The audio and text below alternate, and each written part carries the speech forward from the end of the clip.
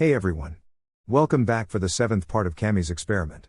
As always, huge thanks to all of my Patreons. Making these videos would be impossible without you guys' support, especially with all the restrictions YouTube places on my type of content. As always, the rest of the story is already out over there for you guys, along with about 30 other different stories you can enjoy. Also, feel free to send me any messages over there if you have any questions or even if you just want to chat. Link to all of that will be in the description. Anyways, everyone, enjoy the video. Kumo, Senju Guest House Naruto, Kurama, Chome, Rias, Yosuke, Hikari and Yami appeared in the living room. Everyone saw the flash of light and immediately came into the living room. Everyone could tell something was different, but they couldn't exactly put their finger on it. It was Rias that ran into Anko's arms and said loud enough for everyone to hear. "I will never have to spend another night away from you, my love. I am yours forever." Tsunade looked to Naruto with an incredulous look on her face. "How?" Naruto shrugged, "I am done talking like a monk for now. Just know that Yami, Yosuke, Rias and Hikari are now their own people. With my new sage mode, they can keep themselves charged up and they are no longer tethered to me."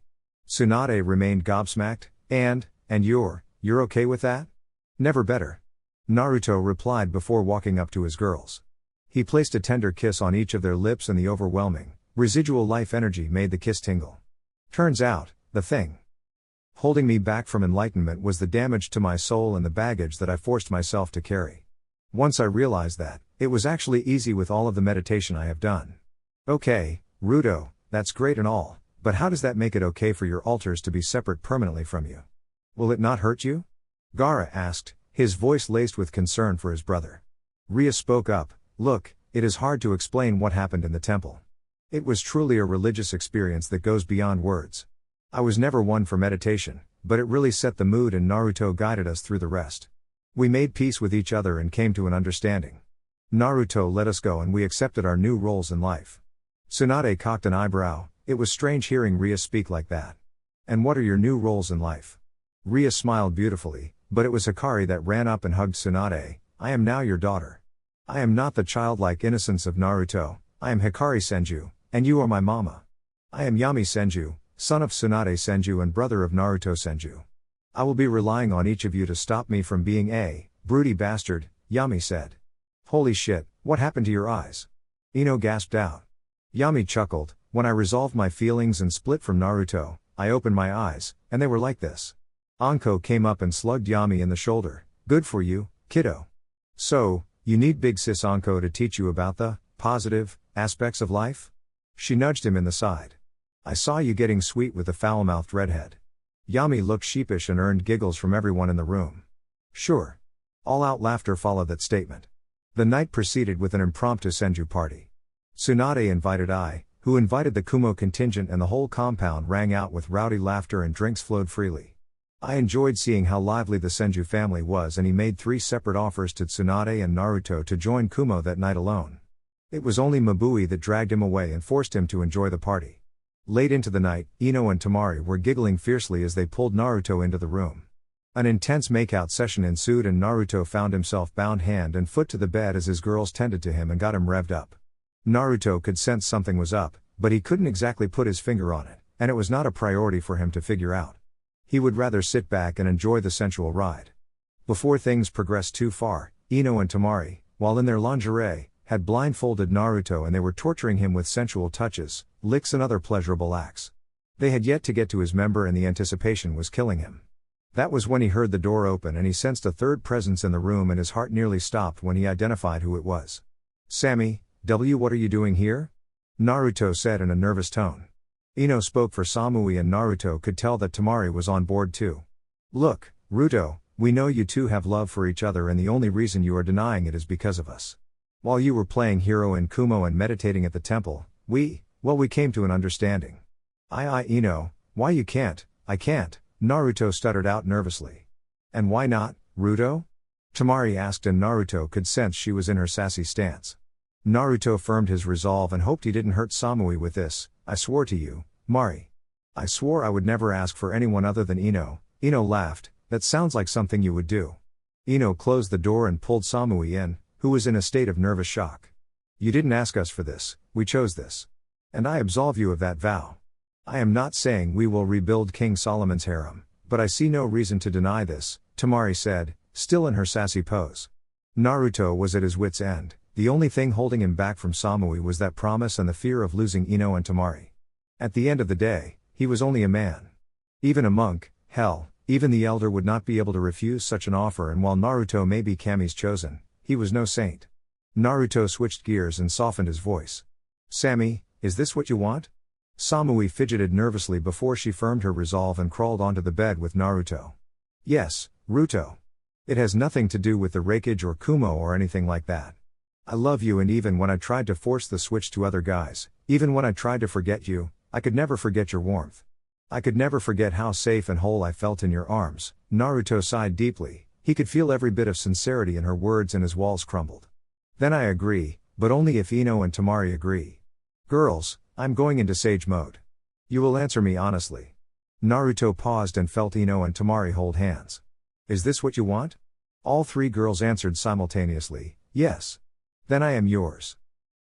Author's note, there is a lemon here. If you want to read it, the link to the story is in the description. At the time of making this video, it hasn't been posted there yet, but it will be in the future. If you are a Patreon, the unedited version can be found over there in part 26. The four lost themselves in pleasure for the whole night.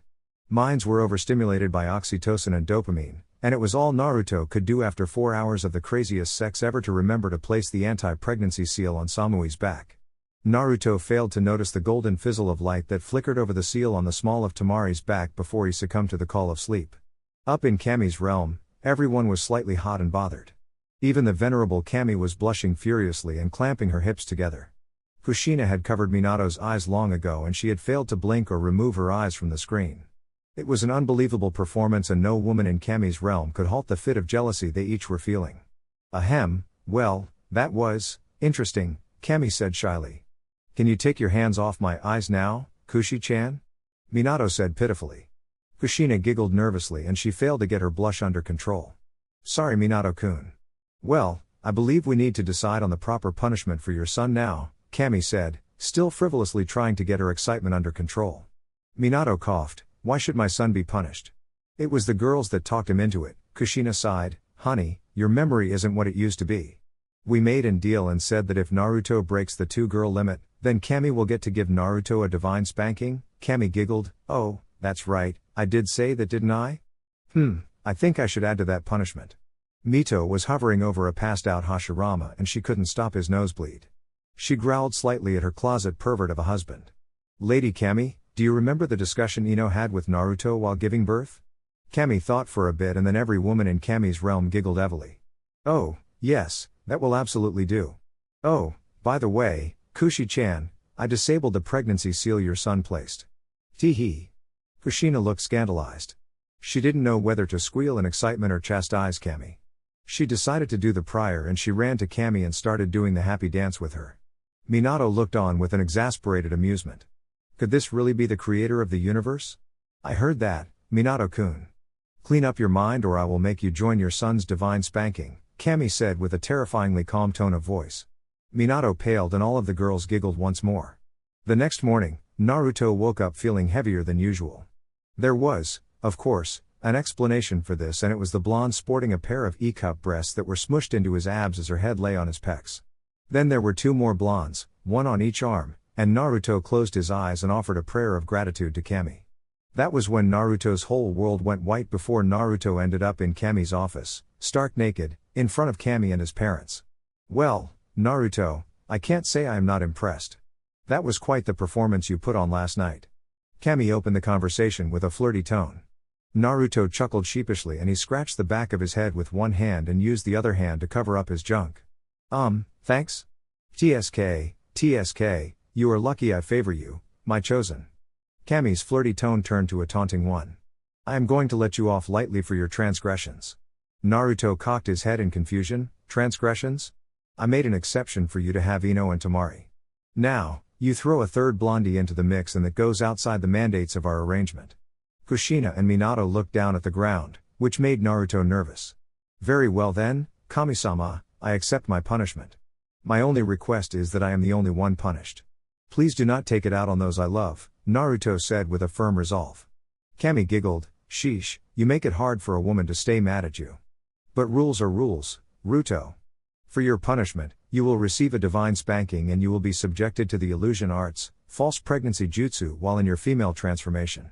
Naruto winced. The first one was okay, but the second punishment was harsh. Naruto stomached his anticipation and bowed respectfully. I accept my punishment. Camy snapped her fingers and Naruto appeared, bent over her knee. Camy raised her right hand up and called, Divine Spanking no Jutsu. Her hand slapped down faster than the eye could see and harder than the mind could imagine. Naruto bit his lip and took his punishment. Camy giggled excitedly as she administered 40 spankings to her chosen. Each spanking echoed across her realm and every soul winced with each clap of hand on flesh. Once Camy was done, Naruto was set down and he couldn't stand straight. There were 40 imprints of Camy's hand on his ass glowing a bright red. Every nerve ending in his butt and more were on fire from the punishment. Naruto wiped the tears from his eyes and met Camy's gaze. If that was all it took, then Samui was worth it. Camy swooned when she heard Naruto's thoughts and she just wanted to bundle him up in her arms and nurse him back to health. However, that would be unbecoming for the ruler of this universe and she fixed a firm look on her face. Naruto Senju, I am sure that I do not need to administer another warning. I only allowed this because your romance with her was so sweet, so sincere and it was your mates that convinced you to break the rules. Naruto bowed in his already bent form. I thank you for your mercy, Kami-sama. Camy giggled, oh, I am not that merciful. You still have to deal with Tsunade, and you can expect a surprise in 9 months. Plus, I will be giving Tsunade some divine inspiration for your second punishment. Naruto stuttered in disbelief, Wha? How? I used the enhanced seal, Kushina giggled, you do remember you were dealing with Camy, right Sochi? Naruto facepalmed and dreaded heading back to Kumo now. Yes, mother, I remember now. Camy, you suck sometimes, you know that? Camy giggled a beautiful, ethereal giggle. Naruto sucked it up and bowed once more. Lady Camy, I ask that I share the truth with the training group in Samui. Heck, even Jiraiya has earned the right to know why I was bitter with him at this point. The past cannot really influence the future anymore and they all have my implicit trust. Camy tapped a slim finger to her chin and hummed while Minato and Kushina looked on expectantly. Finally, Camy shrugged, very well, the old toad can know, I think it is high past time for his redemption arc. He has been working hard whenever he left your training group, so I will allow it. I will come up with your payment for this mercy later. Camy ended it with a soul-crushingly sexy wink at Naruto, which nearly made him fly back with a nosebleed. Naruto raised from his bow, and it was Camy's turn for her cheek to turn pink and adorn a blush. This boy's smile lights up her heavens and it filled Camy with a sense of excitement that the goddess thought she had lost a long time ago. The beyond beautiful goddess giggled melodiously before clicking her fingers and sending Naruto back to his bed in Kumo. Mama please. Naruto awoke in bed with the fiery pain still searing his backside and every movement on the bed hurt. He couldn't lay on his back until this pain healed and the girls groaned as he shifted Samui off his chest and rolled onto his front in an attempt to alleviate at least some of the endless, burning pain on his rear end. Camy didn't hold back, and he could feel every finger of every handprint. Deciding to get out of bed, Naruto winced with every step that he took towards the shower. He couldn't have this conversation with his mama reeking of sex. As he turned the shower on and stepped in, he felt two toned arms slink around his waist and the massive breasts of the woman clued him in that it was Samui. Naruto leaned back into her embrace and enjoyed the shower with her. She didn't understand when he said that there was no way he would be able to perform, at least she didn't understand until he turned around and showed her his glowing red butt cheeks. Naruto promised to tell her what happened a little later when everyone else could join the conversation. Samui agreed with a picturesque smile on her face before she got down on her knees and attempted to beat her previous record last night. Samui hadn't even reached the halfway mark of Naruto's shaft and her mouth prepared itself for the task with a sensual lick to her lips. The pleasure of Samui's tongue and lips brought Naruto to a painful climax since the orgasm was accompanied by a painful clinch of his ass cheeks, which lit aflame with pain. Camy's punishment didn't stop Naruto from closing his eyes and offering another prayer of gratitude for the beautiful, new addition to the Senju family. Hell, Naruto was even grateful for the new life less than a day old growing in her womb. Thus, Naruto was in a chipper mood when he waddled out of the bedroom and joined Tsunade, Kurama, Chome, Gaara and Hinata for breakfast. Kurama guffawed when he saw the way Naruto was waddling and couldn't stop did they finally turn it around on you, Ruto? Naruto shot him a wry look and winced as he took another painful step. Mama, Q, we need to talk, in private. Tsunade cocked an eyebrow as she sipped her morning coffee. What about, Ruto? A nervous smile cracked its way onto Naruto's face. 2 new additions to the family and my punishment from Camy. Tsunade dropped her mug of coffee, and everyone froze up completely. Tsunade's shock rapidly turned to anger as she channeled a visage of the Shinigami in her killing aura. Explain, brat. Tsunade had risen and began to crack her knuckles. Naruto sighed, pulled down his pants and turned around. This earned a round of confused and anxious laughter from everyone other than Tsunade. Please relax, mama. Camy already hit me with a divine spanking and I don't know how long these wounds will last. That seemed to fill Tsunade with concern. She had never seen a superficial wound stick to Naruto. The concern mellowed out her anger a little bit and she crossed her arms under her bust and waited for Naruto to explain. Naruto looked around anxiously before sighing. They were all family and would find out sooner or later. Best to have witnesses. Well, last night, Ino and Tamari tied me up to the bed with chakra cuffs and blindfolded me. Then they brought in Samui and said that they wanted to share her because they could tell we really love each other, which we do. Then, well, things got rowdy for 4 hours or so, but I put the anti-pregnancy seal on Samui before I passed out. Naruto stopped here and caught his breath. He could take a small enjoyment in the stunned and jealous looks from the room. Okay, here is where things get crazy. I woke up this morning and when I offered my morning prayer, Camy pulled me into her realm. She punished me for adding another girl and there were 3 parts to the punishment with 1 mercy. First, she disabled the anti-pregnancy, and I can already feel life growing in Samui. Second, she spanked the ever-living hell out of me, thus my marked butt. Third, she said she gave you divine inspiration for a genjutsu and I willingly agreed to subject myself to it. Finally, the mercy she gave me was being able to tell the whole study group the whole truth. A foreign and extensive silence filled the kitchen of the Kumo home. Every eye was bugged out. There were multiple jaws on the floor and finally a man in a red hapori with long, shaggy white hair fell out of his concealment and crashed to the ground. Jiraiya was proud of himself for not giggling perversely or blowing his cover earlier, but after hearing what Naruto said, he couldn't stop himself. Jiraiya's clattering body broke everyone out of the spell and Tsunade roared for all Senjus to report to the living room. It took less than 5 minutes for everyone to wake up, obey Mama's orders and appear in a variety of sleepwear in the living room. In the living room, Naruto entered Sage Mode Stage 3 and spread his aura around the room. He focused on sending out his feelings and memories and he shared everything, literally everything, with the stunned group that he had grown to call a family. Tears flowed out, Jiraiya crying the hardest of all, and everyone struggled to accept the overwhelming truth that Naruto revealed. It took hours, but nobody there was keeping track of time. Naruto's connection to them kept them completely enthralled and mystified by the strength of a man that was able to survive all of that and still be able to piece his soul back together. Everyone had a newfound respect for Naruto and the Senju family grew that much closer together. Hinata understood why Naruto slid her to the friend zone, Jiraiya understood Naruto's obstinance and anger at the toads, Samui cried after witnessing Naruto's torturous previous life and grew to love him more, Gaara finally understood his brother in his entirety, and even Tsunade learned some new things about her brat that deepened their connection. Wiping the tears away from her eyes, Tsunade relented and wrapped Naruto in a tender hug. That didn't stop her from whispering in his ear, "Don't think this gets you out of your 3rd punishment." Naruto gulped and nodded and fell into the hug with Tsunade. It was at this point that the burning on his ass ceased, and he could feel Camy's giggles up in her heavenly realm. "I know, Mama. I won't fight it." Jiraiya stepped forward and looked at the two, as if asking permission to join the hug. They both nodded and Jiraiya cried his heart out as he embraced the only true family he had remaining. They were not manly tears, he did not cry in a gallant way and yet, nobody laughed at the sniveling man. It was a pure moment that nobody wanted to taint with a snarky comment. At least, that was the case for the first 5 minutes. So, are we all just going to ignore the fact that my brother had a foursome and knocked up a Kumo kunoichi then?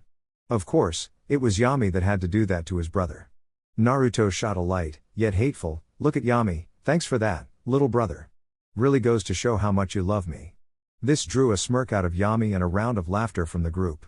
"Gaki, I know I am still on your shit list, but I will do anything for the details of last night." Jiraiya broke the hug and pleaded. It took less than a second for him to get implanted into the wall by Tsunade. Tsunade sighed and let go of Naruto. "I swear, that man will never learn and he will never change." Hinata stepped over and began to heal Jiraiya. "Yeah, well, even I admit my curiosity. How do you even accommodate 3 women at the same time?" Gaara blushed furiously, Kurama snickered, Yami blew back in a nosebleed, Yosuke turned a cherry red, Chome cocked her head to the side not understanding and Tsunade facepalmed. At least Samui, Ino and Tamari had the decency to blush. Then, everyone understood what Naruto was saying when 6, wait, 6. Yes, 6 wood clone formed up behind him. Naruto simply smirked and shrugged before he reabsorbed the wood clones. Oh. Was all Hinata could say before she blew back in the biggest nosebleed anyone had ever seen. At least Gaara was there to catch her in his sand. Tsunade groaned, ah. We still have to tell Ai and Itachi. Naruto laughed nervously, well, shit. Samui came up and placed a kiss on Naruto's cheek. I wouldn't worry about Ai, he will be ecstatic to hear the good news. It wasn't I was worried about. Naruto muttered under his breath. Tsunade took charge, brat, write to Itachi and tell him you will pick him up in an hour. Bring him here and keep it on the down low. I will schedule the appointment with Ai. 1 hour and 15 minutes later, Naruto flashed into the Reikage Tower to the room where I let Naruto place a Hiraishin beacon. Itachi shook of the nausea and followed Naruto towards Ai's office with a sense of trepidation. Naruto had only told Itachi that it was important for him to come to Kumo. Thus, when he entered the room and saw Ai, Mabui, Tsunade, Samui, Ino, and Tamari, he groaned internally. To what do I owe the pleasure, Lord Reikage? Itachi asked by way of greeting. I shrugged his massive shoulders, the brats wouldn't tell me. Said we needed to wait for you. This prompted Naruto to explain with minimal detail what happened last night, and it all led to the conclusion that Samui was pregnant. I was literally so happy that when he shot his lightning-covered fist into the air, he literally jumped through the ceiling and roof of the Reikage Tower. Mabui squealed like a schoolgirl and wrapped Samui in a motherly embrace. Itachi stood frozen until he processed the information before his Sharingan activated and he groaned pitifully. Ruto, could you do anything more to make my job more complicated? Itachi whined. Naruto chuckled sheepishly and I finally landed from his impromptu trip through the ceiling. He blurred to Naruto and wrapped him in a bear hug. Camy does answer prayers. Yes. Yes. Yes. Yes. Yes. Ai's cheerful voice and tone of jubilation rang throughout Kumo and made many heads turn toward the Reikage Tower. Itachi coughed, ahem, so, I suppose this could be enough to push us toward a full alliance.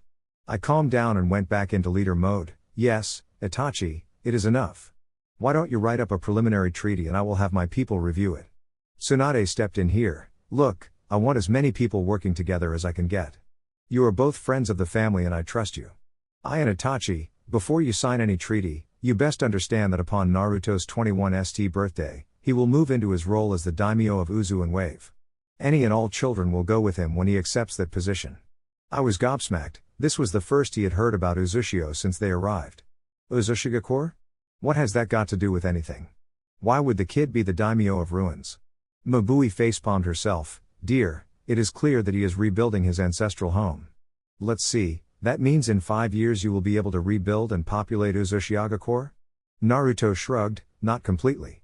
I admit that the biggest problem is going to be finding people to live there. I don't know how many escaped the genocide or if their kids would wish to return. What I do know is that I will try and Wave will support me. I clapped a hand on Naruto's shoulder, you can count on Kumo, too, Naruto Senju Uzumaki.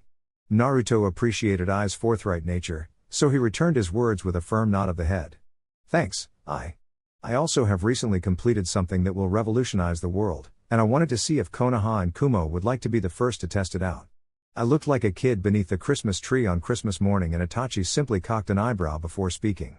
What is this invention? Naruto smirked, I completed the group teleporter. After my training in the Sage's Temple, I finally understood what I was missing and how to compensate for it. I cocked his head to the side, teleporter? Naruto nodded, think Mabui's instant transmission, but for a group of up to 10 people. I looked to Mabui, you shared your notes with him? Mabui shrugged, the kid is a Fuinjutsu prodigy. Why wouldn't I after all he has already done and will do for Lightning Country? I relented to that fact, okay, I'm excited. What do you need us to do? Naruto sighed, this was the hard part. Okay, my best guess is roughly 50 kilograms of chakra metal per tower. Then, I will need to have a 50 square meter section of Kumo and Konaha to build a small tower. Finally, I will need you to select a couple people from each village that I can train in its proper use. I whistled and Itachi groaned. It was I that spoke first, that is quite expensive. The 50 kilos of chakra metal will be a small fortune in and of itself. Why do all of that just to link Kumo and Konaha? Naruto's smirk turned feral, because it won't just be Kumo and Konaha. It will be every major city that decides to fund the project. I already have enough chakra metal for Wave and Uzu. The implications of the inventions just penetrated even the thickest of skulls in the room. It was revolutionary. Holy Camy, bud, I gasped out. Itachi nodded his head. It is indeed startling to think about. Everyone would have access to travel like your Hiraishin. Where do you think the brat got the idea? Tsunade scoffed. Samui squealed in excitement. So, I would be able to come home and visit my friends? Naruto nodded. Yes, although you always have me if you need that. This transport system is quite expensive to operate, as far as chakra cost. Itachi nodded. I can only imagine. Best guess at cost to send a single shinobi back and forth? A high A rank jutsu's worth of chakra. A group of 10 would be about 2's rank jutsu. Naruto answered since he already did the calculations. I whistled. That is costly. How would you power it? Daily missions to shinobi and a membership fee for any civilian that wants to use it. The seal will be attached to a chakra battery that your shinobi can keep topped off. Naruto answered. Itachi was nodding his head furiously and he began smiling in excitement. This will change everything. Where else have you got to agree to the installation of a tower? Suna, Wind Capital, Fire Capital, Kirigakure, Wave Uzu and hope you two agree. Naruto answered honestly. How long will it take to build? I asked. The tower should take my artisans about 2 weeks. The seal will take about a week per seal for me to complete. Even with my shadow clones, it is an extensive and intricate project. Naruto answered. Tsunade, Tamari and Ino just watched on with proud smiles on their faces. Ino leaned into Tamari and whispered, we are so lucky we got to him first. Tamari leaned her head against Ino's. You can say that again, sis.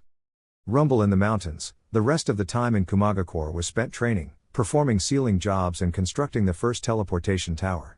Naruto summoned over Dord, Murd and Kajin to help him with the design and construction. The things the three dwarf brothers could do with metal was absolutely amazing and chakra metal was no exception to that rule. Once the people of Kumo got used to seeing three dwarves accompanying the Senjus, they accepted them without issue. It was the same story for the Kijin. Naruto introduced Team Yugito to the Kijin, which included Hakuru, and it didn't take long for the Kenjutsu instructor to test their skills. Soon, it became a test of all Kenjutsu practitioners in Kumo and Hakuru put them all to the task. Hakuru's skill, all-seeing eye, lets him slow down time quite a bit. It was like a supped-up Sharingan in that regard. That, combined with flawless Kenjutsu skills made Hakuru the fiercest sword wielder in Kumo. I was impressed by the Kijin and it was in more ways than one. When Shion decided to join training one day, I was knocked unconscious by a right hook from Mabui because he was ogling Shion's massive rack. He wasn't the only one, but he was the only one that got caught doing it. I spent most of his time with the Senju family and he really enjoyed their company, especially since Samui was to be wed to Naruto alongside Tamari and Ino at the end of the training trip. That being said, Samui was indeed pregnant, and Naruto was made to pay the piper for his offenses to Camy. The genjutsu he went through was absolutely terrifying to him and he developed a newfound respect for the females of the world. He also felt a rift emerge between himself and Camy for the first time. Flashback, 2 weeks after sleeping with Samui. Tsunade got her divine inspiration from Camy for the jutsu, and she was wearing a devilish smirk as she walked into the medical bay that Naruto was in. Somehow, when Naruto transformed into his female form, which was strangely attractive despite its resemblance to Hikari, he transformed into a pregnant woman. Tsunade giggled at the evil prank of Camy, and she couldn't wait to see Naruto go through what she actually considered a just punishment. Tsunade walked into the medical room and saw that Naruto was waiting there while cuffed to the bed. He had tried to escape multiple times, but it didn't work, and he was unable to transform back into his male form. Camy's justice is absolute, after all. Tsunade saw Naruto beginning to sweat through the hospital gown and she walked forward while weaving through hand signs. Take this like a man, Ruto. Once this is over, we will be square, Tsunade said with a menacing humor and a tyrannical grin on her face. She then placed 2 hands on Naruto's temples and the illusion began. All the males of the training group shrunk back from Tsunade's crazed look despite watching on in morbid fascination. Naruto was squirming uncontrollably, and his body seemed to be pained. Samui was watching with her hands over her mouth, and she was near tears since she felt like this was her fault. Naruto turned his head to the side and threw up into a bucket that was prepared. Everyone heard him groaning about morning sickness, which earned a giggle out of Ino. That was the worst part for me. I puked almost every morning for the first few months. She informed the group. Holy crap, Camy is a sadistic bitch for making women go through this, Yami said in morbid fascination. He cringed at the angry ethereal growl that echoed around the room. Tamari was clutching Ino's hand. Is it really that bad? Ino kissed Tamari's forehead, yes and no. In the end, it is worth it. Well, for me it was, but I guess that's not so much the case for Ruto. Tamari looked down at the baby in her arms and that reaffirmed her words. She had asked Naruto to go back to Wave and bring their son after things started going crazy and Samui was pregnant. Hashi was the only thing she could think of, and Naruto didn't want her to fall into postpartum depression, so he brought Hashi back after doing some work on the teleportation tower in Wave. Tamari cooed at Hashi and started to put her pinky near the side of his mouth, which made the baby shift and latch on to the tip of Tamari's finger. The Akatsuki need to hurry up and die so I can have one of my own, she said with a fond longing on her face. Yeah, oh my. Ria shrieked. Naruto was writhing around in discomfort and clutching his swollen belly. This seems kind of harsh. Hikari asked the question on everyone's mind, what is even inside of Naruto anyway? A clone. Tsunade answered for the group. A wood clone. And his body is going through all of the bells and whistles. Everyone cringed at that. Wasn't Camy taking this a little too far? A genjutsu is one thing, but an actual pregnancy? That is just brutal. Another scream tore itself from Naruto's throat and Tsunade announced that his contractions had started. Feeling 9 months worth of shit in 15 minutes is a real bitch move by Camy. Even the goddess was feeling a little sullen for what she is subjecting her chosen to. Kushina was stuck somewhere between tears and a grimace as she watched her son suffer. Kami-sama, this, it isn't fun. It doesn't seem right. Camy remained with pursed lips as she watched Naruto go through the punishment. She may have agreed with Kushina, but she was a goddess, and she can't go back on her word. He will be alright, Kushina. Minato had stopped watching. It was a nightmare for every male, and it was even worse for him watching his son go through it. He was trying to keep his mind clear so that Camy couldn't feel his disgust and slight bit of resentment for this. Naruto only gave in to love. He loved a good girl and it was genuine and not sexual. Did he really deserve such a gruesome punishment? Oh, relax and quit pouting, Minato. You two are spoiling my entertainment, Camy said in a condescending tone. Why was watching this having such an effect on her? Why does she care so much about a human child? Why was she so vindictive when he accepted the love of another woman? Jealous? No, it couldn't be that, could it? As Camy was reflecting, Naruto was going through the pain of the crowning process and all males had dismissed themselves from the room. It was gruesome, terrifying and definitely not as entertaining as they were hoping for. They decided to wait in the waiting room, and they were having their own conversation. No way, ain't no way I could go through that, Yami said defiantly. He resonated pretty sharply with Naruto's pain and discomfort. Turns out, his negative emotion sensing was not affected by his true separation from Naruto. Kurama was nodding along. Yeah, that was brutal. I was starting to think that Camy was just a fun-loving, whimsical lady, but now I am terrified of her. Yosuke was nodding along. Yes, I would rather fight an endless battle than go through that. It did make me appreciate Himawari more though. Gaara was trying to regain his stoic composure. I agree with you all. Speaking of Himawari, when are you planning on going back to Wave, Suke? When the blood clone transfer is complete. Wooded bodies and transformations are great, but Naruto and Tsunade agree that we would now be better off in blood clones. Kokuo had left Tamari's seal and joined the guys. I thought you guys couldn't go into the blood clones? Yosuke shrugged. I don't know the specifics. Ruto and Tsunade figured something out and they said we should be able to transfer over soon. What is important is that we will be able to use Sage Mode and that will replenish our chakra supply. Can't you do that now? Gaara asked. Yeah, we can, at least partially. We are in wood clones though. The blood clone creates a complete rendition of the body. Yosuke answered before a blood-curdling scream ripped through the hallway. A girly voice could be heard through an open door. Camy, I hate you. The guys winced in unison. R.I.P. Ruto, R.I.P., Yami said softly. Back in the room, a wood clone of baby Naruto was pushed out and Naruto was panting and bleeding everywhere. Tsunade was holding the wood clone with interest, and she had a smile on her face. Naruto was freed from his shackles by Samui, and the girls watched Naruto enter Sage Mode in his female form. He kept his eyes closed and the wounds started healing before he transformed back into his male form. I hope you got your pound of flesh, mama. I am going home, Naruto said in a flat and tired voice before he disappeared in a green flash without another word. Tsunade started feeling guilty for the pleasure she took from this experience. True, she had been vindictive, and she took a small measure of amusement out of the situation, but it wasn't worth it. The kid always followed his heart and did the right thing. That was a pretty brutal experience. Even just watching it she knew that it was more intense for him than she could understand.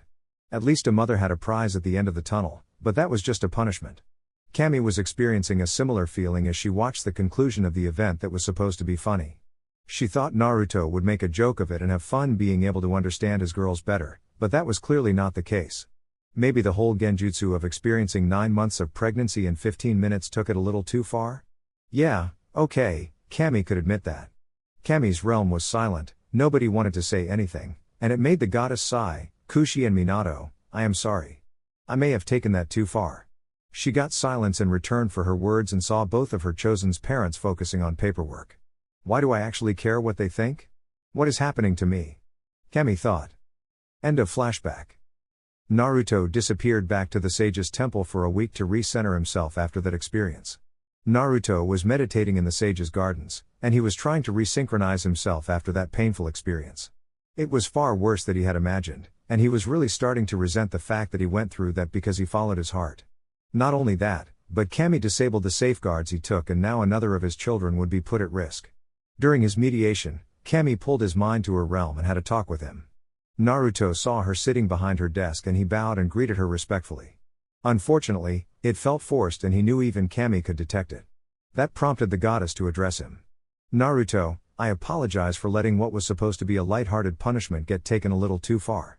She began. Naruto shrugged indifferently, if you wish to make a mockery of the miracle of childbirth, that is your right, Kami-sama. Camy winced at the indifference in his tone and the harsh bite of truth in his words. Naruto. Forgive me, Kami-sama, but I do not need your apology. You issued your punishment, and I took it. That concludes our business, and I am free to enjoy Samui's company. I do wish you wouldn't punish those I love for my selfish actions in the future. Naruto didn't care that she was a goddess, he needed to get this off his chest. The spanking was fine, and it was a fitting punishment. He just couldn't get over the fact that Camy dragged Samui into the equation. Camy winced again at his words and emotions. What will it take to make this right, Ruto? Naruto sighed, he knew he needed to come to peace with this. He took a deep breath and looked Camy in the eyes for the first time since he arrived. I don't know. Forgive me, Camy-sama. I was meditating to try and sort everything out. Camy sighed, what if I gave you a gift to make amends? Naruto shrugged once more. What if you can have your parents back for say, oh, I can give them a week vacation? Naruto's azure eyes lit up and sparkled, you would do that? Camy smiled, seeing that she broke through. For you, Ruto, I would allow it. When Naruto returned to the compound, he had made peace with the experience and he started acting like his usual, cheery self. Camy apologized to him during his meditation, and she made him an offer that he couldn't refuse.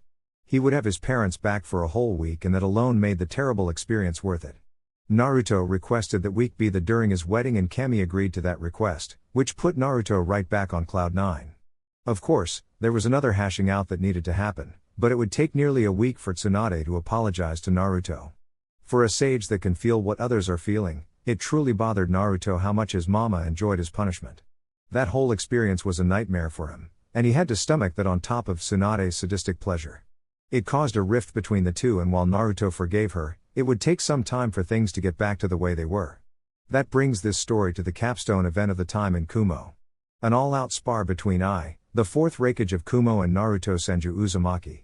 What started as an agreement for a respectable and friendly spar got blown out of proportion when news spread to the local population. Then I scheduled the spar in Kumo's stadium, but Naruto convinced him to change venues because he wouldn't be able to go all out in the stadium. Being the battle-crazed and recently battle-starved Raikage that he was, agreed to shift the spar to B's training grounds. As if that wasn't enough, the people of Kumo began moaning and groaning about not being able to sit down and watch the fight, which meant that Naruto grew bleachers for the people to view the fight in the mountains around the training area. That led to word getting out to Kinji, Reiji, the Lightning Daimyo, Itachi and a couple other people. What was once a friendly and good-willed spar suddenly became a pride match between Kumo and the Senju heir. Can you believe this, Q? It is like they have never seen a real fight before? Naruto said as he looked around the mountains at the thousands of people in the stands or just sitting on random ledges around the area. Kurama chuckled within the seal, yes, it is quite impressive. Not to burst your bubble, bud, but most people will never witness a fight of this level in their lives. Naruto shrugged mid-stretch, I guess so. It just seems like I'm always wrapped up in them. Kurama let out a full-bellied laugh, yeah. It does seem that way, doesn't it? Alright, I'm going to focus for a bit and see if I can sense any of the Akatsuki.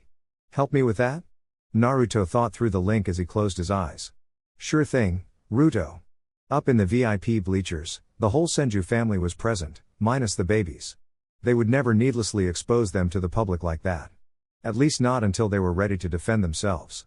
In the bleachers, Tsunade was missing Kurama, and she was worrying about the fight. Even if Naruto won, it may create international backlash at this point because it would mean that he beat a Kage of a foreign village. A Kage that was known for his pride and speed. Relax, mama. Just enjoy the fight. You have fought Ruto hundreds of times. This is just another fight, Ria said as she put a calming hand on Tsunade's. She had noticed how strained Tsunade had been since the whole fake birth incident, and it was mostly one-sided guilt at this point. I am calm, Rias. When Ruto and I fought, it was to make each other better and have fun. This fight has a lot more riding on it than two men just having a friendly spar. Tsunade replied. Anko scoffed, yeah, because these people made it that way. It is a pride match now. Yosuke joined in as the conversation had pulled his attention away from Himawari. Yes, this is now a match about warriors' pride. Do not worry, mama, Naruto is good at winning in a way that lets people save face. I hope you are right, Yosuke. Back on the field, Ruto confirmed all was clear with Kurama and he purged the Senjutsu chakra from his system. He didn't want to start the fight in sage mode. It is likely I wouldn't be prepared for that level of a fight right off the bat, and Naruto knew what he had to do. This was now a performance of fists for the audience. Plus, Naruto really wanted to enjoy this fight. Just dodging the Raikage's fastest punch last time around wasn't really an accomplishment to Naruto. You all loosened up, old man? Naruto asked playfully. I growled back playfully. He had grown to like the kid a lot during his stay in Kumo. Sure thing, Ruto. I know you have a destructive arsenal, but please make sure not to endanger our audience. Naruto laughed. Don't worry, Lord Raikage, I will keep it under control. I never asked, are you a weapons user? And why should I tell you that? I shot back with a cocked eyebrow. Naruto shrugged. I just wanted to know if Benihime or Dragon's Roar were going to get a shot at you.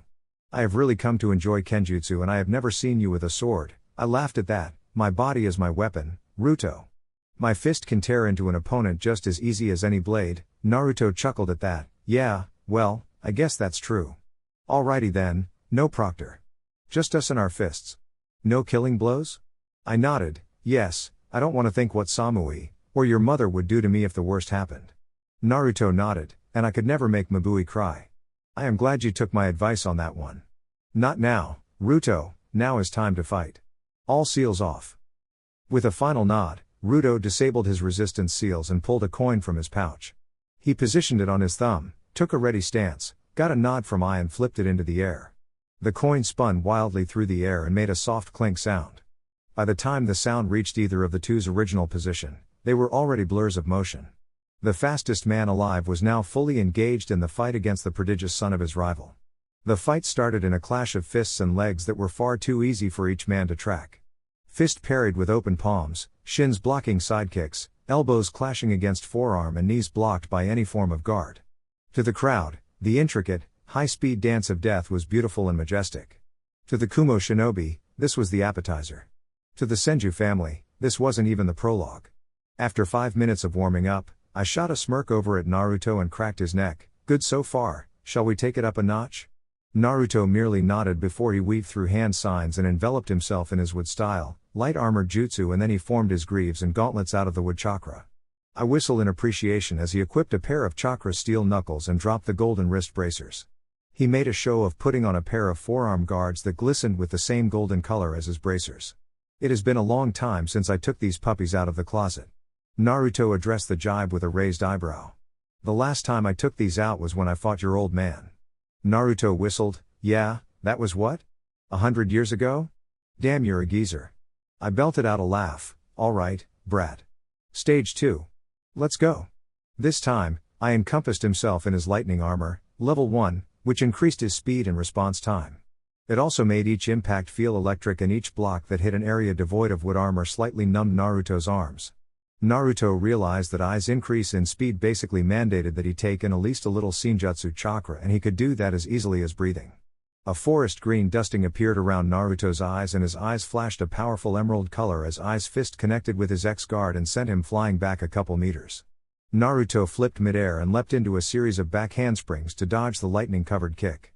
Naruto pushed off hard from the ground to get out of the straight punch that I had leveled at his face, and now Naruto was airborne. I smirked as he recovered his footing and jumped into like a bullet at Naruto. Naruto knew I would do this once he was airborne, so he used a chakra chain from the palm of his gauntlet to meet I in mid-air. Since the match was non-lethal, Naruto's chains were blunted at the tip and the blunted chain slammed into I's fist mid-air. The shockwave release sent dust flying, and Naruto used another chain to link with the ground, and he pulled himself down and under the airborne I as a third chain wrapped around I's ankle and slammed him into the ground. I hopped up and brushed the imaginary dust off of the lightning coating his body. What followed was a blur of motion with clashes of electric blue a couple times per second. There were very few shinobi present that could keep up with the match, especially when they were positioned so far away. On the big screen televisions set up around the area, all the camera could capture were blurs of light and shockwaves of dirt, dust and chunks of earth whenever a bigger blow missed its target. Jiraiya leaned over the seat and addressed Tsunade. "The kid is keeping up pretty well." Tsunade scoffed. "Ruto is just greeting him. Look at that look on his face, he is enjoying every moment of this." "Yeah, but he is already in Sage mode and I isn't even into his full lightning armor," Jiraiya cautioned. "That's not his Sage mode. That is barely even level 1. Just wait until he gets the tree, that will be when he is serious." Tsunade answered while never taking her eyes off of the fight. "The tree? I never saw the tree when I was sparring against him," Jiraiya said, confused. "Because you rarely used your Sage mode with Ma and Pa. Mainly because he didn't want to see them. Trust me, Jiraiya, the kid is playing around and putting on a show right now." Tamari chimed in, "Mama's right. He won't use Kurama's chakra here, but as far as his Sage mode goes, Naruto is somewhere between 5 and 10% right now." Jiraiya zipped his lips and watched his grandson work. It was truly impressive how the kid was keeping up with the rakeage, and now that Jiraiya knew the whole truth, he truly lamented his earlier actions with Naruto. He also regretted how little he taught the kid last go around, and he didn't know how to feel about the toads anymore.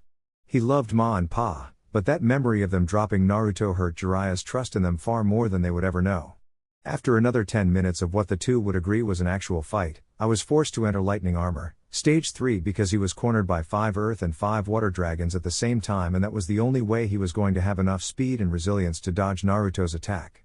The fierce, blue lightning chakra crackling off of I let everyone know that the fight had just escalated to the next level.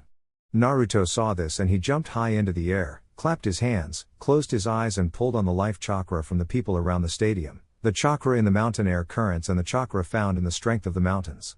The energy answered his call eagerly, as if it wanted nothing more than to heed his call and join his play. The eye shadow around Naruto's eyes turned a dark forest green, his emerald orbs glowed with power, and the tree of Yggdrasil made its appearance on his forehead. The real fight was on. Despite the benefits of Sage Mode Level 2, Naruto still found it difficult to keep up with the insane speed of the fourth rakeage. Naruto sensed every bit of excitement from the crowd as their leader entered his full lightning armor, and Naruto knew from previous experience that I could maintain that armor for extended periods of time. It was time to put it to the test and break out some of the flashier techniques he had. First, Naruto needed to slow I down, if even just a little bit. While nearly 100 feet in the air, Naruto saw I was waiting for him, and a devilish smirk plastered itself on his face as he formed two pistols with his hands.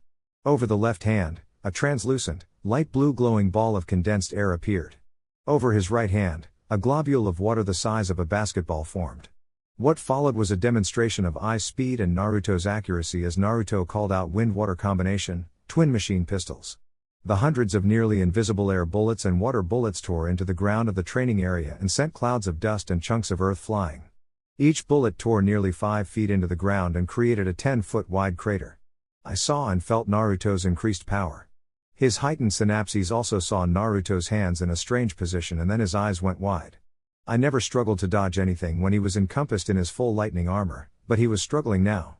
Each bullet was menacing, and clumps of earth were repeatedly disintegrated as the missed shots created craters, and I was forced to dodge through the debris. Finally, he saw Naruto land and flip through hand signs, and his jaw nearly dropped when the whole training ground turned into a swamp as Naruto placed both hands on the ground and called out Earth Style, Swamp of the Underworld. I couldn't escape this technique, and he couldn't believe the kid could literally encompass the whole fighting area in a single jutsu. If he stood still at all, he would sink into the swampy earth and he would really be in trouble. Good thing speed was his thing. I dashed toward Naruto in a crackle of lightning, and he barely jumped over the layer of wooden spikes that rose to greet him. Unfortunately, when one moves at the speeds I was moving, an impromptu jump means a flight of several hundred feet. I soared over Naruto, and he swore he saw the kid wink at him. I skidded to a halt in the muddy swamp, and he turned fully to face a truly terrifying sight. The muddy swamp had risen into a tidal wave nearly a kilometer wide and 100 feet tall, and it was coming straight for I. Resigning himself to getting a little dirty, I blurred forward straight into and through the tidal wave of mud. It was thicker and harder to get through than he thought, but it was nothing his lightning armor couldn't disintegrate. As he cleared the muddy tidal wave, he opened his eyes to see Naruto flipping through hand seals for another jutsu. Rather than let Naruto get the jutsu off, I cranked his speed to 110% and launched a lightning lariat at Naruto. He was surprised when it impacted, and he felt sorry for the kid when he forced his arm down and into the ground. The ground shattered in a roar and created a crater. Nearly 100 feet in diameter. It was only decades of battle experience that allowed Ai's instinct to guide him out of the crater as his legs blurred into motion across the muddy terrain. When I skid to a halt and his brain caught up with his actions, he turned around and was met by a windstorm as a dome of what had to be wind chakra filled the whole crater he created and expanded an additional 150 feet in diameter upon it. I could tell that wind dome was truly fierce and would have likely shredded him, but that distraction cost his as a blunt force wind from Naruto using divine breakthrough slammed into Ai's chest. I felt the impact and sensed the lightning chakra encompassing his chest and torso fizzle out briefly as he was sent flying like a bullet into the far mountain. Naruto landed and took a moment to appreciate his work. He used the Rasen Shuriken for old time's sake and to show off. It felt great throwing that jutsu again, but he knew it would distract the Raikage enough for his less lethal attack to hit him. He watched the blue bundle of lightning sail into the base of a mountain nearly a kilometer away, and he used that time to gather more natural energy into himself.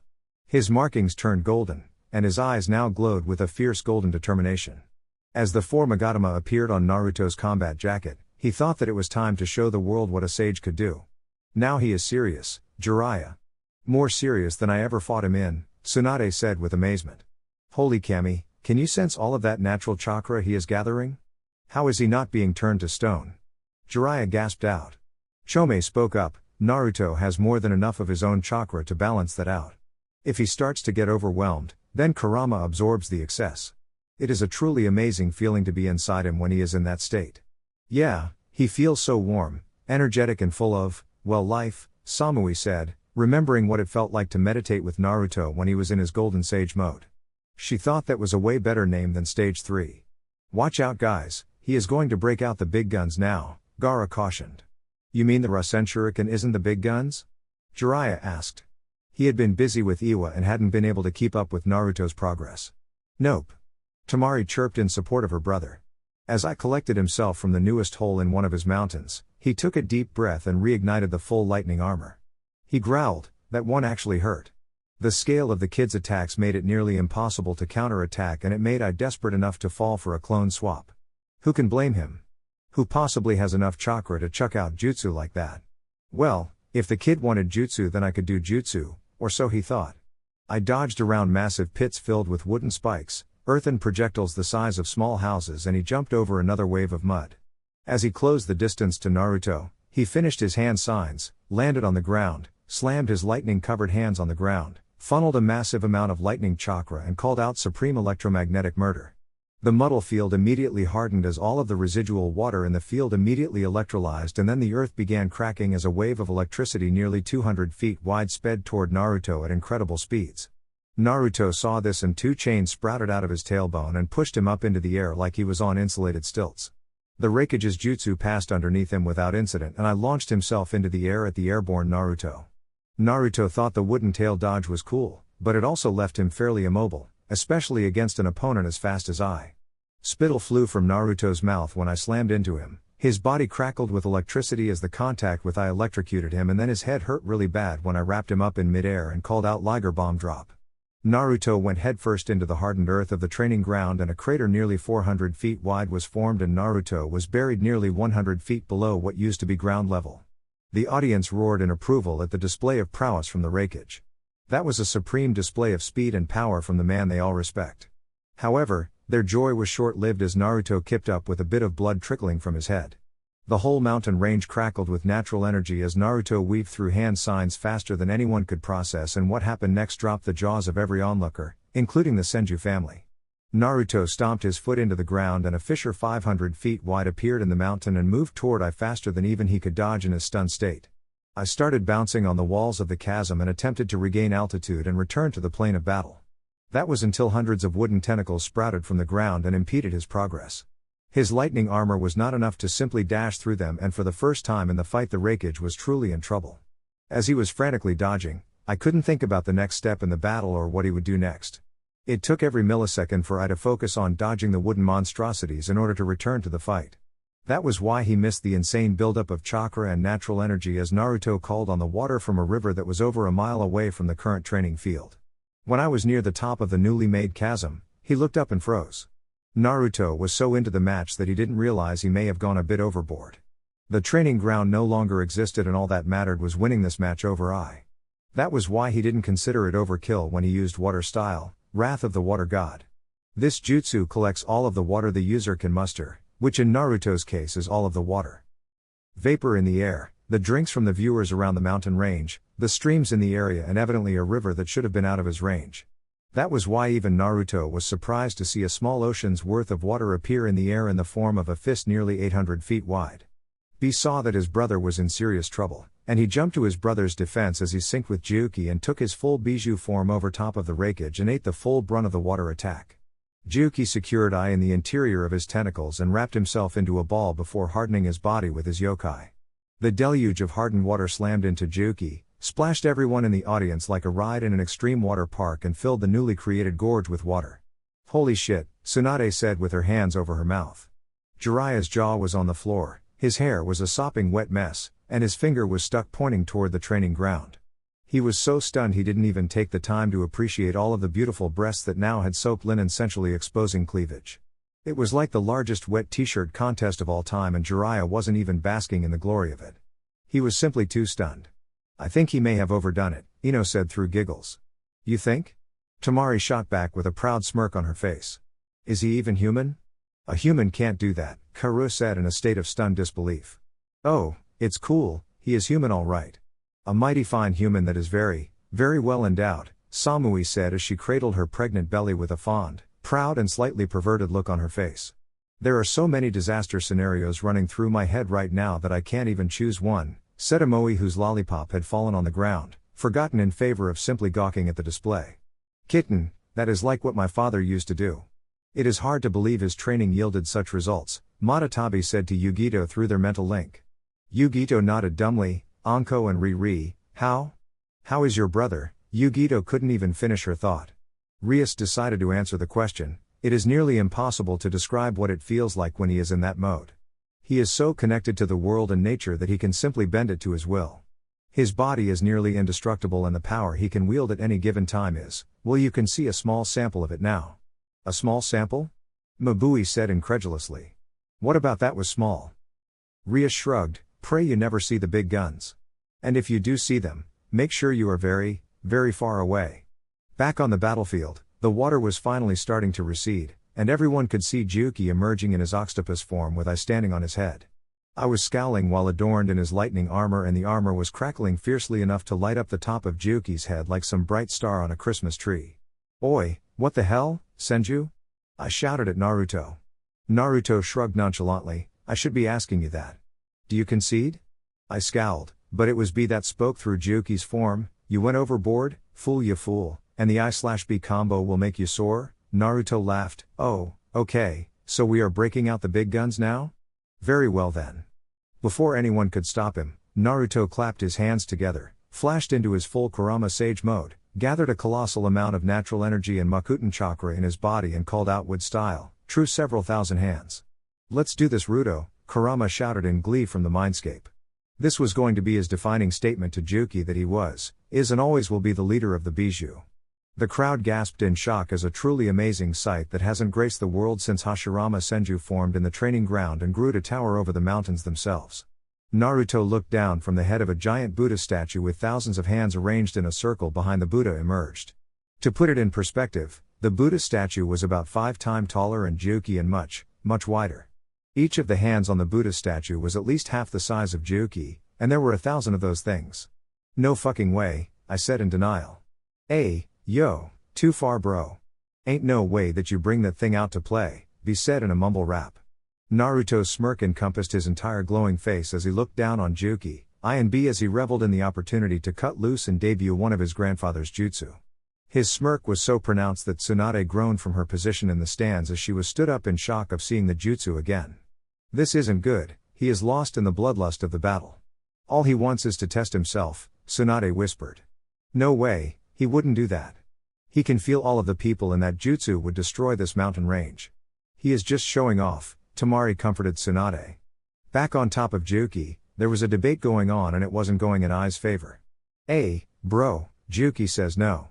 No, no, no, no, no, B said passionately in an attempt to break his brother out of his battle-crazed state. So, Lord Raikage, do you wish to continue? Naruto's voice echoed across the mountain range as the wind obeyed his call to carry his calm words. Before I could answer, Juki spoke, I want no part of this B. I fought against that once before and I do not wish to do so again. With those words, both B and I were surprised as Juki's chakra was sucked back into B and I fell from nearly 100 feet in the air. I flipped gracefully and reinforced his body to withstand the ground-shaking impact as he landed. This brought I back to reality as he was forced to crane his neck to look up at the intricately carved Buddha statue. It was unbelievable that this 16-year-old child could bring the stuff of legends back to life. I concede, Naruto Senju, I bellowed. Naruto briefly pouted atop his wooden statue before a devilish smirk crossed his face. One of the Buddha's hands extended and reached over a kilometer before it slammed into a mountain Naruto had cleared. Naruto reveled in the crowd's gasp as the single fist of his statue disintegrated the top half of the mountain. Good choice and great fight, Lord Raikage, Naruto shouted as he released his jutsu in a slow fashion that let him descend down to the training ground, or what used to be a training ground. Sorry for reshaping your terrain without your permission. I think I got kinda carried away, Naruto said as he scratched the back of his neck sheepishly. I sighed before cocking an eyebrow at Naruto, oh ho? And what gave you that impression? Naruto simply smiled in response. Was it the new gorge? Or the new reservoir? Or maybe it was the fact that you blew up one of my mountains just to show off? Naruto walked forward, completely ignoring the Raikage's sarcasm, and extended a hand. Good fight. I just wanted everyone to know that you only conceded to save your people. There was no shame in your defeat in that mountain over there, or X mountain I should say, it's more of a small hill now. Anyway, that last part was to show people that there is absolutely no shame in your defeat. I respect you, and I didn't want to do anything to compromise our future relationship. That kid is just as scary as father used to be, Juki said through B's body, before B retook control. Listen to my main man Juki, he said it is too much for A and B. Ain't no shame in losing to family. Naruto belted out a laugh before he was forced to duck a chakra-enhanced punch to the head from Tsunade. What the hell were you thinking, brat? Naruto continued to dodge around his mama, that we were just two guys having fun. He isn't even mad, mama, so why are you? I couldn't help the bout of full-blown laughter that overtook his being. The strongest man in the world was be chased and chastised by the strongest woman in the world, and a girl he considered his niece will be marrying into that crazy family. He honestly didn't know whether he should be happy or scared for Samui. At least anyone that witnessed this display wouldn't dare hurt her for fear of Naruto's wrath. That evening, a going-away party was held by Kumo for the Senju family. The village truly appreciated what the Senju family had done for them, and a festival was held in their honor. The display put on by Naruto and the Raikage was all anyone could talk about, and it was talked about and reverenced by nearly everyone in Kumo. Things like the following were heard throughout the night. Lord Senju will protect us alongside the Raikage. There is nothing stronger in the world than those two. The Lord Raikage fought for so long against that man. Lord Senju isn't even human. He must be the son of Camy. Not too far from the truth. Thank Camy the Senjus are on our side. There were many other mutterings that could be heard by those attending the festival, but it didn't matter to Naruto. He was just glad nobody was talking down about I or any of the other shinobi of Kumo. All that mattered to him were the overwhelmingly positive feelings and vibes that he got from the Kumo crowd. He wanted to keep them as an ally moving forward, and he would need them in the future. A couple days later, the Senju family departed for Uzushiagakure. Almost nobody knew the island was being rebuilt, and Tsunade had installed a state-of-the-art medical suite there. She figured Samui having the baby off the radar would be the best approach, and nowhere was more off the radar than Uzushiagakure. They would spend the final month and a half of Samui's pregnancy on the island and use that time to chip away at the endless pile of work that rebuilding New Uzu would be. A beautifully unique wedding. Samui gave birth to Naruto's second son within the privacy of New Uzu 2 months before Naruto had scheduled his return to Konaha. Naruto, being the selfless gentleman he is, flashed in between Kumo and New Uzu in order to bring the important people in Samui's life. Thus, the training group was joined by Samui's adoptive parents, Mabui, Yugito, Daru, Shi, Karu, all of the family from Wave, Kuji, on behalf of Karu, Shikamaru, on behalf of Hikari, Shino and Tuya, on behalf of Yami. The extra additions enjoyed a full week with the Senju family, and they joined the celebration of Samui's birth. There were no incidents throughout the birth because Tsunade, Shizune, Hinata and Haku all volunteered to fulfill the role of the medical staff. That meant that she literally received the best care in the elemental nations. This resulted in Naruto and Samui welcoming Arashir Senju Uzumaki into the world. The blonde-haired, blue-eyed baby crackled with electricity, and Tsunade had pointed out a birthmark over his left breast that almost looked like the symbol for Camy. Naruto resigned himself to accepting it, and Samui was thrilled that her baby, the child literally thrust upon her by Camy, had the protection of the deity. Later that night, after Naruto left Samui and Arashir in bed, Naruto joined the bonfire on the beach of New Uzu. The training group always loved their drinking and spending nights on the beach, so it was just the natural end to the night for the family. As everyone was relaxing on towels, logs or beach chairs, it was comforting to see that everyone had coupled up. "So, little sister, when did you and the not-so-lazy bum get together?" Rias chirped, trying to start up a conversation and drag her little sister a bit. Hikari blushed and Shikamaru answered in her stead, "Don't be bothersome, Rias." Shikamaru sighed as Anko and Rias stuck their tongues out at him. "We got together during the intermission of the Chunin exams. It was Yosuke that decided to speak, then, why all of the secrecy? We would have welcomed you into the family if you told us." Hikari squeaked in embarrassment and hid her head behind her knees. Shikamaru sighed loudly before he drawled, "Because you all are the definition of troublesome. If we told you, then you would have bothered Hikari nonstop. She told me the truth about herself shortly before you all left, and it took me a while to decide that it didn't change anything. Plus, a long-distance relationship is way less troublesome than dating someone from the village." Shizune cocked an eyebrow and lifted her head from York's shoulder. "Care to elaborate?" Her tone said, "You better answer, punk, and I better like the answer you give." Shikamaru sighed, "Well, my mom stopped bothering me when I told her I was dating somebody. Then, all I had to do to make her happy was write a couple messages. That is far easier than taking her on dates and all that troublesome jazz." Kurama belted out a laugh. Yami didn't know how he should feel as a brother. Yosuke looked disappointed in his little sister's choice, and Naruto scowled and growled loud enough to make Shikamaru flinch. Surprisingly, it was Hikari that stood up for herself. "Shikamaru Nara. Don't make me perform the frying pan no jutsu on your lazy ass," she shouted at the terrified face of Shikamaru. Then she started giggling evilly and wringing her hands together. "Oh yes, my dear, your mother taught me that technique. She said all women in the Nara clan needed to motivate their husbands. And if you don't take me on a date the first week I'm back into Konaha, then I will test out the frying pan your mother gave me." Despite Shikamaru's mortified look, everyone was laughing and cheering on the sweetheart of the Senju clan. Anko literally ran over and scooped her up in a prideful hug while every female cheered her on. "You tell him, girlfriend." Samui cheered. "I have never been prouder of my girl." Tsunade chirped. "And you, Nara, you treat her right or a frying pan is the least of your concerns." "She got that from me." Rias bragged. "That's it, Hikari. You tell that lazy ass." Naruto added in. "Holy shit, this family is full of batshit crazy assholes, I fucking love it." Tuya summed up what everyone was thinking. Unfortunately for Tuya, her contributions earned her the attention of the family. Her usual confident nature evaporated, and she began to shrink back into herself as the friendly faces of the scene just turned into demonic masks with glowing eyes that were all looking at her. It was Hikari that smiled devilishly and opened the questioning of the new prey. "Oh, don't think we forgot about you. You are awfully chummy with the newest reformed member of the family. What do you think of his new look?" Tuya blushed before she tried to muster some of her usual gusto. "I think that the asshole looks even better than before. I mean, no offense ladies, but he looks just like Ruto, except with dark hair. And Ruto is like, well, he is fucking perfect. So, I like the emo asshole even more now that his eyes are like the fucking shitheads." Tuya got into a rant and spoke all of that in less than 10 seconds, which left her huffing and puffing. "Oh my.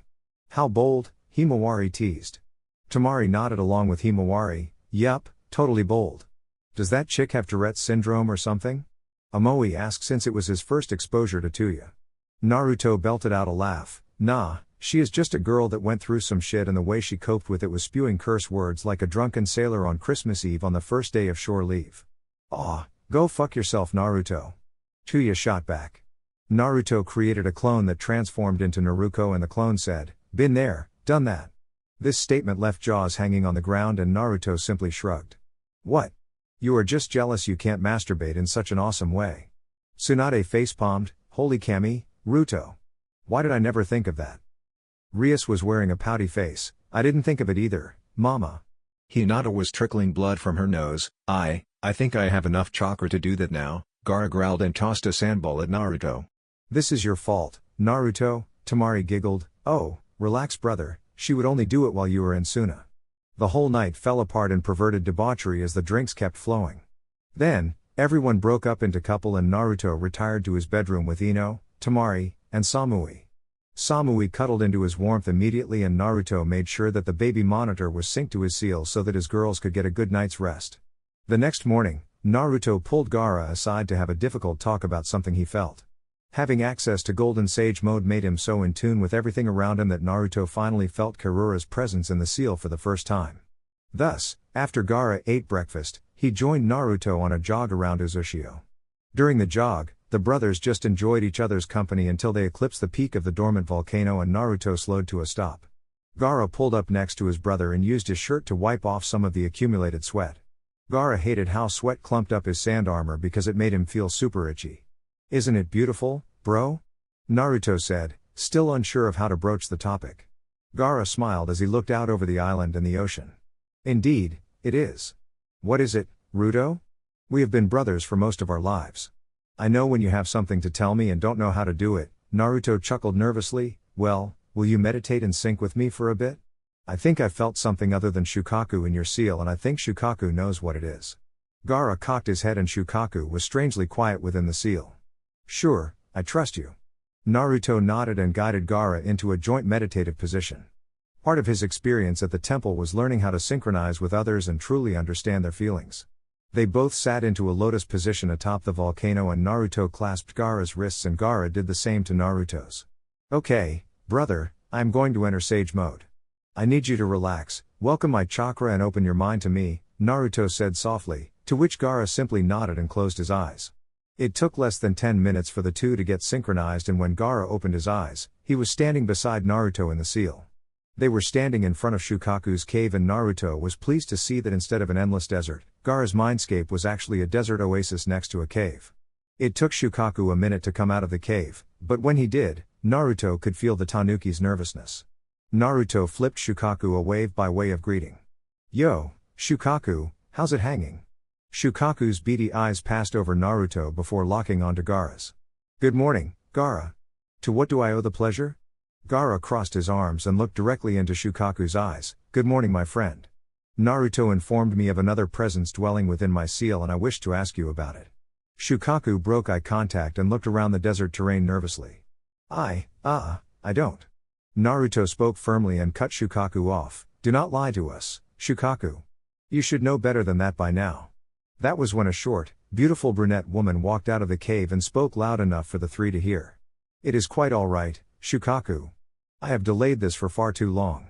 As Gaara was taking in the woman, his heart skipped a beat and his jaw fell. The woman simply met his odd expression with a look of compassion and sorrow. Hello, my son, it is nice to finally meet you.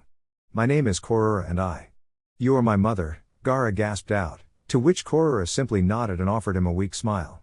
Have you been in the seal since his birth? Naruto asked, already working towards a solution to this problem. Kora's motherly gaze turned toward Naruto and she beamed a smile at him. Yes, Naruto Senju, I have. Thank you for saving him from a truly dreadful fate. Naruto returned her smile, no problem, he is my brother. Now, before I give you both time to catch up, I have a couple questions. Is that all right? The three nodded. Is your whole soul sealed within the seal? Kora shrugged, I don't know. Chio performed the sealing ritual when the umbilical cord was still attached. Naruto facepalmed, okay, I know now. Yes, your chakra and soul powered the seal. That was the only reason such a shoddy seal was able to contain Shukaku at all. Second, do you wish for freedom? Gaara's head snapped toward Naruto, and he asked in a voice of desperation, Ruto, brother, is it possible? Naruto nodded, yes, it will not be perfect like with my clones, but I should be able to complete a transference seal and place it on my wood clone. That would let your mother out of the seal. Kora shook her head sadly. No, at least not now. I am Gaara's automatic defense. I know what you boys are up against and I will not leave until the threat of the Akatsuki is gone. I saw what happened last time and I refuse to let my baby boy be in danger. Naruto promptly shut up and let his brother in all, but blood take over the conversation. Mother, what if we let you out when we are relaxing with family? I will accept your help like I have partnered with Shukaku. I just want Tamari and Kankuro to know you. Tears percolated at Kora's ducts. It was her sincerest wish to be there for her children. I will think about it, my son. Naruto took a step back and made a nudge with his head toward Shukaku to let mother and son have their alone time. Naruto walked into Shukaku's cave and was surprised by how comfy it felt. Nice digs. Naruto chirped toward the bijou that had shrunk down to the size of a lion. Thank you, Naruto. What do you wish to speak about? Shukaku asked. Ha ha, always straight to the point, Shukaku. I like that about you. You know that Gaara will be heading home soon. I have done everything I can to prepare him and the two of you are much stronger. I need you to protect my brother and Suna for me. Naruto finished with a genuine bow to Shukaku. Shukaku didn't know how to feel. His brother's container was bowing before him as he made a request. At this moment, Shukaku was synchronized with the chakra and natural energy of this boy, and he could feel his sincerity. He knew, he had known for a long time, that this was the child their father spoke of. This golden sage mode was just further proof of it, and Shukaku cracked a genuine smile before addressing the bowed man. Rise, Naruto. You do not need to bow to ask such a thing of me. Of course, I will protect my family and my home. Naruto rose and beamed a gigawatt smile at Shukaku. Thank you, Shukaku, son of Hagromo. I promise that when this is all over, I will find a more permanent solution to freeing the bijou. Shukaku responded by holding out a sand-covered fist to Naruto. I know you will. The two bumped fists and Naruto's eyes widened. I give this freely to you along with my trust. I am excited to see this new cycle. Naruto dropped his fist and embraced Shukaku in a hug. The lion-sized tanuki fidgeted awkwardly before it fell into Naruto's embrace.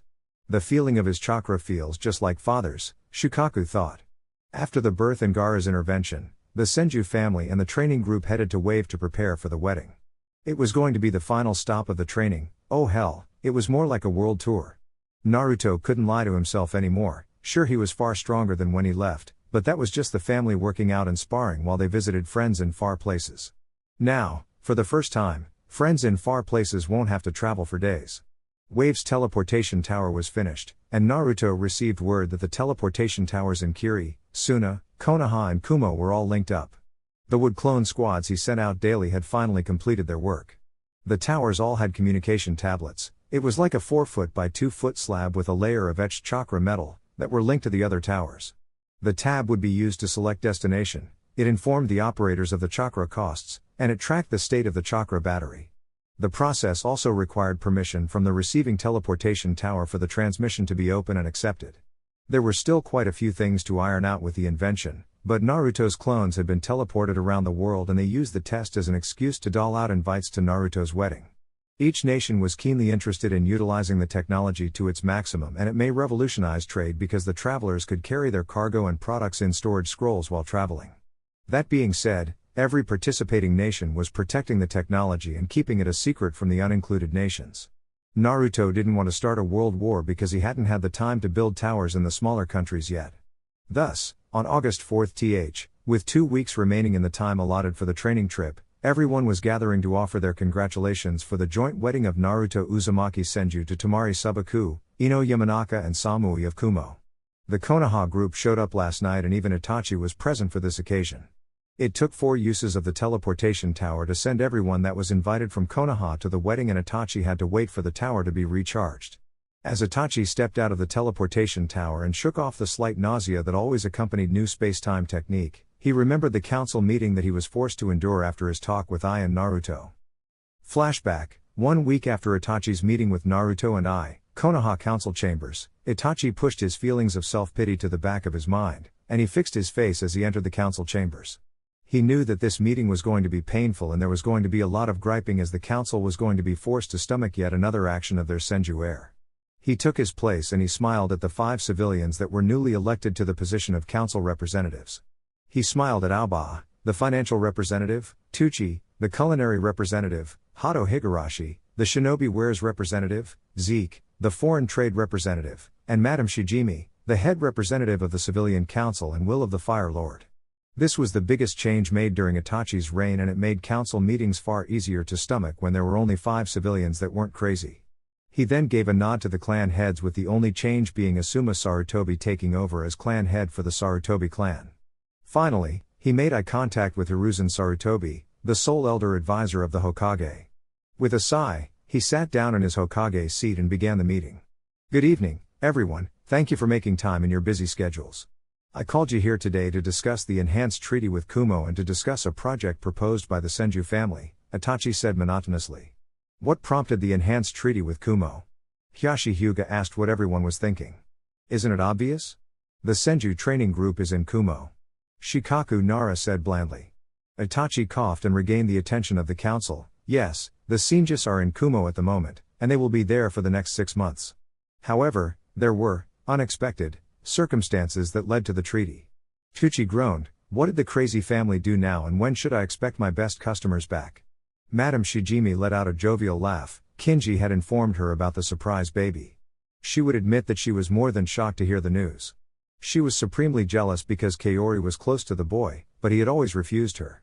That was when Kinji laughed throughout the whole time he was telling her the story that Naruto told him, or at least a heavily edited version that Naruto told him. Don't be like that, Tucci. That family has done much for Fire Country, Shijimi said. Hiruzen groaned, it isn't that we don't appreciate what he has done. It is the piles of paperwork and the headaches that make us groan. Itachi coughed once more. Sure, he enjoyed that the council sessions were more lighthearted now, but he wanted to get this over with. Well, from what I was told, Naruto is having another child, and this child is with a girl from Kumo. Itachi decided to rip the band-aid off. Inoki stood up and slammed his hands on the table. He did what? He cheated on my daughter? Itachi raised his hands and calmed Inoki down. Actually, Mr. Yamanaka, it sounded more like your daughter and Tamari tied him up in bed and surprised him with this girl. For the full story, I would advise asking your daughter. This statement earned scandalized gasps from the council, but Itachi pushed forward. For the purpose of this council meeting, Naruto Senju Uzumaki wishes to add Samui of Kumo to his wives. She will accompany Naruto back to Konaha if, and only if, we approve of her marriage to him. Hiruzen facepalmed and slowly slid his hand down his face, but it was Kuza that spoke up with a hearty laugh. The kid is already enrolled in the CRA, and he has refused girls from each of our clans. Then, Inoki's princess forces the kid into a foursome and the girl gets pregnant? Don't kids these days know how to use contraceptives? Inoki slammed his head against the table. What have I done? Shikaku patted him on the back lazily. There, that troublesome family loves your daughter. Where did I go wrong with her, Shikaku? Inoki whispered in a depressed sigh. Kuza laughed heartily again, but it was Tsume that spoke up this time. Oh, please. Like we don't all remember the kinky public sex you had with Inara. Being a nympho must run in your family. Cough. Please, everyone, calm down. Kuza, there were extenuating circumstances and Naruto's anti-pregnancy seal didn't work. Regardless, what do we think of a full military and trade alliance with Kumo? Itachi said, once again bringing the attention back to him. Zeke, the foreign trade representative, spoke up. It presents a good opportunity to fill in for the merchants we lost during your reforms. Kumo has been doing well lately and they have a bunch of mineral and human resources we could benefit from. Shikaku sighed loudly. Why are we talking like we are even considering denying it? That troublesome Senju has brought us another good ally and we are obviously going to accept. So, let's just get it written up and iron out the details. Itachi sighed in gratitude for his Jonin commander. Thank you, Shikaku. I'll leave the first draft in your hands. Bring it to my office in 2 weeks to discuss it. Shikaku nodded and pleased smiles went around the council chamber because it took less than 15 minutes to handle the first issue. Next, we must discuss a project for a teleportation tower to be built in Konaha. Come again? Tsume asked. Itachi took a deep breath and began explaining. Naruto has completed his work for a teleportation tower. He is setting up a network between Kiri, Kumo, Wave, Uzushiagakure and various capitals. He asked if we wanted one. To understand this, imagine civilians traveling via the Horizon. We could get that set up on a large scale and have instant travel to each of our allies. Holy Camy, Hyashi gasped. No freaking way, Kuza said. Tucci shook his head, the kid can't stop himself from changing the world. Shijimi laughed heartily, just think about it, you can seal all of your goods up and go to Kumo for a day and sell your wares. Sure, there will be a bunch of stuff to iron out, but it is truly revolutionary. Hiashi nodded, like taxes, payment and any number of issues. Itachi took control once more as people muttered to their neighbors in surprise. For now, we only need to discuss the approval of 100 square meter property, the purchase of 50 kilograms of chakra metal and the payment of the Senju family for the construction of the tower. It was Hato's turn to stand up in surprise exclamation, 50 kilos of chakra metal. That is a year's worth of our normal import. How much is that in real money? Asuma asked. About 5 million, give or take. The price fluctuates quite a bit, and if other countries are putting in bulk order for this project, then it will likely be even more expensive. Hato answered. Asuma whistled in appreciation of the number. That is quite the sum. So, we will also need to send an ambassador to Iron Country then, huh? Itachi nodded. Yes, that is a good point. As with the other item, we can assign the details to a team later. Let us vote on whether or not to fund and accept this project. Shikaku stood up. Fellow councilors, before we take this vote, I thought I should make a point. If other countries do this and we do not, then we will fall behind in trade, and it will not take long for that to happen. This is almost a requirement for us to bite the financial bullet and approve this. Zeke spoke up once more. Lord Shikaku is right. Once the merchants experience this, it will change the whole game. Any country not tied into this system would instantly fall from favor. After a quick and unanimous vote, the council approved the project. Itachi spoke up again. Finally, I am notifying this council that Naruto Senju is scheduled for a spar with the Raikage. That being said, we all know the kid and I am familiar with This will likely get out of hand and become a real fight.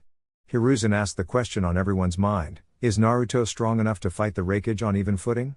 Itachi, the usually calm, composed and unflappable Itachi, actually laughed. I will inform the council that according to Tsunade, Naruto has completed his sage training.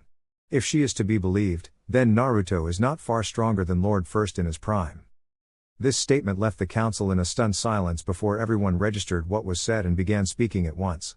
Luckily, Itachi's new system made it easy for him to regain control of the council. Finally, Itachi pointed to Hiashi, who was the first to ask his question. Was she joking? We all saw what Naruto did during the invasion, but Lord First's jutsus were on an even greater scale than that. No, Lord Huga, she was not joking. I have received videos of his spars with Tsunade, Jiraiya, Gaara and the rest of the training group. I should also mention that those videos were before he completed his sage training. Now, Naruto's sage mode is about twice as strong as Hashirama's was. That is according to the elder of the Temple of the Great Sage, which is the sage of the Six Paths Temple. Itachi spoke calmly, but even he was having a hard time believing it. Then I hope the Raikage plan for wide-scale destruction and a change of terrain, Inoki said while laughing. End of flashback. Itachi was now walking around Wave Country and his mother was leading him. She had been here quite often since Naruto left for the training trip and she had become smitten with the island. Of course, she was always there for clan business, but Itachi couldn't begrudge her love for the island. It was beautiful and it was in the middle of a renaissance of sorts. The city was majestic and far more developed than it was 3 years ago during Itachi's mission to Wave.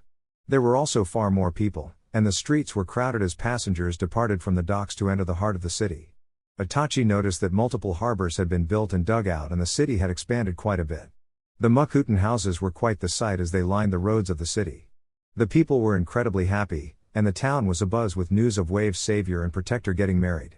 There were bouquets of flowers and banners hung over shops in celebration of the wedding. There was also a big screen being set up in the town plaza and another screen on a local beach to let people watch the wedding. Finally, Itachi noticed the Wave shinobi and samurai patrolling the area and screening everyone on the docks that was entering Wave Country. Mom, do you think if I let Naruto run free that he will do for Konaha what he has done for this country? Itachi asked as he walked alongside his mother. Mikoto giggled, I don't know about all of that. I would say trust your heart when it comes to that boy. And for the love of Camy don't do what Lord Third did. A cold shiver went down Itachi's spine. Yes, I would not want that. It is just amazing to see what he has done for this country. And it is not just Wave, he has now done it in Suna, Kiri and Kumo as well. Then you have your answer, son, Mikoto said with a motherly smile on her face. The wedding ceremony was hosted on Camy's Respite Beach, which was widely considered one of the most beautiful beaches in the world. The beach was on the other side of the island from Ushio village, which meant that the wedding guests ended up walking about 30 minutes outside of the town to attend the wedding. As they entered the beach, It was amazing to see rows of sakura trees in full bloom. In addition, sun lilies, desert lilies and white hibiscus mountain flowers traced an intricate pattern down the path and toward the wedding venue. Holy crap, Tank! Blondie went all out, Karu gasped as she walked alongside Kuji, who was wearing a red formal kimono and looking sharp with his hair slicked back. Kuji laughed, yeah, I think that is the only way he knows how to do things. As Kuji and Karu walked into the wedding venue, Kuji greeted Might Guy, who was dressed in a dark green, formal kimono, and Kuji was surprised to see his CrossFit instructor talking to a beautiful redhead in a sensual erotic blue formal dress. A blush overcame Kuji's cheeks before Karu elbowed him hard in the ribs. It wasn't her fault that Camy didn't bless her with an hourglass figure or massive rack. Sorry, Karu. I just didn't expect Guy-sensei to have a date, Kuji said while rubbing the back of his head sheepishly. Karu scoffed, that man has a body sculpted by Camy, of course he has a date. Kuji laughed nervously, yeah, I guess so. Can you believe all of this? These nice chairs, the flowers everywhere, and would you look at that tress? Wow. That is a work of art. Karu smiled wryly, I didn't know you appreciated such girly things. Kuji shrugged, girly or not, it is just impressive. Just goes to show you how far Naruto will go for his girls. Elsewhere, a fiery redhead is fitting on the vibrant yellow dress that Ino bought her for the wedding. She was buzzing about excitedly and trying to make sure she did everything she could for her daughters-in-law. For the millionth time, Kushina thanked Camy for the opportunity, and she finished touching up her outfit and charged out of the dressing room. Tsunade, is there anything else that needs to be done? Relax, Kushina. We are all good here. All that is left to do are the pre-ceremony drinks, Tsunade said while holding out a saucer for Kushina. I like that transformation. It looks like you, but not quite you.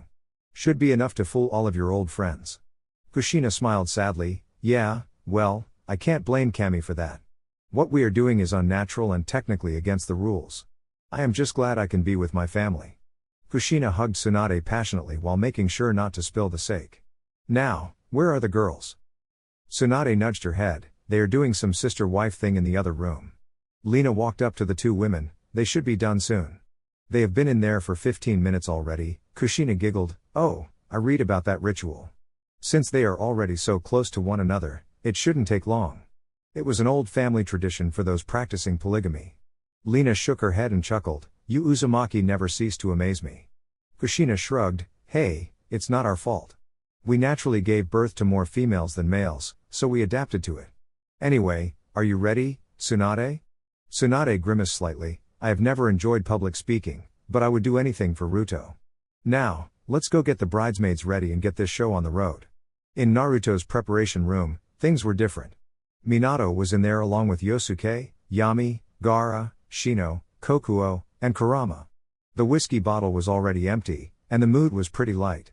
There was a healthy amount of ribbing, shoulder clapping and congratulations as Naruto prepared himself to marry three women that each held a piece of his heart. Are you ready for this, brother? Gaara asked with a hand on Naruto's shoulder. Naruto beamed a gigawatt smile, I couldn't be happier, Gaara. Thank you for trusting me with your sister. Kurama came up and clapped Naruto's other shoulder while handing him a shot of whiskey, haha, you two have been leading toward this since you were 6. Of course, we didn't plan on the triple, but there are worse things in life. Gaara chuckled at that, yeah, if you weren't my brother and I didn't know your heart, I would have buried you in my sand for trying to marry multiple women along with my sister. Naruto adopted his sheepish pose after taking the shot, hee hee, yeah. Just know I love her, and I will always be there for her. I know, brother. I know, Gaara said softly. Minato stepped into the fray and started speaking nervous words of encouragement, okay, son, I am proud of you. No pressure, this is just another day. And you are just swearing yourself to 3 beautiful women. This brought laughs out of all the guys, and it was a couple minutes later that they all left the groom's preparation room and took their places for the ceremony. Naruto walked down the aisle and offered nods and waves to many of his guests. He knew most of them, but he never expected 500 people to show up to the wedding. Thank goodness for Makuten. As he walked toward the altar and the triplicate tress, he smiled at his work. It took quite a while and many attempts to get it right. Now, he looked at the tress that was composed of 3 separate and intertwining arches that led into an infinity symbol at the top. Each tress was lined with the girl's favorite flower and the infinity symbol integrated all 3 of the unique flowers into one. Naruto walked up onto the platform and hugged Tsunade and Kurama who were waiting for him behind the altar. Naruto took his place and waited for the show to begin. Soon enough, The music started playing and the bridesmaids and groomsmen made their way down the aisle. Yugito and Yosuke, Anko and Yami, Rias and Gaara, Hikari and Shino, and finally Kushina and Minato. Each bridesmaid was dressed in a vibrant yellow, spaghetti strap dress, and they all wore silver jewelry. The groomsmen were all in bold red, formal kimonos and looking sharp. Then the music changed, and Naruto watched three of the most beautiful women he had ever seen walk down the aisle. They walked hand in hand together, each one acting as the support and escort of the other. They all wore beautiful white wedding dresses with golden etching. Their chests exposed a healthy and respectable amount of cleavage, and the strapless dresses hugged and emphasized the feminine figure of each beautiful blonde. Naruto's breath hitched in his chest and sweat began trickling at the nape of his neck, and his palms became clammy as he watched the loves of his life walk down the aisle. The three girls took up a triangle position in front of Naruto with Naruto's back to Tsunade and Kurama. They all looked so divine in their dresses with their hair done up that he couldn't help but thank Camy. As usual, when he offered prayers, he heard the ethereal "you are welcome," and a peaceful and contented smile fixed itself on his face. Naruto maintained eye contact with his three beautiful brides as Tsunade began the wedding ceremony. "Welcome friends and honored guests to the truly unique wedding of my grandson, Naruto Senju Uzumaki, to three beautiful women that I have grown to consider daughters. As with everything Naruto does, this wedding is unique and truly Naruto in fashion." Tsunade stopped here as a round of laughter swept through the audience. Kurama picked up where Tsunade left off. For those of you that don't know, these four carry a truly unique bond that transcends the flesh and binds their souls. Ino Yamanaka, the flower girl and princess of the Yamanaka clan. Tamari Subaku, the princess of Sunagakure and daughter of the fourth Kazekage. Samui of Kumo, niece of the fourth Raikage and a diva of the blade. All three of these girls wormed their way into Naruto's heart and soul, and we are here to celebrate their union to him today. Tsunade continued seamlessly where Kurama left off. Marriage is a public announcement of love and dedication, but it is much more than that. It is the eternal bonding of souls and union of bodies into one. It is a commitment to love eternally and to make love work through the ups and downs of life. Today, four souls become one. A husband gains three wives and three wives gain a husband and two sisters. May your love last through the tides of time, Kurama said in a soulful way as his eyes flashed at Tsunade. May your love carry you over the stormy seas, Tsunade said this part and made brief eye contact with Kurama. May joy fill you on the days the sea is calm. May your love endure until the tides end. Tsunade finished the unique vows of the Uzumaki clan. Kurama took sea water out of a ceremonial bowl and sprinkled it over the four standing before him. Do you, Naruto Senju Uzumaki, take Ino, Tamari and Samui to be your lawfully wedded wives, to have and to hold, for richer or poorer, in good times and bad, through sickness and health, until death do you part? Naruto beamed a serene smile at his girls before he spoke in a tender yet firm tone, I do. The girls each went through their vows, one by one, and each of them offered a gracious smile to Naruto as they said, I do. You may now present your matrimonial vows, Tsunade said. Naruto, being the man of the ceremony, began. To each piece of my soul and portion of my heart, I love you each dearly and equally. Camy only knows what you mean to me, but I will do my best to put it into words. Ino is my stubborn rock and my obstinate tether. I need you to keep me tied to reality as I garner strength from you to weather the storm. Tamari is the wind in my sails that constantly drives me forward and spurs me to better myself every day. Samui is my sun that brings out the light in my life and helps me remember to appreciate the blessings bestowed upon me every day. To my three loves, I promise to do everything I can, every single day I live, to hold your trust and grow our love. I vow to be there by your side until the end and ever after. 3 words say so much, and the 3 words I choose to say to my 3 ladies are I love you. As Naruto was speaking, his Shinjutsu chakra was radiating outward and the whole audience felt the depth of his love for the 3 girls. Every woman was instinctively jealous, every man desired to have that feeling in his life, and the 3 girls had tears brimming on the edges of their eyes. Guy was crying shamelessly into Mei's bust as she patted his head. Minato and Kushina were both shaking as tears of joy sprang from their eyes.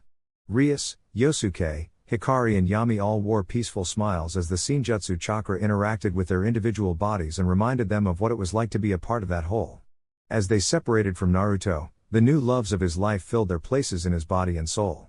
Ino stifled her sniffles and was the next one to go. Wow, okay, don't know how I am supposed to follow that up, but here it goes. Naruto, from the day I first met you on the playground when I was 4 to this very day, you have inspired me to be a better person, woman and kunoichi. The light you shine and the warmth you exude draws me to you, and the only thing I want for the rest of my life is to be by your side. From the sneaky kisses in the flower shop to the amazing moments under the waterfall, I look forward to each and every future memory I have with you. I promise to anchor you through the storms and walk beside you through the rain. I promise to love you, Tamari and Samui till my dying day.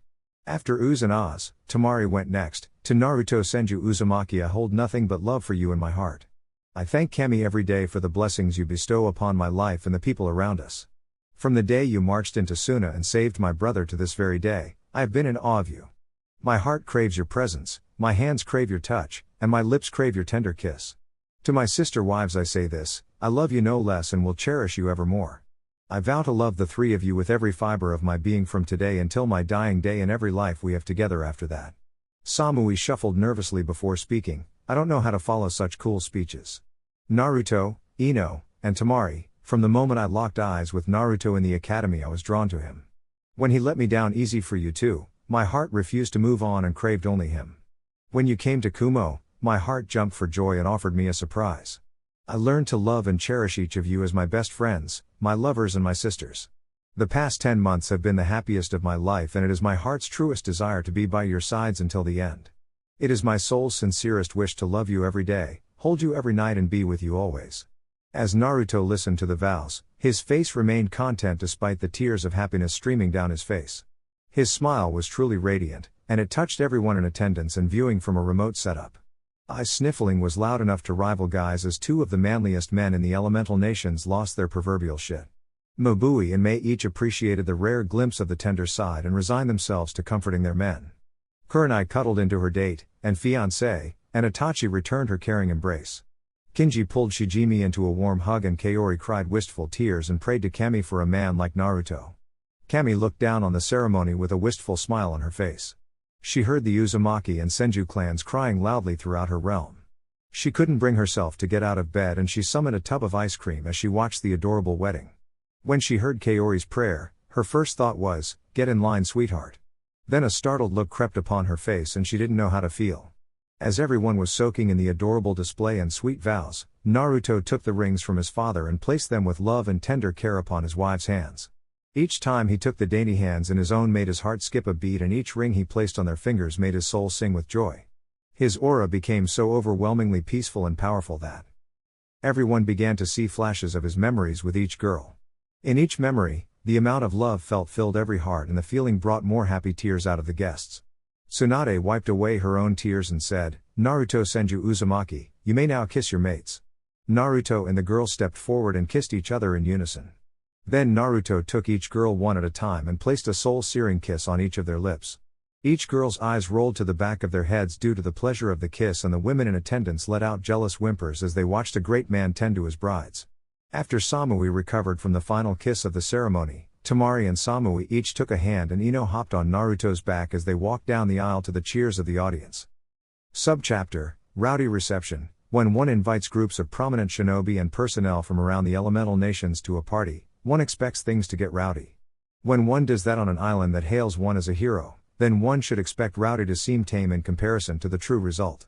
Thus, the hangover wave country experienced was one for the ages. The only sober souls were those of the children and even they were coming down from sugar highs after the epic celebration of the night before.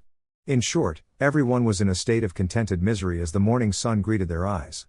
At the reception, things started normally enough with a dinner prepared by hundreds of chefs for the thousands of people that attended the street party in Ushio. Naruto's reception was held at the community center, which was the only building large enough to accommodate 1,000 guests. Even still, the beautiful yard of the community center played host to the surplus and many more parties were held on the beaches around Wave. The speeches of the best man, maid of honor and many more were publicized to the laughter of the audience. They touched every heart and filled every soul with laughter. Naruto's first dance was done in Naruto fashion as Naruto and two Wood clones danced with his brides to Love Like Crazy by Lee Bryce. It was another emotional moment and another panty soaker for the women in attendance. Naruto then took the mic and presented one of his original love songs to the girls. It was the first time he ever played in public, and it made nearly everyone shed tears, especially the females in attendance. Strangely, Guy asked Mei if Naruto reminded her of the butler on their first date, which made the two smile in fond reminiscence and appreciation of Naruto. The night progressed along the natural tune of a wedding and the foursome greeted everyone that took their time to come and celebrate the newlyweds. As the dance floor grew crowded, Naruto stayed next to his wives and played host. They were out on the back lawn to catch some of the fresh sea breeze and they were chatting amiably with their guests. That is when the biggest smile cracked upon Naruto's face and he shook his head in disbelief. "Lee, my eternally youthful friend, it is great to see you again. Who is this beautiful young woman you are with?" Naruto said while suppressing his chuckles. The woman scowled playfully at Naruto while Lee jumped forward and embraced Naruto in a bro hug. "Naruto, this is Lady Shizuka of Nadeshiko.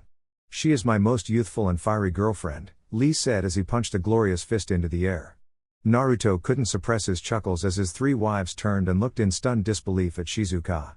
"Ahaha, ahem, Lee, that is great. Shizuka, it is great to see you again. How did the two of you meet?" "It is a most youthful story," Lee exclaimed before launching into the details of the story. Flashback, 4 months ago, Shizuka was walking toward the Hidden Leaf Village in hopes of finding Naruto Senju again and taking him up on his offer. She was accompanied by Tokiwa, her attendant, and the two were heading into the city when two blurs stopped next to them. They were both chiseled men with military hairstyles. They each wore white baggy cargo pants and black beater shirts. Their muscles bulged as their bodies brimmed with sweat. Shizuka gulped at the sight of the two and Tokiwa was in a similar state of feminine awe. "Good morning to you two beautiful kunoichi. To what do we owe the pleasure of your most youthful company?" Guy asked in his typical loud and boisterous voice. Shizuka stepped forward. "Greetings, Konaha shinobi. I am looking for Naruto Senju. I am on a training trip, and he told me that I should look him up for training and other assistance." Lee took over here. "Oh, are you friends of the eternally youthful Naruto Senju?" Shizuka cocked her head, but it was Tokiwa that spoke for her. "Lord Senju bested Lady Shizuka in combat and subsequently declined her hand in marriage. We are on a journey to strengthen ourselves and find a worthy husband." Shizuka hung her head in defeat and Lee bounced on the balls of his feet. He completely ignored everything aside from the fact that Shizuka fought Naruto. "Oh, how youthful. You sparred against Naruto?" Shizuka shook her head, not wanting to explain her village's customs. However, Tokiwa spoke once again. "No, Lady Shizuka issued the right of conquest to Naruto. He bested her in combat and then left the village." Guy cocked his head to the side. "Nadeshikins? Don't see them often." Of course, Naruto would decline the right of conquest. He has 2 fiancées, and he is such a youthful man that he would never betray their trust. Lee was buzzing with excitement. "Lady Shizuka, if you fought against Naruto, then I wish to test myself against you." Shizuka cocked an eyebrow at Lee. Sure, he was in amazing physical condition, but could this man really best her in combat? Lee, if we fight then if you lose I will kill you." Before Guy could stop his eternally youthful student, Lee accepted. "Oh, that is most youthful. I accept your challenge." End of flashback. Before Lee could go into the details of the fight, Shizuka covered his mouth with both hands and looked supremely embarrassed. Naruto couldn't stop his laughter at the hilarious scene. If Lee had continued the story, it would have been a short story. Lee was so much faster than Shizuka, and he never learned how to hold back, so Lee ended up besting Shizuka in under 2 minutes. He then carried her unconscious form to Konaha Hospital and stayed with her and Tokiwa until Shizuka woke up. And that, dear reader, is what happened between Lee and Shizuka. As our favorite blonde foursome was recovering from their giggle fits, Naruto rose up with mirth in his eyes. "It is great to hear that you found somebody that can make you happy, Shizuka. Lee is a great friend of mine, and he was one of the guys I had in mind." Naruto offered a genuine smile to the couple at the end, which made Shizuka blush. "Thank you, Lord Senju. Guy's training has helped me vastly improve my own training. He told me to request seals from you that would help enhance my most youthful training." Tamari chuckled lightheartedly. "Yes, they will definitely enhance your training. We will do them when we return to Konaha. So, will you be joining us for CrossFit?" Shizuka's face slightly paled at the mention of CrossFit, but she responded with a nod and a blush. "Yes, I will join you. I have heard stories of the Senju CrossFit sessions." Naruto clapped Lee on the shoulder and wished him the best. That was probably Naruto's favorite surprise of the night. It didn't take long for Shisui Uchiha and Hana Inuzuka to come up. At least Shisui had the decency to come bearing drinks, which Naruto was grateful for. All this talking and not enough drinking was parching his throat. Turns out that Shisui and Hana had been together for a while and Shisui told Naruto that he had a project to work on with him once he returned to Konaha. Another welcome surprise of the night was seeing Chome was forward in the greeting line with Shino. Naruto always held Shino in high regards, and he knew the two would bond together. For Chome, she saw Shino in Naruto's memories and she felt the trust her host held for the boy. Thus, when they met on Uzu during Samui's birth, she felt drawn to the man. Shino was instantly drawn to Chome, for reasons unknown to him at the time. He had talked to Naruto after his first night in Uzu, and Naruto laughed gleefully at the dumbfounded expression on Shino's face after Naruto's explained Chome's origins. Once Shino recovered, he confided in Naruto that he wished to court Chome, who may as well have been considered royalty to the Aburame. The two hit it off quickly, and Naruto didn't want to think about their main topics of conversation. He was just happy to see the two of them together. A very tired foursome retreated to their own house on the Senju compound in Wave. After people started pairing up, Naruto made houses for each couple, and the scene just bought up more of the property around Wave to spread out. Thus, the villa turned into a compound, and on their wedding night, Naruto, Tamari, Samui and Ino broke in their bed. They were grateful that Himawari volunteered to watch the babies for the night, and they made the most of their night. A very pleased and exhausted foursome passed out on the newly christened bed and enjoyed a blissful night's sleep. Returned to Konaha, catching up with the council. After 1 week on honeymooning in the land of hot water, the foursome returned to the Senju compound in Wave via Hiraishin. With 1 week left during the trip, the group offered tearful goodbyes to Gaara, who was returning to Tsunade with Rasa and Kankuro. He was ready to become the true protector of Suna and the absolute defense of Wind Country. The group also gave heartfelt goodbyes to Yosuke, Himawari, Shizune, and York. They were going to stay in Wave Country and protect the Senju's second home. Naruto also had to say goodbye to his parents at this point. Camy let them extend their stay so that they could spend time with their grandchildren while Naruto was honeymooning with his wives. In Kushina's mind, this was the best way to spend their vacation to the mortal realm. To Minato, it was amazing to check up on Naruto's notes and Fuinjutsu projects. He had nothing left to teach his son, and he knew his son was more than ready for the challenges to come. When the foursome returned from the land of hot water, they had 1 full day and night dedicated to hanging out with Minato and Kushina. They went for a family outing to the beach and spent the day in the sun and ocean water. Once the kids were put to bed, Naruto flashed Minato and Kushina to New Uzu and showed them some of the renovations he had made and his future plans for the island. It was a surreal experience for Naruto, and it was after this day that he closed his eyes and offered a prayer of forgiveness and reconciliation to Camy. As Camy summoned Minato and Kushina back to her realm, she appeared to Naruto and placed a tender kiss on his forehead. For reasons unknown, as soon as Naruto offered his prayer of forgiveness, Camy snapped out of her depression. Her realm lit up with its normal glow, and Camy's pursed lips returned to her usual smile. It was truly confounding for the goddess, and it warranted further exploration. Camy was glad that her chosen enjoyed her gift, and she welcomed back her assistants with open arms. For various reasons, the Senju family was splitting up for the foreseeable future. Shizune was pregnant with York's child, and she was excited to take over as the head of Senju Memorial Hospital. Tsunade was more than confident in her abilities, and she believed it was time for Shizune to step out on her own. Plus, they could be there in a flash anytime they wanted to visit, so it was no big deal. Yosuke, in his new, independent, blood clone body, was excited to stay in Wave with Himawari and Haku. He was going to take over as the head trainer for Wave, and he would be the #1 when it came to Wave's defense force. He wasn't as strong as Naruto, but the blood clone body let him utilize his experience and skills at nearly 50% of Naruto's, which still made him a total monster. He also had access to Sage Mode and Makuten, so the whole Senju family felt that Wave was in good hands when they left. Naruto, Samui, Tamari, Ino, Hinata, Tsunade, Anko, Rias and Yami walked out of the teleportation building next to the Hokage Tower and took in Konaha for the first time in 3 years. Truth be told, the village hadn't changed all that much, but it was good to be home. They were greeted by Itachi and the clan council, which meant that a council meeting was ahead of them. Thus, the Konaha scene just walked into the council room side by side and got their first peek at the new Konaha council. As they walked in, Naruto smiled as Tuchi waved, Madame Shijimi winked, and the clan heads all dipped their heads to Naruto. Tsunade went and claimed her seat at the clan heads table, and the others took a seat in chairs Naruto made for the meeting to begin. After everyone was settled, Itachi began the meeting. Welcome back to Konaha, Senju clan. There are a couple items that need to be discussed as you return to Konaha. First and foremost, Itachi and the whole council stood up and bowed to a stunned Senju clan. Let us apologize for your treatment after the invasion. You did much to help us survive that attack, and your treatment was unjust and undeserved.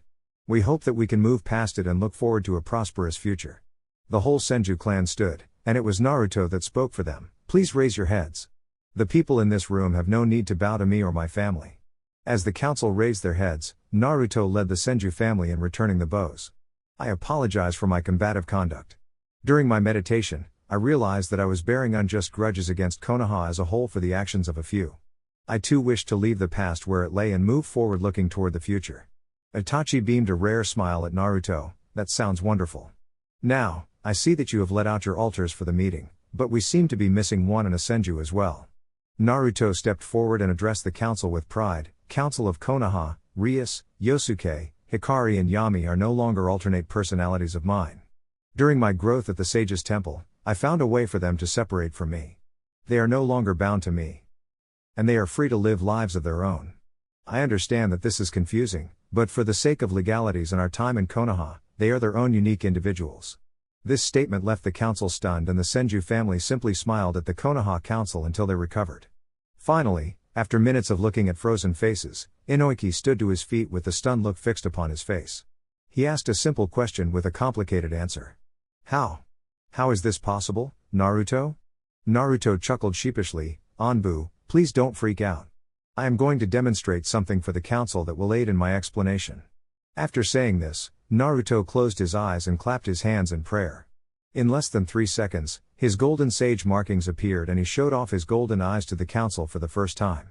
Then, 4 Magatama appeared on his jacket and the tree of Yggdrasil appeared in the center of the Magatama. The power he radiated was powerful, all-encompassing and protective, which left the council with jaws on the table. I came to peace with myself, the first domain of nature. When I did this, I realized that I was holding on to the past and the baggage of the past was holding me back from reaching my full potential. When I made peace with myself, it made it possible for me to make peace with others and I came to understand the human domain of nature. This allows me to understand everyone, and it allows me to convey my true feelings to them. During my training at the temple, I mastered my connection to the domain of the sky.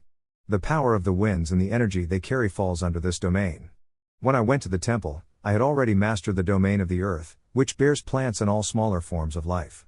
Long story short, through my studies I am more than capable of granting my alternate personalities their freedom. As Naruto was speaking, his natural energy connected with each counselor, clan head, Itachi and Hiruzen Sarutobi. They all knew instinctively that he was telling the truth and they had varied reactions to this. The clan heads were in awe of such a power, the civilians were inspired, Madame Shijimi was proud of her husband's partnership with the boy, Itachi was glad to have Naruto back and whole and Hiruzen was hopeful that forgiveness was within reach before he passed on to the pure world. The Senju family just basked in the aura created by Naruto and Kurama, Kokuo and Chome purred/clicked in contentedness within their seals. Itachi coughed to snap himself out of the trance the natural energy called him into. That is most impressive, Naruto. Let me be the first to welcome Rias, Hikari and Yami Senju as full members of Konaha. Tsunade smiled regally at Naruto before she turned to Itachi. On behalf of the Senju clan, we thank you for your understanding. Council of Konaha, I also have something that I need to share with you. You may each know Kurama Senju. What most of you don't know is that he is the Kyubi no Kitsune. He is my soul-bound partner and he has sworn to partner with me to lead the shinobi world into a new cycle of peace. Today, I introduce you to Kurama, son of Heigromo Otsutsuki, Kyubi no Kitsune and acknowledged leader of the Bijou. Naruto formed a wood clone and pumped 8 tails of Kurama's chakra into it. Kurama appeared in the Konaha council chambers and bowed to the Konaha council. People of Konaha, I too wish to reconcile the past. As a part of this, I have asked Naruto to share a memory with you that I shared with him when he was still a child. This is the truth of what happened when I was subjugated by Madara Uchiha and the truth of what happened on the night I attacked Konaha. Naruto bowed again and sent out a peaceful aura. Please trust me. I am going to share a vision of the events. I warn you that they are not pleasant, but this is required to understand what happened so that we may lay it to rest. Itachi nodded hesitantly. Very well, Naruto, you may proceed. For the next half hour, Naruto's chakra showed the Konaha what happened on those 2 destined nights and in between. Naruto showed Kurama's treatment within the seal, and it let them experience the feelings rage, betrayal and even hate those humans caused. Toward the end of the vision, Naruto added in the feelings of reconciliation and peace that Kurama experienced through Naruto. It was a wild journey for the Konaha council, and it was a lot for them to wrap their heads around. Madame Shijimi stepped up to the plate to kick off the new conversation. Kurama, thank you for trusting us with that information. While I knew your true identity, I never understood you with such clarity. Kurama smiled at the portly lady. You are most welcome, madam. I am grateful for all of the assistance you and your husband have provided. While Madame Shijimi was beaming at Kurama, Mikoto stood and addressed the council. Council of Konaha, the truth is that the Uchiha clan knew about the traitorous Uchiha from the neighborhood watch. We harbor no ill will towards Kurama, and we wish to continue our partnership with the Senju clan. Naruto locked eyes with Tsunade when neighborhood watch was mentioned, and he laughed internally at her carefree shrug. Deciding to just air everything, he spoke once more. Yes, after helping the Huga clan, I helped the Uchiha clan. It was my spy network that alerted the Hokage about Orochimaru's intentions. I apologize that we missed Iwa's involvement, they kept that under wraps. Gobsmackage. The whole Konoha council, okay, except for Mikado, Hiashi, Itachi and Madame Shijimi, were completely and totally gobsmacked. This was harder for them to swallow than the Kyuubi turning into a good guy. Hell, this was probably more surprising than Naruto being stronger than Hashirama. Finally, Shikaku's mind kick-started, and he stood up and slammed him hands onto the table. How? No way. You troublesome blonde, you're troublesome clan, you're troublesome. Gah. Shikaku lost it. It was an extremely rare sight, but it should be mentioned that Shikaku was assigned the task of identifying the neighborhood watch. Naruto chuckled and scratched the back of his neck sheepishly. Haha, yeah. Well, the thing is it all started from my dad's seal and Kurama's advice. Then, well, I made a bunch of money and decided to make the world a better place. So, yeah. At that point, the whole council turned their attention to Hiruzen Sarutobi, who was repeatedly smacking his head into the wall and muttering multiple self-deprecating phrases. It all made so much sense to him now, and it was honestly embarrassing for him not to have noticed it sooner. The familiar notes, the way Mastermind called him old man, and many other clues that should have pointed him toward Naruto all clicked into place. Shikaku mirrored Hiruzen, except he only slammed his head on the table once and clocked out of the meeting. He was just done with this BS. Finally, Hiruzen recovered from his self-imposed beating and turned a glare onto Naruto. Done with helping other nations, my rear. He grumbled. Naruto shrugged. Hey, we are all entitled to our secrets. Truth is, Mei Terumi, Rasa no Subaku, I and a couple other important people knew who I was. I simply decided to put my skills and resources to use. How did you know all of that information? It seems impossible, even for a skilled spy. Shikaku's curiosity got the best of him, and he decided to re-engage. Naruto beckoned him forward with a sly look on his face. Shikaku looked around, got a nod from Itachi and slowly walked up to Naruto. He leaned his head to Naruto's mouth and promptly fell on his face when Naruto said, "It's a secret." While the rest of the council was wondering what Naruto said and why he was laughing so hard, Itachi coughed and recentered the attention onto himself. Okay, well. Today has been full of unplanned revelations. The items we needed to address were your promotion test, which was waived in lieu of your fight with the fourth Raikage, and future sealing contracts. Naruto ceased his laughter and adopted a more professional attitude. You want to promote me? Itachi cocked an eyebrow at him. Rudo, you and your training group completed a total of 90 C rank or above missions while on your trip. That is not even counting your sealing contracts or the extra work you did renovating the places you visited. Naruto nodded his understanding. For your outstanding work in the field, Naruto Senju, you are hereby promoted to Jonin. Tamari Senju, for your work in the field and demonstrated battle prowess, you are hereby promoted to Jonin. Ino Yamanaka, pending a Jonin exam, you are hereby promoted to Tokubutsu Jonin as a full doctor by Tsunade Senju. Hinata Huga, by recommendation of your master, you are hereby promoted to Tokubutsu Jonin as a combat medic. After collecting and promptly sealing their Jonin vests, everyone bowed to the council as they applauded the group. After a heartwarming hug from Inoiki and Hiashi, the conversation continued. Once again, Itachi led. Naruto, we have compiled a list of sealing jobs for you. We also request your input in adjusting the academy curriculum to more properly mirror your study group. Each member of your study group has excelled and reached the rank of Jonin or Tokubutsu Jonin. Naruto nodded as a prideful smile filled his face. Very well, Lord Hokage, I accept. I also plan to pay an old debt I promised Lord Third.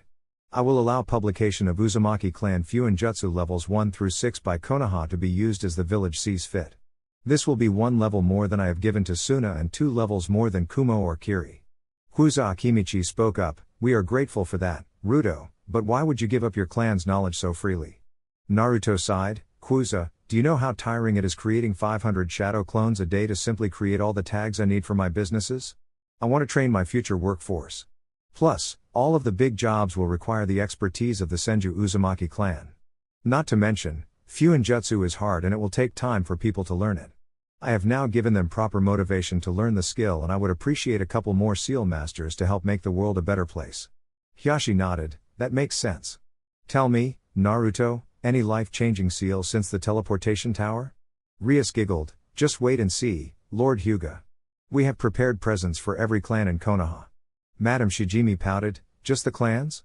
Naruto let out a full-bellied laugh, don't worry, Madame Shijimi. I have completed the project you requested. Everyone looked between the two and Hiruzen asked, what project?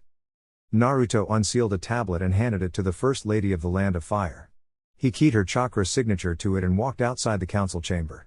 The tablet started buzzing and blinking and Shijimi clicked the button on the front. She then gasped as Naruto's face greeted her and he waved to her.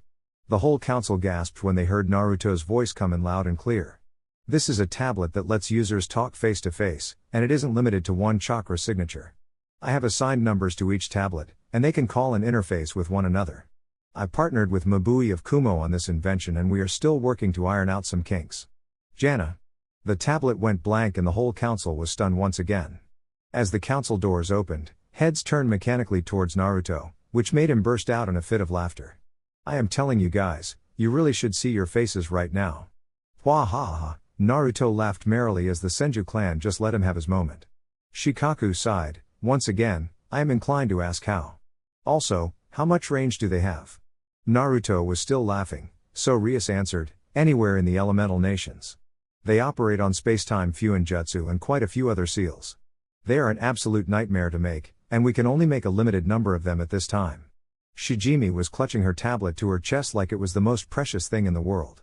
Thank you, Lord Senju. Does Kenji-kun already have his? Naruto nodded with an understanding smile on his face. Yes, his number is 112.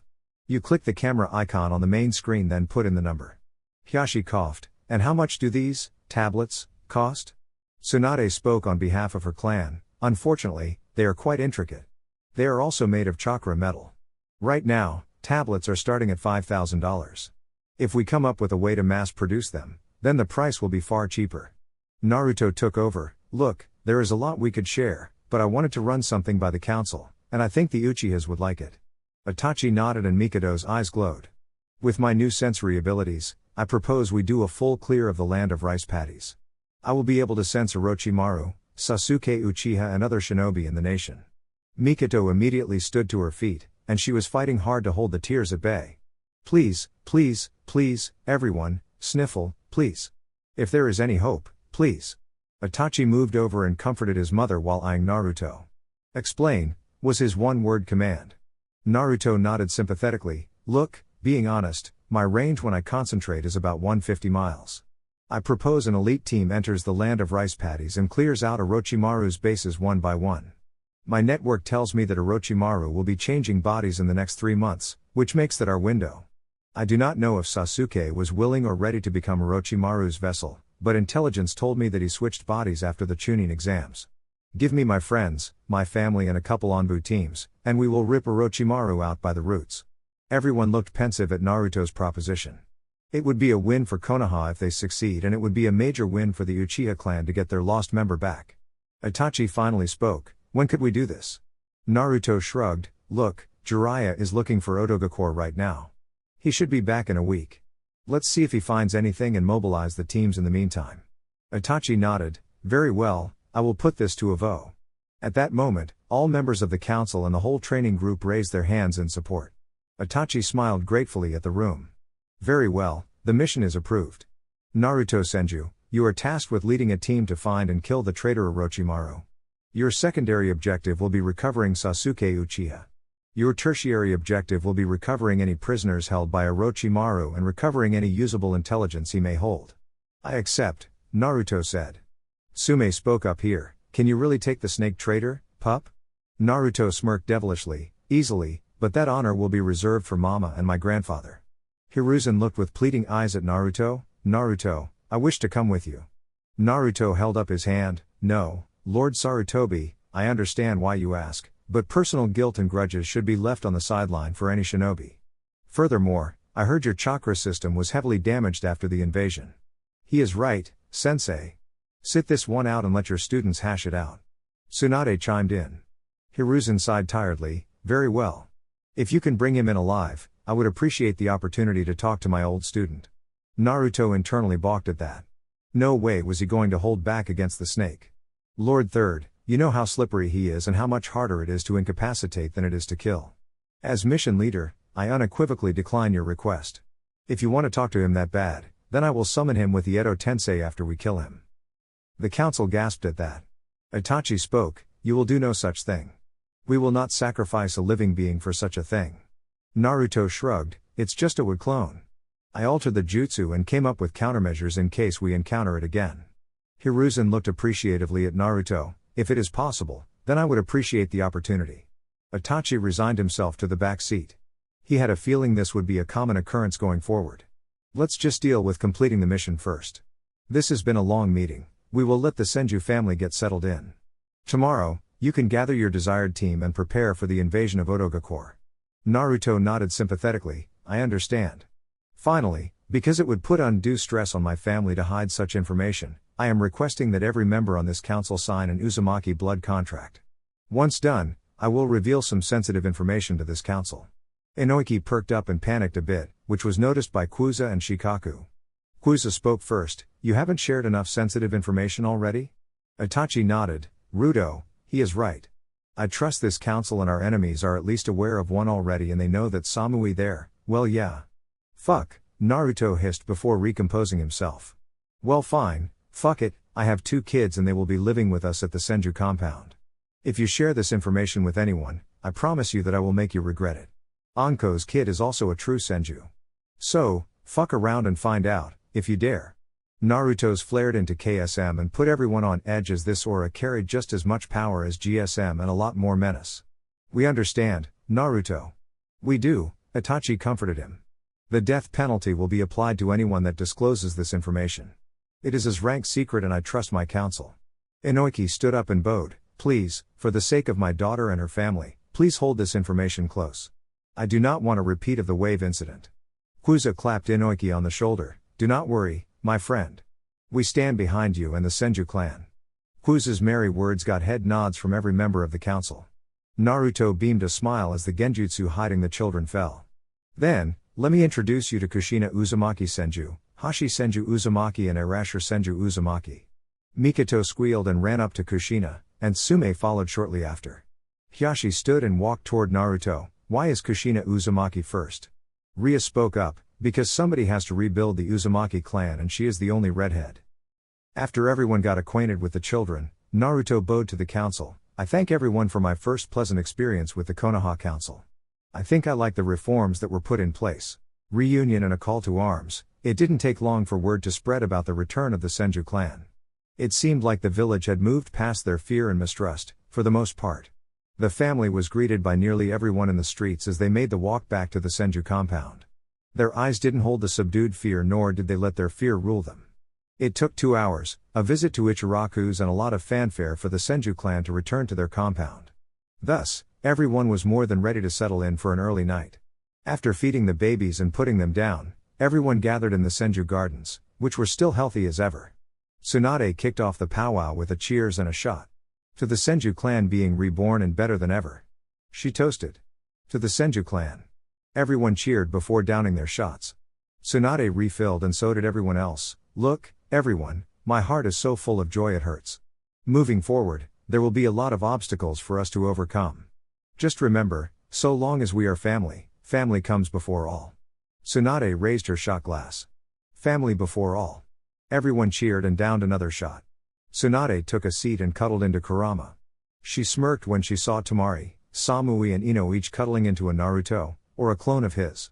Alright, for this mission to Odogakure, I need Rias, Hikari and Yami to stay back and guard the children. Yami, with Yosuke in wave, you are our head of security.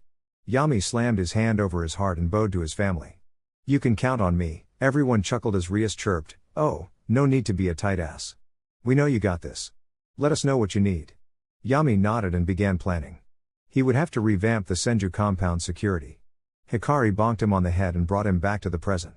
This time, Kurama spoke up. Alright, family, Camy, that is a wonderful thing to say. Anyway, it is go time. We are going to eradicate our enemies, one after the other, Until we are free of this burden to live our lives. Keep your guards up, and the end is within sight. Everyone chuckled at the zealous words, but it was Anko that chirped, "Oh, everyone knows you just want your kits with Tsunade. Just say it. Hell, we are all strong enough to pick up the slack if you don't want to wait." Tsunade blushed fiercely and went straight to the bottle for a pull. Naruto laughed and clapped Kurama on the shoulder. "Alright, Q, if you want it that bad, then I agree with Anko. After the snake is dead, have at it." Samui giggled, "Hee hee, wouldn't it technically be you having at it?" Naruto groaned, "For a family that recently recovered from MPD, I thought we came to an understanding on this." Ino chirped, "Well, your altars are separate now, but yeah. In Kurama's case, it would be you."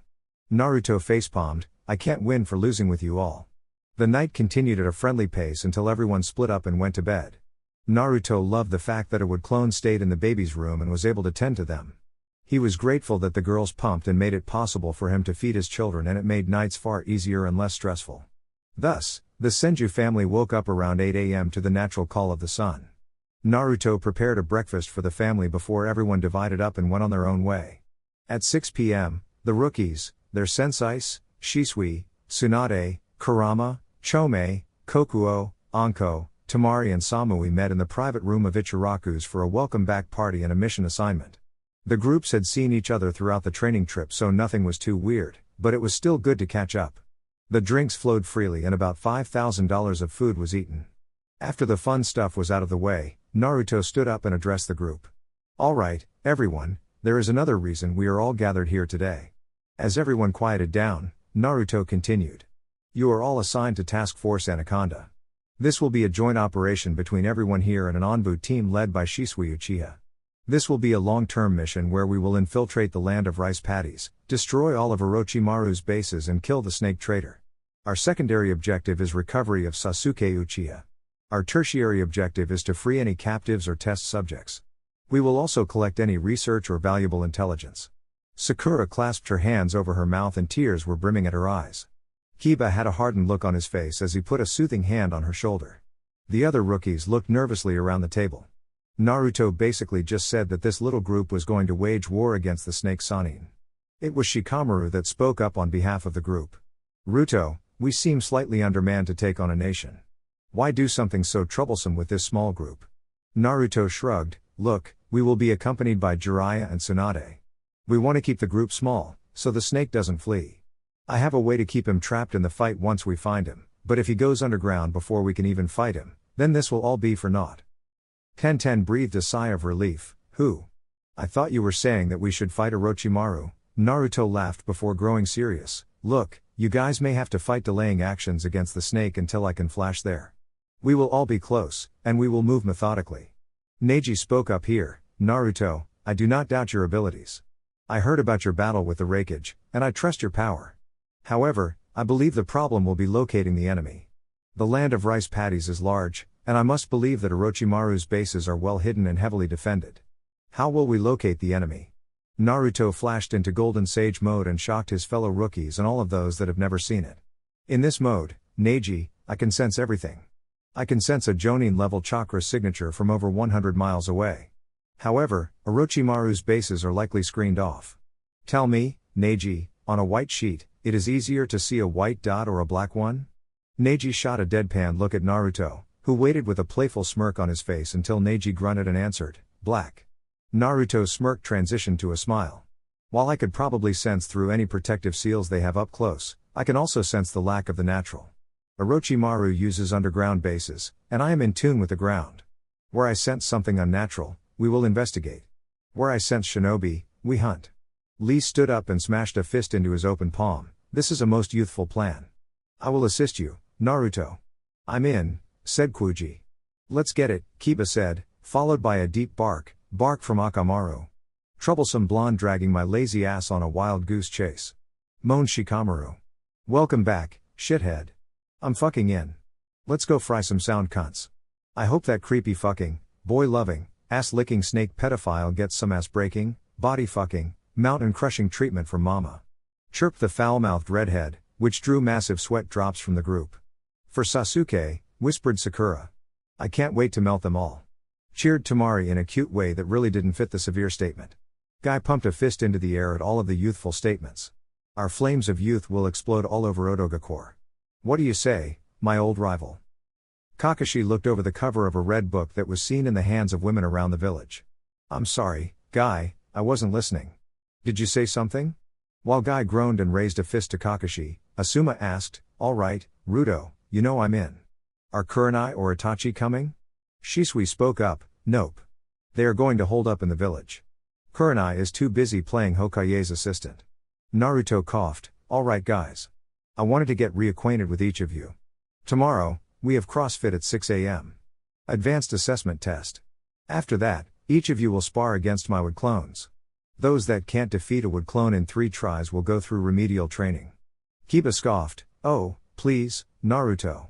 I know you are strong, but we are more than enough to best a single clone. After CrossFit and 2 hours of sparring with a Wood clone, Kiba laid on his back next to Shika and his face and body were bruised all over. Hinata walked over to Kiba and applied some much-needed healing to him. Kiba groaned. Holy Camy, how is it so hard to beat one Wood clone? Hinata stifled a giggle, well, Kiba, Wood clones have 20% of the strength of the original. Naruto is most likely the strongest ninja alive right now. Think of it that way.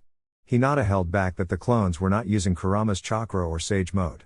At least, not in Kiba's case. Asuma flopped down next to his student. Shika, you are always right. He is a terribly troublesome blonde after all. Shikamaru shook his head and smirked at Asuma, I am always right. Were you able to beat your Wood clone? Asuma groaned as he rolled over, I beat the original clone after 10 minutes. Then another one came, and it was in sage mode. I spent the last hour and a half getting my ass kicked by that one. I mean, how can a Wood clone throw out more jutsu than I can? Ino giggled this time as she came over to assist Hinata. She applied some healing jutsu to Asuma and told him. Naruto's clones can absorb natural energy on the go. In terms of raw chakra, he eclipses our whole study group put together. You should have seen his fight against the Raikage. Shino came and flopped down next to the group with his bugs buzzing agitatedly. I had to fight against a clone using Kurama's chakra. Luckily, my battle beetles were able to hold out and absorb the chakra. Thankfully, Naruto didn't want to harm my hive. Hinata laughed at that, yeah, he loves your bugs. He calls them his precious experiments and, never mind. Hinata backed down at the sharp look from Ino. So, how did he punish you for eating his chakra? Taijutsu and a water bath, followed by a water prison, followed by a rinse cycle. Shino groaned. Ino stopped her healing and burst out in a full bout of laughter. A Naruto clone came over and deposited Kakashi, who was unconscious from chakra exhaustion. This guy used his Sharingan too much. I need to complete that seal for him. What seal? Shikamaru asked with interest. I imagine it like a chakra port. I just need to let him turn it on and off. Probably throw in a chakra reroute so that the excess chakra could be reabsorbed by the chakra system. The Naruto clone answered. Holy crap, do shithead and his butt-fucking copies all think like a fucking Nara? Tuya asked, wincing while she took a seat in line for healing. The Naruto clone glared at Tuya, what have we told you about gay insults? No more, Tuya. No stand to for your punishment. Tuya groaned and started running with the clone chasing her with a water whip. Her screeches and curses echoed all over the training ground as one water whip after another cracked against her admittedly toned ass cheeks. Fuck you. You fucking cunny shithead. You are a carpet munching, ass worshipping, ow. Fuck her. Do you think she will ever learn that if she just shuts her mouth then the clone will stop? Huji asked as he pulled out a piece of beef jerky. Tamari walked up looking fresh after fighting successive clones for the last 2 hours. Did Naruto whoop all of you? The mirth in her tone was plain and obvious for all to see. She got a bunch of groans as an answer before the ground shook, and everyone looked over to see Naruto fighting against Tsunade. Holy shit. I mean, I train every flippin' day and I don't think I could ever do that. Ten groaned as she sat down next to the group. Ino put a comforting hand on her shoulder, and there is absolutely no shame in that. You can't use Shinjutsu chakra and you don't have a bijou sealed in you. Think though, you have a higher level of Fuinjutsu than 99% of shinobi out there. Ten offered a weak smile as another quake hit the group. Yeah, think Naruto will test me and give me level 7? Just ask him and I am sure he will, Tamari said as she looked fondly at the ongoing spar. Shikamaru winced as Tsunade landed a punch that hurtled Naruto through 3 trees. His eyes widened as Tsunade jumped nearly 50 feet in the air and came down with an axe kick that sent a 500-foot fissure tearing through the training ground. Camy, they don't hold back on one another, do they? Hinata burst out in a fit of giggles, this is them holding back. To put it in perspective, they are probably fighting at 10 to 15%, if that. This comment earned dropped jaws from the group. After Naruto finished his fun spar with Tsunade, the two fixed the training ground with a couple of earth jutsu and Naruto regrew the tree line before they joined the group. He gave them all feedback and approved them all to tag along with the mission. He informed them that this would be the training routine for the next week. This earned moans and groans from the group, but he told them to suck it up. That night, Naruto joined Hinata for dinner at the Huga compound. The dinner went well, and Naruto got the chance to catch up with Hanabi before he asked for an audience with Hinata and Hiashi. Not long after that, the three were in Hiashi's office and Naruto opened the conversation. "Hiashi, I hope things have gone well for you since our departure." Hiashi's placid face answered his opening statement. "Yes, we have recovered and the support you provided was appreciated. Our Bowman Corps is now fully trained and equipped. The chakra arrow testing is a success, and we are developing that skill alongside our Juken. I have heard that Hinata has made Jonin, which I am grateful to you and Tsunade for." Naruto waved the praise off. "No, that was Hinata's hard work. She earned it and she is an ally I can trust my back to. She beat a sage clone of mine earlier today." Hiashi cocked an eyebrow, not knowing what that meant. To put it in perspective, a single sage clone demolished Kakashi Hatake for nearly 2 hours. Hiashi's eyes widened slightly at this before he nodded in satisfaction. "That is good to hear. Now, what can I help you with, Naruto?"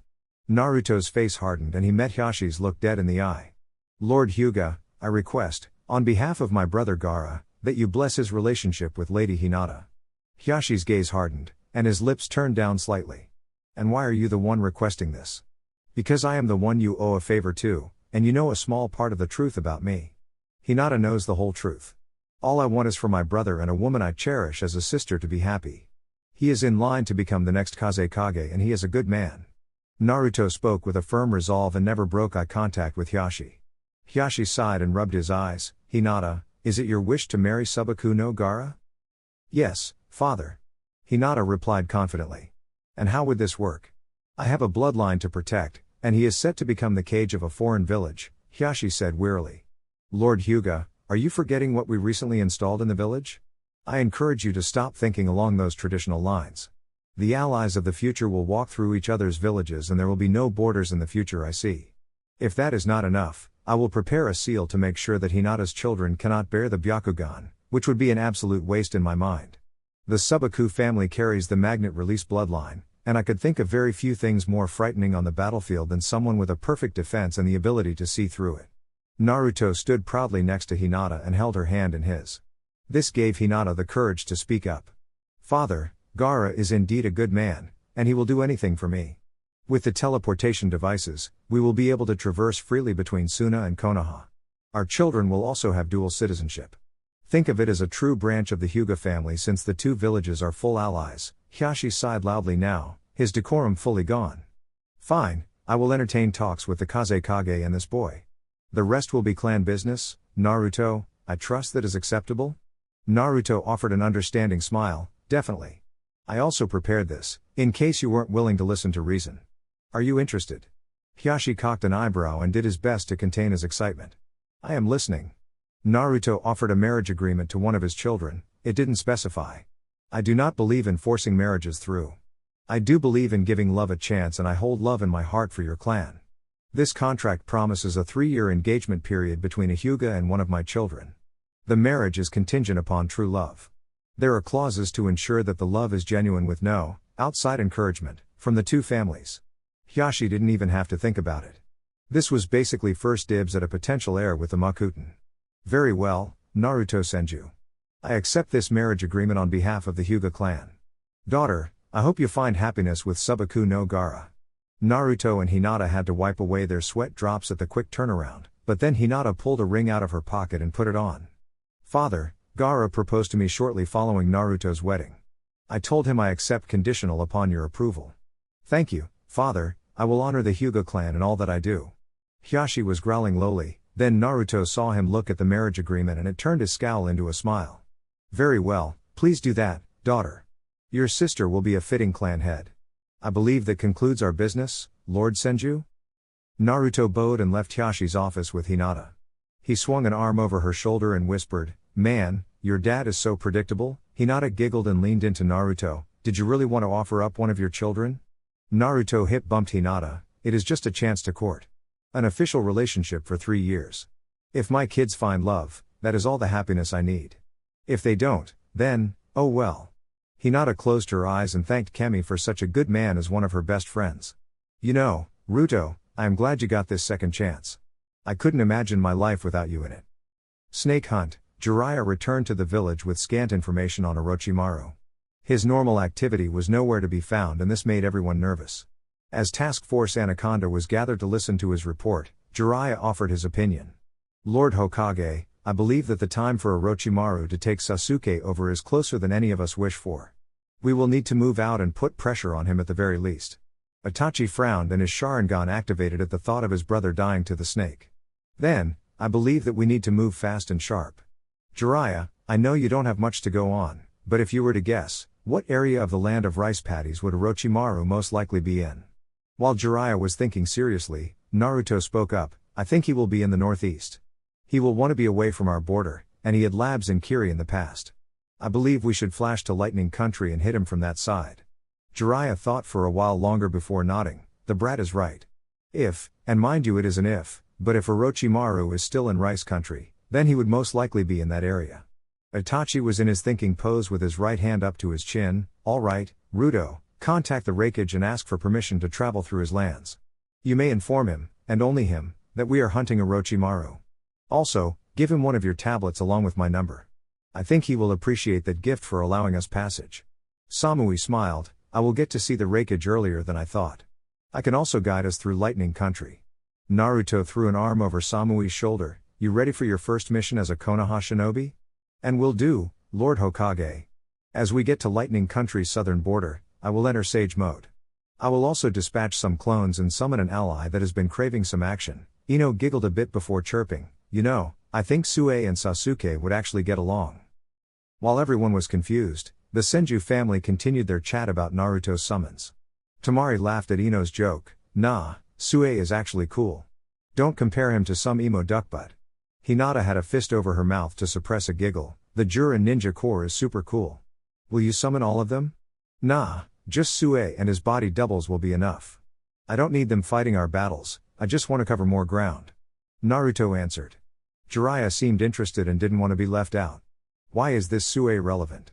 Because, grandfather, he can use body double much like I can use my shadow clones. He is a perfect scout, and he has shadow movement as well. Oh. You should bring Ranga over as well. It would be funny for him to meet Akamaru. Ino spoke up suddenly. Kiba seemed interested by this, Ranga? Why would Akamaru find him interesting? Tamari smiled fondly at the thought of the fluffy Tempest Wolf, he is the leader of the dire wolf pack that is loyal to Lord Raimuru. He is also about 5 times as big as Akamaru. He can also summon storms. Samui added. The Raikage begged him for the right to summon him, but he said that he already made an exception to allow Naruto to summon him. Naruto shrugged, hey, I built all of the dire wolves' custom houses. Much like the Inuzuka, the pack believes in loyalty. Itachi coughed to bring the conversation back to the mission. Okay, so it sounds like we will have a bunch of allies. What formation are you planning on moving in? Naruto stood straighter and became serious again, we will move in 3 groups. I will lead 1, Jiraiya 1 and Tsunade 1. I will be with Samui, Hinata, Shino, and Team 10. Tsunade will lead Team 9 and Team 7. Jiraiya will move with Tamari, Shisui and the Anbu team. Each team will have a wood clone of mind as a scout and backup. From Lightning Country, we will enter the northeastern corner of Oto. We will spread out about 30 miles apart. We will hit bases hard and fast. My wood clones will create clones to clean up any bases and evacuate any survivors. We will need to perform 3 up and downs to get all of Lightning Country because we will have a 120-mile spread with my Sage Mode. Itachi was nodding along impressed, as was Jiraiya, but he had another question. And what is the plan to avoid alarming Orochimaru? How will you clear bases that quickly? Naruto's serious face turned into a feral smirk. We will bring them to the surface. Mama and I are prolific Earth users. We will use mobile Earth core to raise the bases above ground and surprise the hell out of them. Tamari can use her steam win, Mama can smash, I can break. And Jiraiya is strong enough. The important thing is to update your maps, keep in contact with the tablets and move quickly. Jiraiya pouted, look, brat, I can still bring the heat. Don't underestimate me. Okay, Grandpa. Was Naruto's only reply, but he had to fight super hard to hide his smile. Shisui spoke up this time, okay, so we all move hard and fast. What is the plan for when we encounter Orochimaru? Tsunade punched a fist into her open palm, draw him into a fight, allow Naruto to erect his barrier, then the snake gets smashed. Naruto and the rest of the group laughed at that, but Naruto elaborated. Look, Mama and Jiraiya have dibs on the snake. Before they show up and scare him off, you will summon me with a Hiraishin kunai, which everyone will carry. I will lock the snake in and then flash to bring Mama and or Jiraiya. Tsunade growled, it is not an or, I will be the one to finish the snake. Tuya shivered, holy fucking shit. I wanna fucking bitch slap myself because I just felt sorry for the ass-loving snake pedophile. I mean, who the fuck feels sorry for a cunt like Orochimaru? Another round of laughs from the group. Itachi groaned, this group was taking this mission far too lightly. They could be up against an army of shinobi, and they are laughing. Alright, we will contact the Raikage tonight and plan on teleporting tomorrow. Everyone, this is serious and game faces will need to be on. Dismissed. After a passionate night of love-making and sweet talking, Naruto and his girls joined the others outside of the Konaha teleportation tower. Equipment checks were ongoing, and everyone was in a unique combat attire. Naruto wove seals into a new type of armor that everyone wore. The seals completely hid chakra signatures, the strengthened the fabric, had self-repair functions and were fireproof. Each person was also given an antidote kit since Orochimaru always loved his poisons. The outfits consisted of black and green combat vests with a camo pattern in them. Everyone wore hooded, long-sleeve combat shirts that were a matte black in color and seemed to be hard to look at directly. The combat pants were forest green and had a cargo pocket on each side. The wrist bracers and shin guards were made of chakra metal, painted a matte black, and everyone was able to carry their weapons and supplies in their storage seals. The boots also had sound-suppressing seals on the soles, which allowed everyone to move silently. Alright everyone, behave yourselves while in Kumo and use the time to get your minds right. We will be traveling through Kumo for a whole day before crossing the border into Oto. Team leaders, status report? Naruto said as he stood in front of the three teams. Relax, brat, we are all good here, Jiraiya said, finding it extremely awkward to take orders from his grandson. Good to go, Bubba, Tsunade said with a thumbs up. Alright, we will teleport in 3 groups. I will remain behind to top off the chakra battery. Mama, ladies first, Naruto said. As he watched his best friends and family enter the teleporter, Naruto closed his eyes and offered a prayer to Camy. Up in her realm, the goddess was smiling down. She had put out the notice for a watch party and she was excited to see a good bit of action. Minato and Kushina exchanged knowing looks as they watched the goddess space out while going through the actions of her administrative duties. This had become more prevalent throughout the years and the chosen one's parents caught on after a while. Be safe, Sochi, whispered Kushina under her breath. Relax, Shina, our son has got this, Minato soothed his eternal spouse. Lady Camy, is there any way we could take a sneak peek into Orochimaru's lair? Camy distractedly clicked her fingers and sighed despondently as the screen changed away from Naruto. Otogakure, Hidden Lab 66-Orochimaru was sitting on his throne in his throne room that was poorly lit by chakra torches. The crackling of the torches often soothed the snake Sanin, and he enjoyed residing in dank, dark places. After altering his body so much and syncing with a part of the great white snake, Orochimaru noticed that he enjoyed the underground environment far more than the sun. His faithful buttbu, attendant, yes, his faithful attendant Kabuto stirred him from his musings. Lord Orochimaru, test subject 1402 was a failure. We attempted to graft his DNA with a combination of Sasuke's and Hashirama's, Kabuto said as he rose from his bow and pushed up his glasses. Orochimaru hissed, failure was expected in his line of work, but the gene splicing had hit a roadblock recently and it was dissatisfying. Very well, on to the next one. Tell me, Kabuto, how is my next vessel doing? Kabuto smirked devilishly, well, Lord Orochimaru, the loyalty seal has completely taken effect. His stage 2 curse mark is fully integrated, and he uses it to train daily. The steroids have taken effect and strengthened his muscles and body. Project Fake Friend was successful and his Mangekyo Sharingan was awakened 3 months ago, and it is stable. We project he will be fully ready for your greatness in less than a month, Orochimaru hissed in pleasure and wrung his hands together. Very good. While this body has not fully rejected me yet, it will happen soon. Any word on the Akatsuki or Konaha? Kabuto pushed up his glasses and the smirk fell from his face. Akatsuki has fully taken over Earth Country. They are working hand in hand with Rain Country, and they are mobilizing. One of our bases was destroyed by Hisashi Huga and Kisame Hoshigake last week. We do not know what they are looking for, but it seems to be an item, not you. Orochimaru nodded slimily, yes, their beloved ring. I still cannot fathom how it enabled astral teleportation. I do not wish to give it up yet. Kabuto bowed, very well, my lord. As far as Konaha, the Senju family will be returning there soon. Their little trip around the world strengthened Suna, Kiri, Kumo, and Wave. We have been unable to infiltrate any of those nations. We recently lost our spy in Konaha and the member we had on the council is no longer able to provide information. Orochimaru chuckled evilly, ah, yes, Homura, that old goat. It was entertaining to use him. His hatred for young Naruto was most enjoyable to toy with. What of the Senju family and their children? Kabuto sighed, they are more protected than anything. We cannot begin to dissect the seals protecting their compounds. As far as we know, the boy, Hashi, will be in Konaha with the Senju family. According to rumors, Tsunade, Naruto, Yosuke, Yami and Kurama Senju are all high A to SS rank. The spouses, Samui, Tamari and Ino are all rumored to be strong as well. It is unknown how they will integrate into Konoha's forces, but we may be able to isolate one on a mission, Orochimaru hissed in anger. That intelligence leaves me wanting, Kabuto. Kabuto bowed, my apologies, Lord Orochimaru, their travels make it difficult to glean information. If rumors are to be believed, Naruto used one of the Lord First's most powerful jutsus. The rumors claim it destroyed a mountain in Kumo with a single punch. Orochimaru seemed pensive. He heard stories of Hashirama's jutsus, but it always seemed like puffed up myth. Very well. We know to avoid direct combat with the Senju boy. Keep an eye open for an opportunity to get the child. Border of Kumo and Oto, day 1 of Project Snake Hunt, the travel to the Kumo border went smoothly. It helped that Naruto and Samui were known all throughout Lightning Country and any patrols they encountered instantly recognized them and the Sannin. The group rested overnight in the foothills of the mountains overnight and it was a fairly restless night's sleep. The nerves were starting to settle in as the gravity of the situation settled upon their shoulders. They were planning on walking into a foreign country with an unknown number of shinobi and samurai. That alone would normally be enough to set someone on edge. Then, they added that they were going to be taking out horror houses that Orochimaru called labs. Terrifying. Projections of the monstrosities they may or may not encounter filled their minds and kept them from their sleep.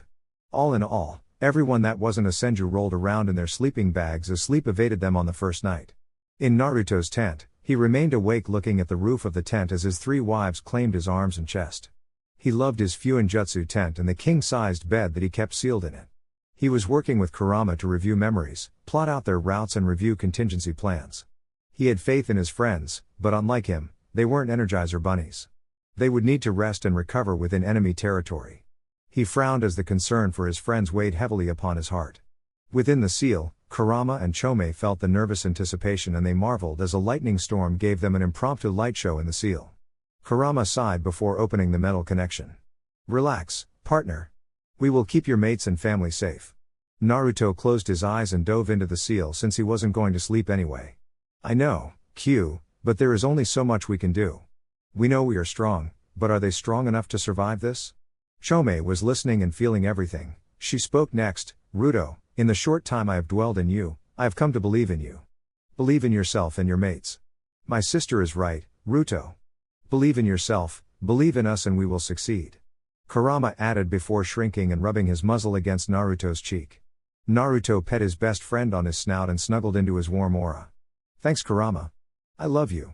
When we are done with this, I am making Mama take a back seat so you can start your family. Kurama chuckled and Chome blushed. Kurama returned Naruto's affectionate words. I love you like my own, Ruto. If my kids turn out just like you, then I would be the happiest kitsune in any world. Chome watched on with tears spilling from her bug eyes. She wanted nothing more than to experience that feeling with a partner. It was strange, for centuries all she wanted was to be left well enough alone. She wanted to watch over her domain and care for the insects of the planet. After less than a year with this human child, all she wanted was to experience the bond she felt between Naruto and Kurama. The only question for her was could she find that bond within Naruto, or would she need to go to another? As Naruto woke up at first light, he prepared a breakfast for his task force. He greeted Shisui who pulled the final watch and unsealed everything he needed to make a good breakfast. It was the least he could do for his team that was willingly following him into the belly of the beast. As he formed clones to prepare the breakfast, he wanted to get his mind right through a round of meditation. He walked away from his group and took up a meditative lotus position to center himself and prepare for the future endeavors. He fell right into his natural place in the world, and he smiled internally as the natural energy greeted him playfully. The energy of the wind was flippant, playful, strong and endless. It countered so uniquely with the rigid strength, enduring energy and proud nature of the earth.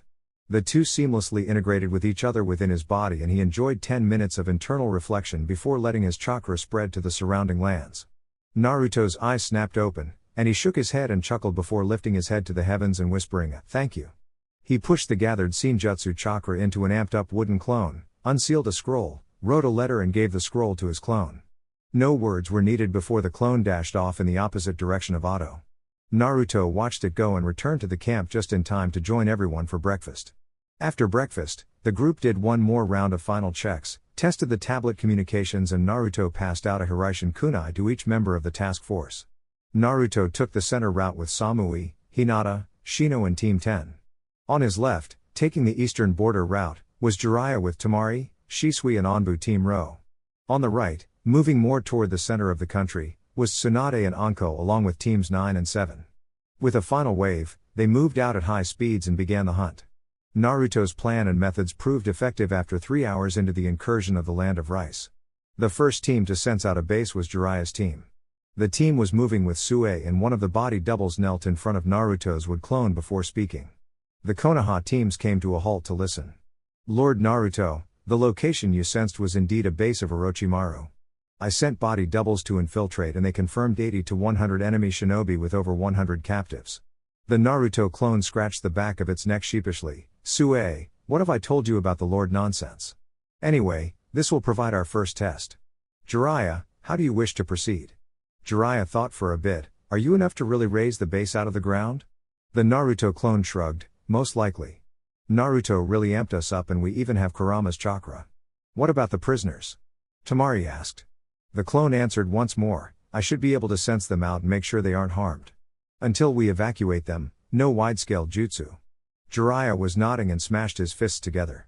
"Okay, hard and fast with no survivors. We cannot let Orochimaru know about this on our first day in the country." Everyone nodded and Sue led the group to the location.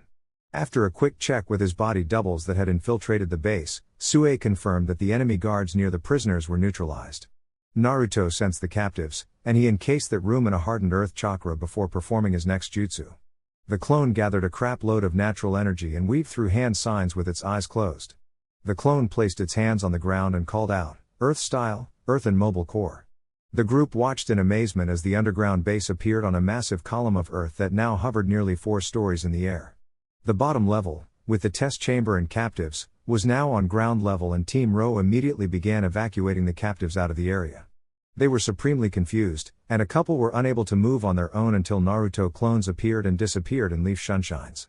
While the evacuation was ongoing, many Auto shinobi were peering over the edges of the base and many shouts of confusion were heard. The shouts slowly died down as a slide made of pink crystals appeared from the ledge that used to be the 3-road sublevel, and a blue-haired kunoichi led about 20 shinobi out and more were rallying to her side. As she reached ground level, the all-clear was given for the captives and a barrier was erected that completely surrounded the massive earthen construct. "What the fuck are you doing here, Konaha nin?" the blue-haired kunoichi asked as she formed crystalline kunai in her hands. Jiraiya stepped forward and spoke, "Stand down and surrender or die. Those are your only 2 choices, Otoga Core Shinobi."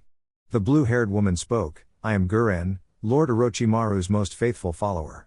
There is no way I would submit to Konaha dogs." At that moment, a shinobi ran up to Guren and whispered something in her ear, which made her eyes widen and a look of shock fixed itself upon her face. Jiraiya sighed and nodded to Tamari, who had already unsealed her new and improved battle fan. Naruto had it made of chakra metal and the fabric of the fan was made from a chakra-conducting weave. Rather than her old 3 moons, Tamari had 5 sickles and each sickle had a special seal in it. The moons were an auburn red with golden edging, in honor of her lover. Tamari smirked devilishly as she opened up all 5 sickles, gathered an insane amount of chakra and scared the shit out of her team. The members of Jiraiya's team stood well behind Tamari since they knew what was coming. It was something that made them feel sorry for the enemy shinobi, even if they were auto scum. Tamari spun in an entrancing dance that shaped her chakra and the fan glowed light blue with steam release chakra. Guren didn't wait to see what was happening next. She ordered an attack on the enemy shinobi, and a volley of kunai and shuriken raced ahead of charging shinobi. Tamari was now spinning rapidly before she turned her fan perpendicular to the ground and called out steam release, sickle weasel steam storm. The results of Tamari's jutsu were absolutely devastating. After a minute, the steam cleared out and a gruesome sight met Jiraiya's team. They were no longer rookies, but anyone looking at corpses with the skin sloshing off would have a hard time stomaching it. Of the 40 or so shinobi that were outside the base, only 3 managed to survive the steam storm, and only barely so. Even the Anbu shifted uncomfortably as the steam cleared. It wasn't every day that they watched a teenage girl slaughter trained shinobi with such ease. Guren was running short on air inside of her crystal prison.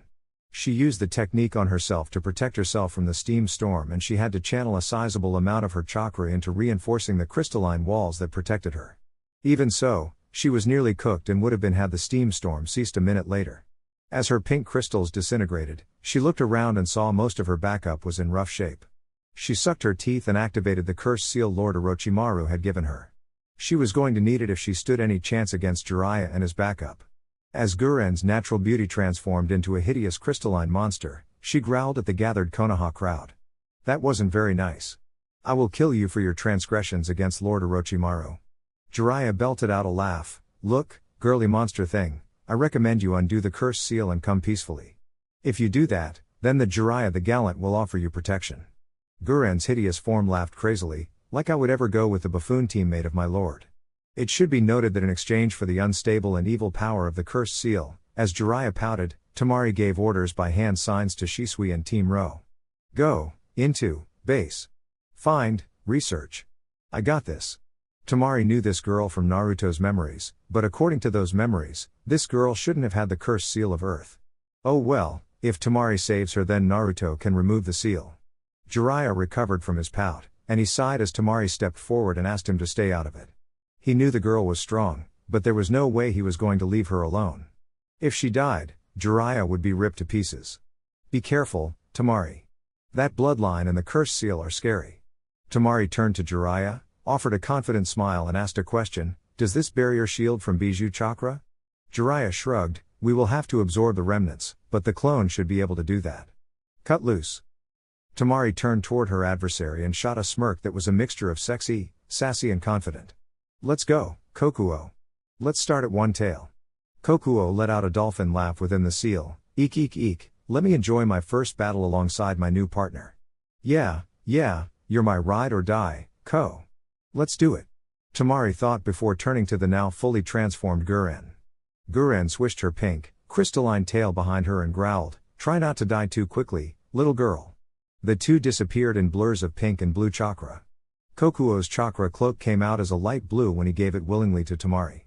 Tamari's sensu fans were encompassed in a dark blue chakra due to the amount of wind chakra channeling through them, and Guren was surprised when her black and pink crystals were repeatedly sliced through like tissue paper.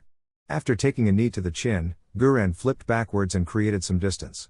As Guren landed, she was forced to erect a crystal wall to block 2 wind blades that nearly cut through the wind wall and exploded in a steam cloud as they were halfway through. Even through the haze of bloodlust caused by the cursed seal, Guren knew that this shouldn't be possible.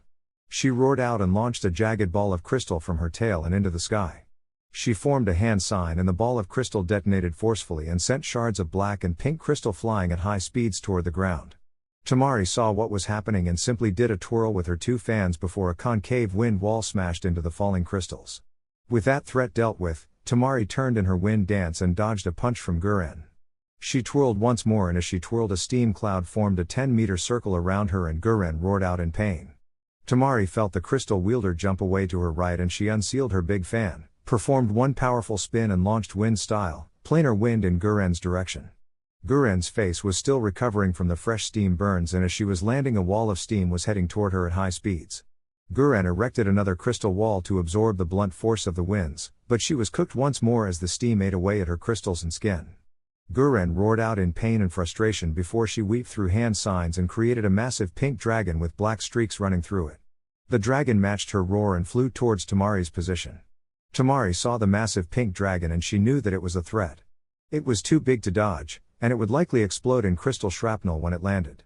Tamari opened her fan all the way and called upon Kokuo's chakra to channel it into the fan. She had to focus to make this work, but Tamari knew that she could do it as she swung her fan and called out WoodStyle-Sickle Weasel Wind Net. A wind net composed of interlinked wind blades spanned nearly 100 square meters and raced to meet the wind dragon halfway through. As the two jutsu clashed, the wind net shredded the dragon and chunks of crystal fell to the ground as the jutsu lost its form.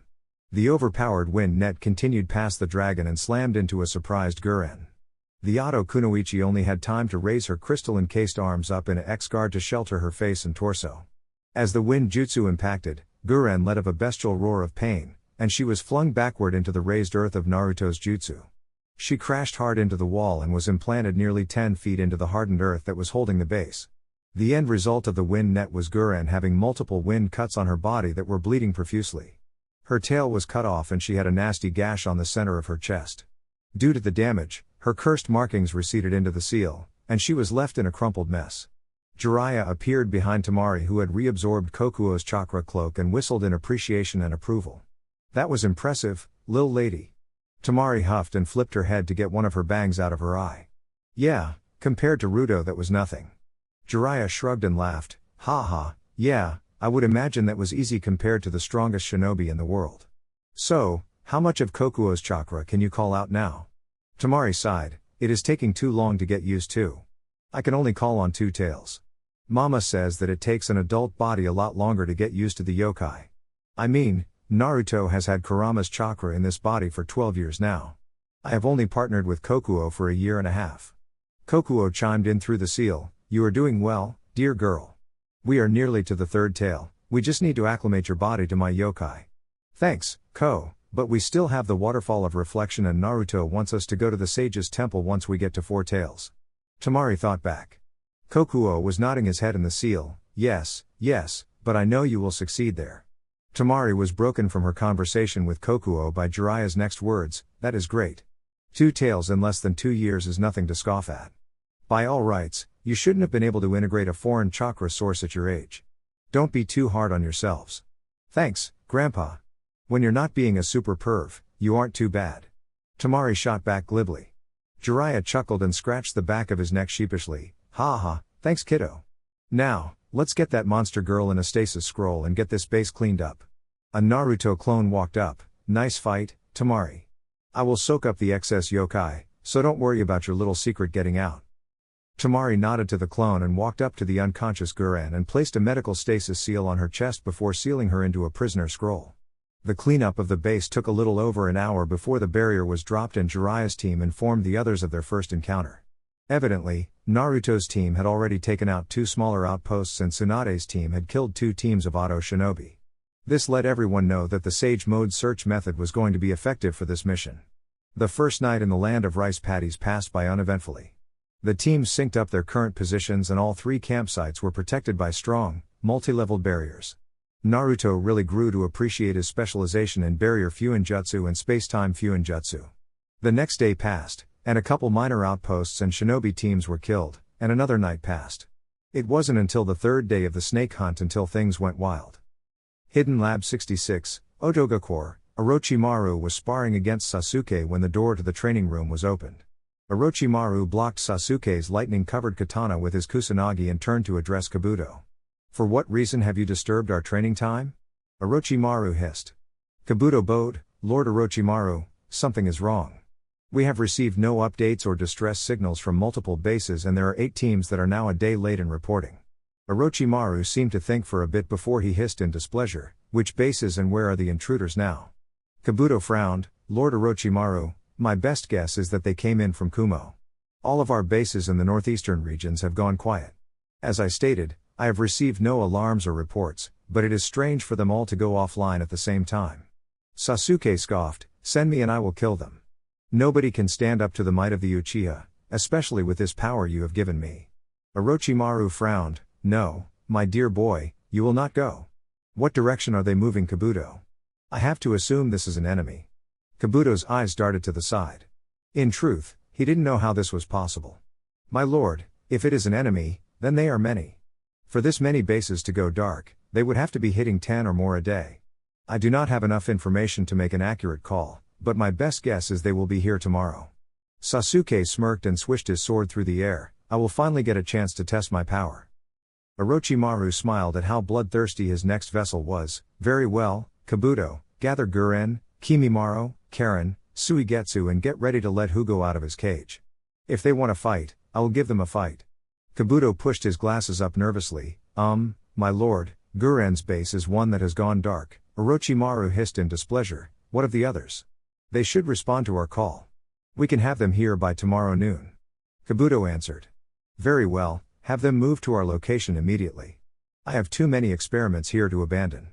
Sasuke, dear boy, get ready to fight, Orochimaru hissed. Naruto's camp, morning of day 3, Naruto woke from his tent, swapped with a clone and left Ino and Samui resting in the tent. It was 4 a.m. and he took over for Shikamaru for the last shift of the watch. He created a clone and left it in Overwatch. He exited the barrier and climbed into a tree for a deeper round of meditation. He had started each day this way because his senses expanded much further when he had the chance to go deeper into the meditation. As he was expanding his senses, he smiled at the peaceful presence of nature. It was then that the first ping returned to him and then another. 2 elite Jonin level chakra signatures were converging on a location. This was it, this is what he was looking for. He calmed his mind and steadied his breathing to maintain in the trance and track their projected location. During that trance, he felt 2 more high-level signatures also on the move. It left him with one conclusion: Orochimaru knew or at least suspected that they were here. Naruto returned to the camp and called Jiraiya and Tsunade. He gave them their new heading and shared what he had found. The end location of the elite chakra signatures was 43 miles from his current location and slightly farther for the two. After convincing from Tsunade, Naruto eventually agreed to meet up in a nearby town and the groups would move out together. Tsunade knew to trust Naruto and she knew it would be better if they went at this together. Naruto, be prepared to deploy your barrier, Tsunade said through the tablet. Mama, if I use that barrier then I will only be able to provide support with clones, Naruto said with concern. That's fine, brat. Trust your comrades. It is more important to ensure that the snake doesn't get away. With your sensing, we will know where he plans to lay his trap. You and your clones will get in place and form a massive isolation barrier, Jiraiya said in his serious mode.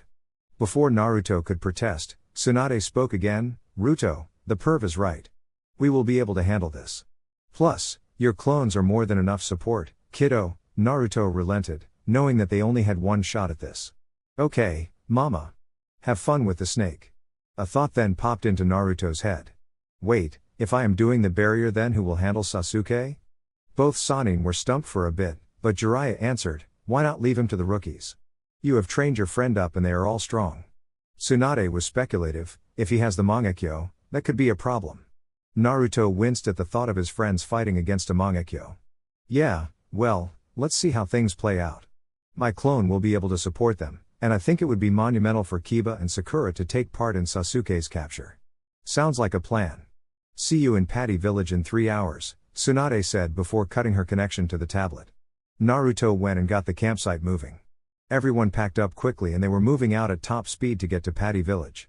Naruto stopped and entered Sage mode every couple miles to conduct a quick search. They had to deal with a squad or two, but they were no real issue. As they approached Patty Village, Naruto called out a total of 12 enemies. They approached slowly and Naruto pointed out the targets. Naruto took 5, clones are awesome. Asuma took 2, while Ino, Samui, Shino, Kuji and Shikamaru each took 1. After dispatching them quietly and knocking out any witnesses, Naruto ordered his team to spread out and set up a perimeter around the village. Within 30 minutes, the other 2 teams arrived to find Naruto deep in a meditative trance.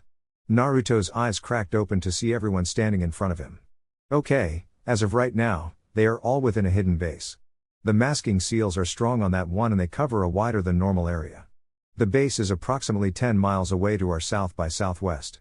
My best guess is that it is over a square mile of underground labyrinth. Shisui whistled, that is a big base. Quite a bit larger than any of the ones we encountered. Sakura spoke up, Naruto, were you able to sense Sasuke? Naruto looked at her apologetically, no, I have been trying but the protective seals are stronger than the ones we have encountered so far. It makes me think that this is the main base and I believe we will find Orochimaru there, which means Sasuke should be there too. Naruto turned to Sue and Ranga, you two, I appreciate all of your help. If you wish to participate, I will not deny you. If you want to head back to Raimuru, I understand.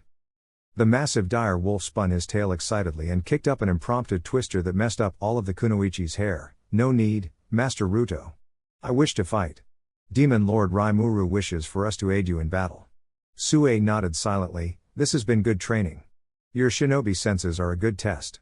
I will scout with shadow movement, and I will work to free the prisoners once the fighting begins. Everyone watched on as Naruto spoke to his summons until Kiba spoke up. So, what is the battle plan? Jiraiya laughed boisterously. It is good and all to have a plan, but any plan only lasts until you take the first shot in your jaw. Tsunade scoffed, spoken like a true brawler. Alright, brats, listen up. Orochimaru is mine. Jiraiya will be with me. Naruto is on barrier duty and will only provide support with clones. The rookies are on Sasuke duty. The elites will be divided up to Shisui, Team Ro, and then we can play it by ear. Anko pouted, I wanted a piece of the snake. Oh well, give it to him, good for me, mama. This earned a confident smile and a nod from Tsunade. Kiba smashed his fist into his open palm. Finally, I will get a chance to punch that arrogant punk in the jaw. Naruto doused Kiba's enthusiasm. Look guys, the most likely scenario is Sasuke using the cursed seal. Each of those seals has a strong loyalty seal worked in. We don't know how much damage Orochimaru has done to Sasuke. Expect a difficult fight, but that is what I have prepared you for. Work together, trap him, play on his ego, do whatever you have to do to stay safe. Shika, you are team lead for the rookies. Come up with a plan and implement it. Shikamaru nodded, fully alert. I would say that it is too troublesome, but he is a comrade. We will get it done, Ruto. Ino, no mind jutsu on him. I don't want you going into that mess, Tsunade cautioned. And don't be scared to call on Lady Katsuyu. You won't stop me from being able to summon her. Ino nodded in understanding and then excitement. Yes, Mama. Yes, Lady Tsunade. Hinata chimed in. The two girls were each given the right to summon the slugs during the training trip, and this would be their first opportunity to actually use it. Okay, everyone, I am going to head out with Sue and Ranga. Give me a 5-minute head start. When everything is started and I sense you within range, I will erect the barrier. You will know it is up because it will block all light for about 10 seconds, so don't freak out. Good luck everyone, watch each other's backs and stay safe. With nods, shouts and claps on the back, Naruto took off towards where he now sensed multiple shinobi guarding the target location. This would finally be settled, and one less enemy piece would be on the board. Naruto created 3 clones, encompassed himself in Senjutsu chakra and hid his chakra signature so that he could not be detected. It took him about 15 minutes to get in place and he felt his clone still. Naruto calmed his mind and prepared to erect his most powerful barrier. He had never done it over such a large area, but in his Golden Sage mode, it should be possible. He felt the task force approaching and he started the long sequence of hand seals after dispelling a shadow clone to let the others know to begin as well. The 112 hand sign sequence took over a minute for Naruto and his clones to perform, but when he felt Task Force Anaconda come to a stop in front of multiple chakra signatures, he activated the barrier. Tsunade led Task Force Anaconda with guidance from Naruto's wood clone. The clone called it out and the task force spread out on a tree line that opened into a wide field. Across the field, she saw her old teammate and a small army. She saw a red-headed girl pointing toward them and she could see the smirk on Orochimaru's face from the tree line. Jiraiya had already called Ma and Pa to him so he could enter Sage mode, and Tsunade closed her eyes and the blue shadowing appeared around her eyes. She would hold off on using the strength of 1000 mark because if she used that then she would likely hurt her allies in the collateral damage. Okay, everyone, when the barrier activates and the world goes dark, I will launch the opening attack. Make sure you stay here until I am done with that. Tsunade ordered in a commanding voice. Yes ma'am. The task force responded. Suddenly, before any pleasantries could be exchanged, the world went black, truly black, and it was terrifying for everyone, even the Konaha task force that knew it was coming.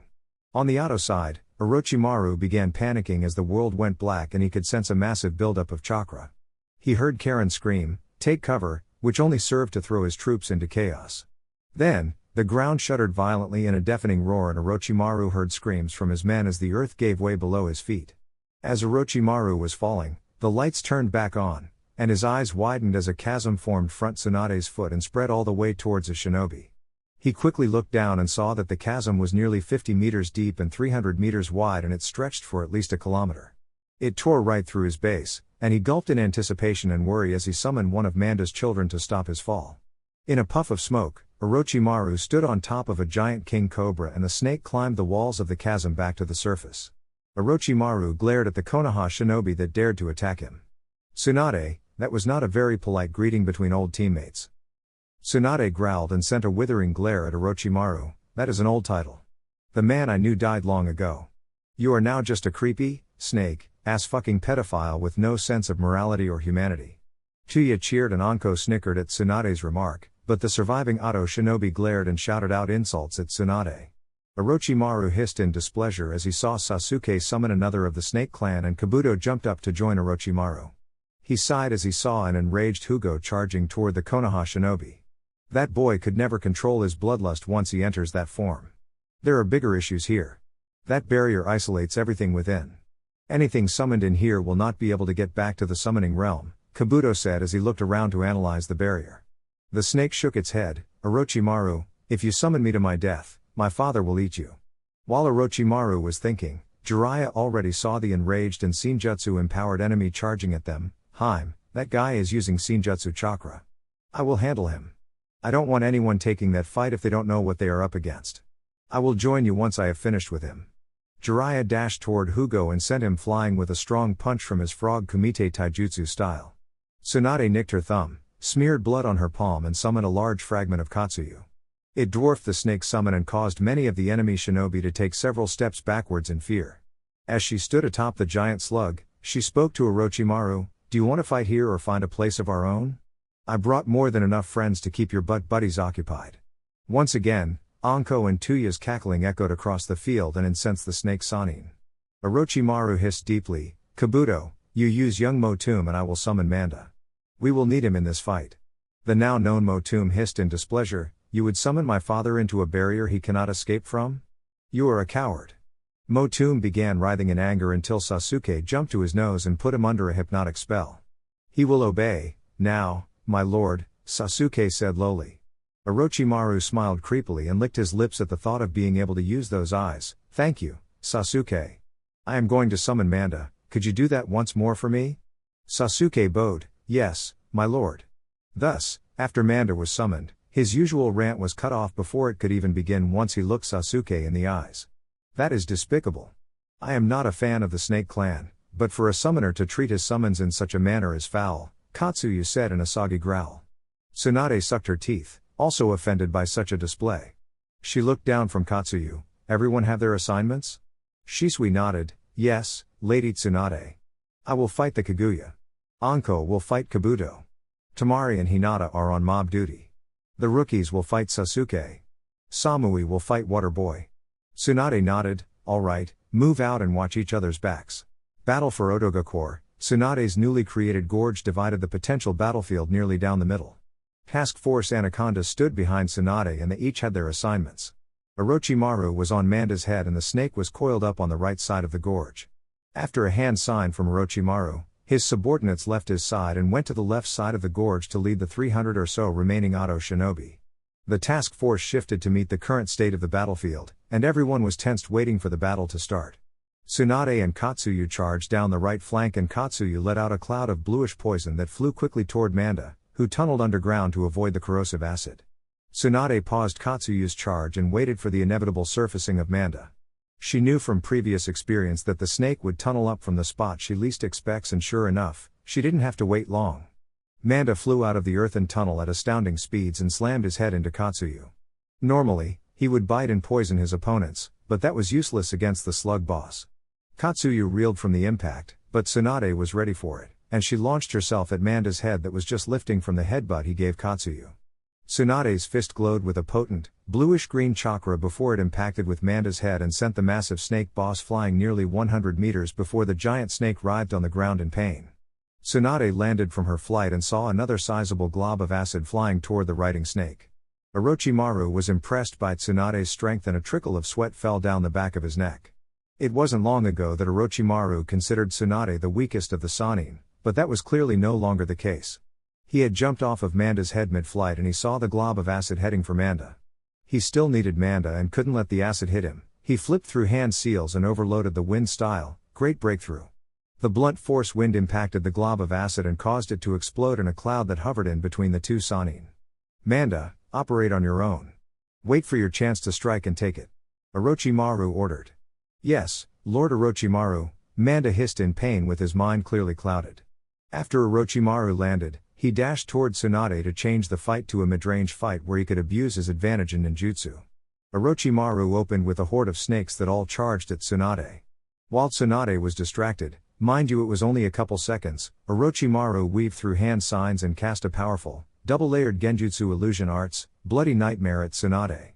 Tsunade was in sage mode, and she felt the foreign chakra enter her system and she dispelled it almost immediately. Despite that, a powerful image of a bloody battlefield filled with those she loves, and the smell of blood imprinted itself on her nose. Instead of freezing, Tsunade let out a fearsome roar of anger. Anger at her old teammate that would dare use such a tactic against her. Tsunade punched the ground which created a crater and sent multiple chunks of earth into the air. Tsunade disappeared in a blur and kicked the earthen chunks towards Orochimaru. Orochimaru had hoped that the genjutsu would incapacitate Tsunade, or at least buy him a couple seconds. He wasn't expecting the anger that she released, nor the fearsome power, nor the 10 house-sized chunks of earth that were sailing towards him. Orochimaru instinctively tried to kawarimi to avoid the massive missiles, but his eyes widened in surprise when he was unable to activate the jutsu. Manda darted in front of Orochimaru and batted away 2 of the earthen missiles with his tail. He then took 2 of the missiles in his body, which sent the massive snake boss flying and screeching in pain. Tsunade followed up the earthen missiles and launched herself in the air toward Orochimaru. She began flipping quickly in air and building momentum and chakra into her legs. As Orochimaru barely dodged one of the last earth chunks, Tsunade crashed next to him with a glowing heel. The earth shattered in a powerful explosion underneath the weight of her heel and Orochimaru was sent flying with half of his body disintegrated from the power of the heel drop. The crater created by this attack was nearly 200 meters wide and it was at least 80 meters deep. Orochimaru pulled himself out of the remains of his throat and fear clenched around his shriveled heart for the first time in decades. This wasn't the Tsunade he remembered, and he no longer believed that he could defeat her in open combat. The snake Sannin attempted to shunshine, he attempted to reverse summon, he attempted everything he could think of, but nothing worked. It must be due to this barrier, and Orochimaru couldn't discover a weakness to the barrier unless he was near it. With his decision made, Orochimaru darted away from Tsunade and the new crater towards the nearest edge of the barrier. Tsunade growled as she sensed Orochimaru heading away from her, but she was forced to deal with Manda. The snake lunged out of the side of her newly created crater and Tsunade scowled before activating her strength of 1000 seal. Her body glowed golden as the markings spread across her body. The power saturated every fiber of every muscle, and the slug Sannin directed that power to her right arm. As Manda lunged forward with his mouth open, Tsunade lashed out with a golden fist and the energy traveled from her body, down her right arm and out of her right fist. Everyone in the barrier felt the buildup of power and their eyes widened as a golden beam of energy tore across the other side of the battlefield and toward the barrier. It shredded earth and every other obstacle on its way before it slammed into the barrier in a massive explosion. Motum hissed in despair as he sensed the death of his father and the Auto forces cowered in fear at the display of power. As the golden chakra explosion dispersed, Manda was nowhere to be seen and that fact alone sent a surge of fear through the Auto forces. Orochimaru had darted away from the battle, and he felt Tsunade's surge of power, power that shouldn't be possible for a mere woman, power that should belong to him. Orochimaru watched the beam of energy tear through the earth and collide with the barrier nearly 200 meters away. That didn't stop Orochimaru from being caught up in the explosion and getting flung like a ragdoll through the debris. Orochimaru once again righted himself and brushed the dust off of his uniform as he stood up. He hissed painfully and scowled deeply as he looked at Tsunade, who had since retracted her strength of 1000 seal and was glaring at him in her sage mode. "How did you gain such power, Tsunade?" Orochimaru said in an attempt to buy time to recover. Tsunade belted out a laugh as she sensed Katsuyu fragmenting to provide healing to the task force. "I trained alongside my grandson. The Kyuubi helped me augment my mark so that I could use it without killing myself and I learned how to enter a true sage mode. Not that bastardized body modification you use." Orochimaru's frown now split his chin at Tsunade's insult. How can a boy make you that strong? Why are you targeting me? What did I ever do to you?" Orochimaru's panic finally won out and it spurred him to rattle out his questions. Tsunade bent over in a laugh once more, which frustrated Orochimaru further. Oh my Camy. Ha ha ha. That boy is Camy's blessing to this world. That boy, as you call him, can do more than Hashirama ever dreamed of doing. That boy helped me overcome the many failures of my past and that boy showed me that the two of us were enough to change the world. Tsunade paused here and caught her breath before her face returned to a serious and threatening visage. I am targeting you because you stand against everything we stand for. You bring nothing but misery upon this world simply because you wish to satisfy your twisted curiosity. You are evil, Orochi, and I will cleanse you from this world." Orochimaru snarled. He didn't want to bring out this trump card against Tsunade, but it was clear he had no choice. He finished the hand signs he was weaving behind his back, smeared blood on his palm and slammed his hands on the ground. 4 coffins began rising, but they were never destined to complete their master's will. Tsunade darted forward and disintegrated each coffin into splinters with a powerful spin kick. The residual air pressure sent Orochimaru flying once more, and he began pouting as he landed. It wasn't fair. He had worked too hard for this to be his end. He was too close to achieving his true objective for him to give up now. "Look, little snake, I need to wrap this up. I will send you to Yami for her to play with your soul before she devours it," Tsunade said with a menace as a chakra aura flared around her. Orochimaru's eyes widened, and he summoned the 3 Rashomon gates to block the golden punch from Tsunade. The first 2 gates were disintegrated and the third fell backwards with cracks all over its form and nearly smushed Orochimaru, who had jumped backwards. Orochimaru used formation of 10,000 snakes and ordered them to attack Tsunade. Tsunade slammed her fists into the earth and pulled out 2 massive balls of stone before she chucked each ball at the swarm of snakes. The balls smashed, clobbered and rolled over most of the slimy bastards before Tsunade disappeared in a burst of speed and reappeared in front of Orochimaru. Orochimaru was at a loss for words, and he was incapable of forming a new plan as Tsunade disappeared from his sight. In the time it took to blink his snake eyes, Tsunade reappeared in front of him and disintegrated his upper body with one of her mountain breaker punches. The lower body of the snake Sanin was tossed unceremoniously against the barrier, and it collided in a wet explosion of flesh and blood against the barrier. If Tsunade didn't know better, she would have missed the little white snake that slithered out of the bloody mess. Too bad for Orochimaru that Tsunade knew better. As the little white snake burrowed into the ground, Tsunade stomped on the earth and a white snake was tossed into the air through the newest crack in the ground. Tsunade grabbed the white snake in her right hand, infused a poisonous medical chakra into the snake and then proceeded to crush the snake in her hands. With a sigh, Tsunade took a seat on the shattered battleground to process the end of a long chapter in her life. Rookies against Sasuke. Sasuke looked down from the head of Motasa, daughter of Manda. Through the haze caused by the cursed seal, he glared down at Sakura, Kiba, Shikamaru, Ino, Kuji, Lee, Neji and Tenten. Memories, mostly negative and filled with envy, flickered through Sasuke's mind. He remembered how most of the people in front of him surpassed him and embarrassed him in front of his father and family. He remembered the embarrassment and the negative emotions caused black markings to spread on Sasuke's body. Before Sasuke could address the rookies, 40 Auto Shinobi flanked his snake summon ready to defend their master's prize. Sasuke growled and glared down at the Auto Shinobi. "I do not require your assistance. These peons could never pose a threat to me." One of the Jonin bowed to Sasuke and spoke loud enough for all to hear. "Lord Uchiha, Lord Orochimaru would never forgive us if something were to happen to you. Please allow us to assist you." Sasuke scoffed and turned his head aside. "Do what you want. Just stay out of my way." Shikamaru took in the latest battlefield situation and issued his orders. "Team 9, can you deal with the trash? You can come to assist us after the extras are dealt with." Lee nodded enthusiastically while Tenten began preparing. Neji spoke for his team. "It will be easy. Remember to be aware of his cursed seal and Sharingan." Shikamaru nodded. "All right, very well. Ino, summon against summon please. Kiba and Kuji, tank to the front. Ino and Sakura, take the flanks and wait for your openings. Remember, don't hold back. That cursed seal gives him quite a bit of durability." Sakura seemed to tense at those words, but Kiba nodded confidently. Before the planning could continue, Sasuke spoke in a menacing tone at the Konaha shinobi. "You are all pathetic. You could never stand against the might of the Uchiha. Leave at once, I cannot stomach your presence any further." Sakura whimpered under her breath. "Sasuke-kun, what happened to you?"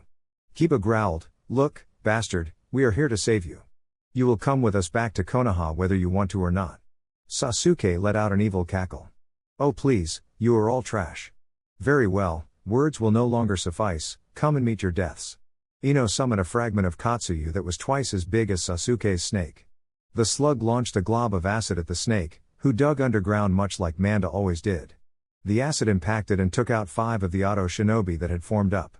Moments later, the rookies were forced to scatter as the snake surfaced and spun its tail in a wide area of effect attack.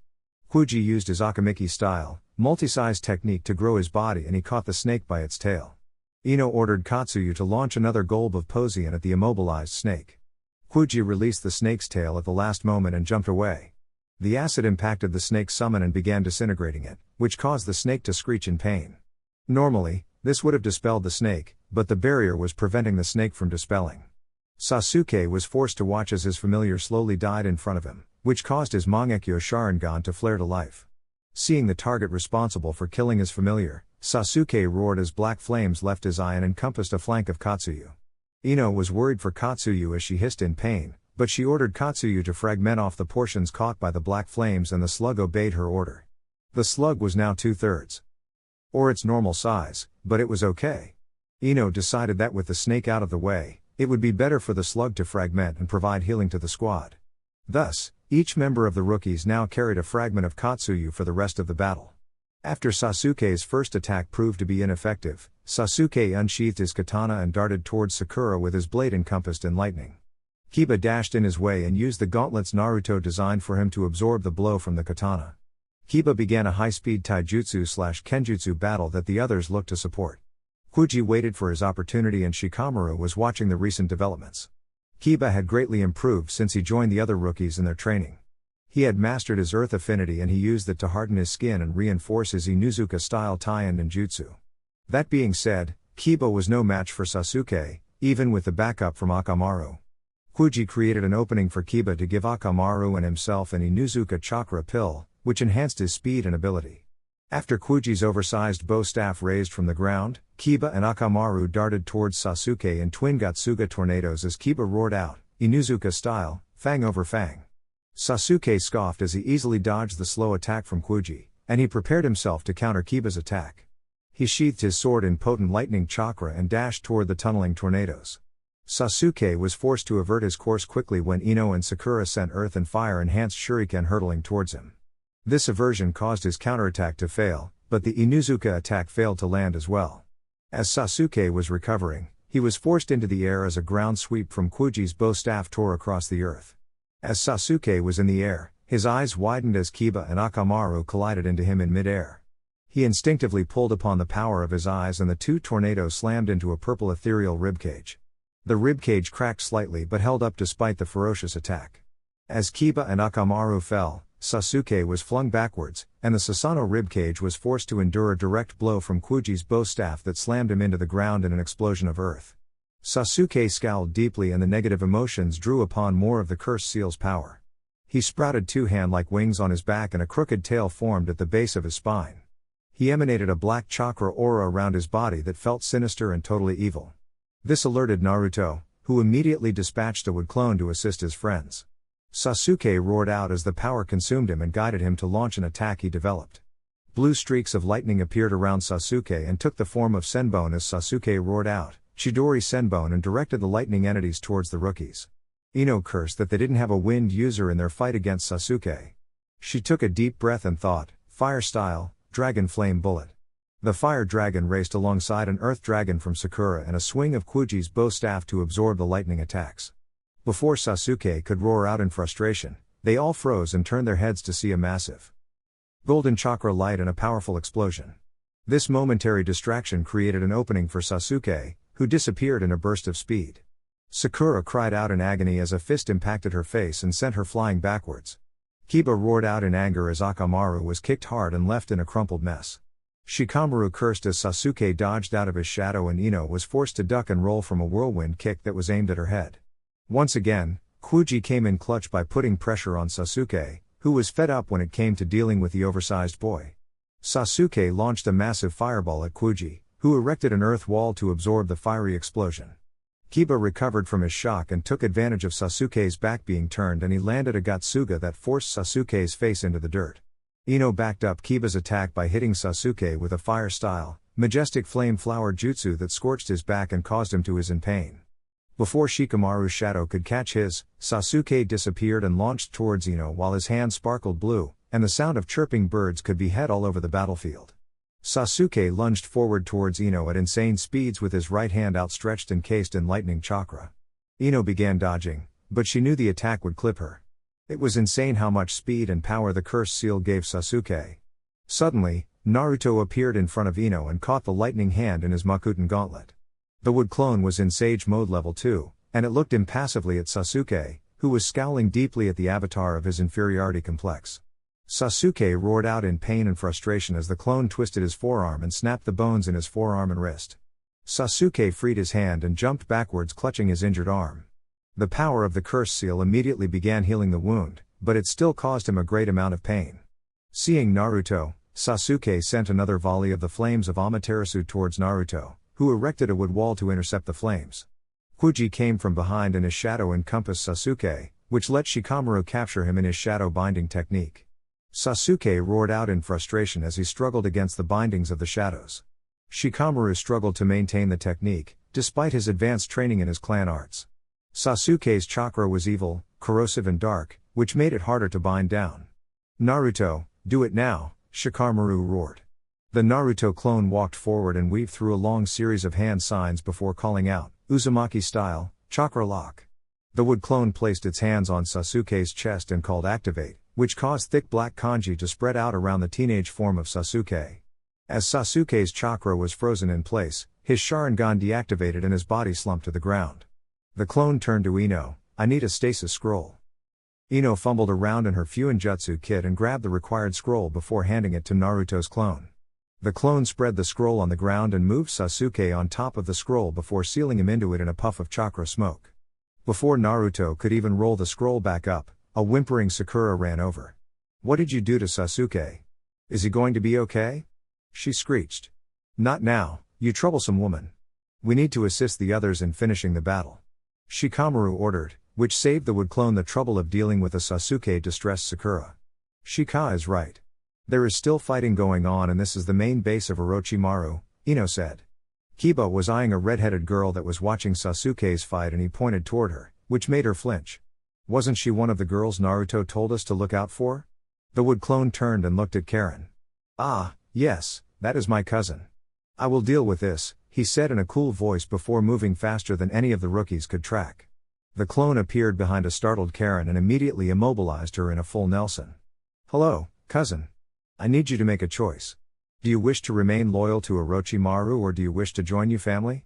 Karen was startled. She had great sensing ability, but she was never a combat type. She was forced into the servitude of Orochimaru after Kusa sold her to him. Despite herself, she really didn't have a problem conducting the Sanin's experiments because she believed the experimentation would be for the betterment of humanity. That being said, this blonde guy terrified her, and she knew that she was no match for him. What d do you mean cousin? What h happened to sock? She whimpered. Karen felt wood binding her up and she felt it difficult to call on her chakra as the clone stepped in front of her. I am Naruto Senju Uzumaki. You are Karen Uzumaki, are you not? Karen simply nodded. Then, you are one of my last remaining cousins. I am rebuilding Uzushiaga Core, and I offer you my protection. You need to turn on the snake, tell us what you know and pledge your loyalty to me. I offer you this because I am a true Uzumaki. Family before all, always and forever. Karen's eyes widened and she cast her eyes to the ground in shame. I am not worth saving.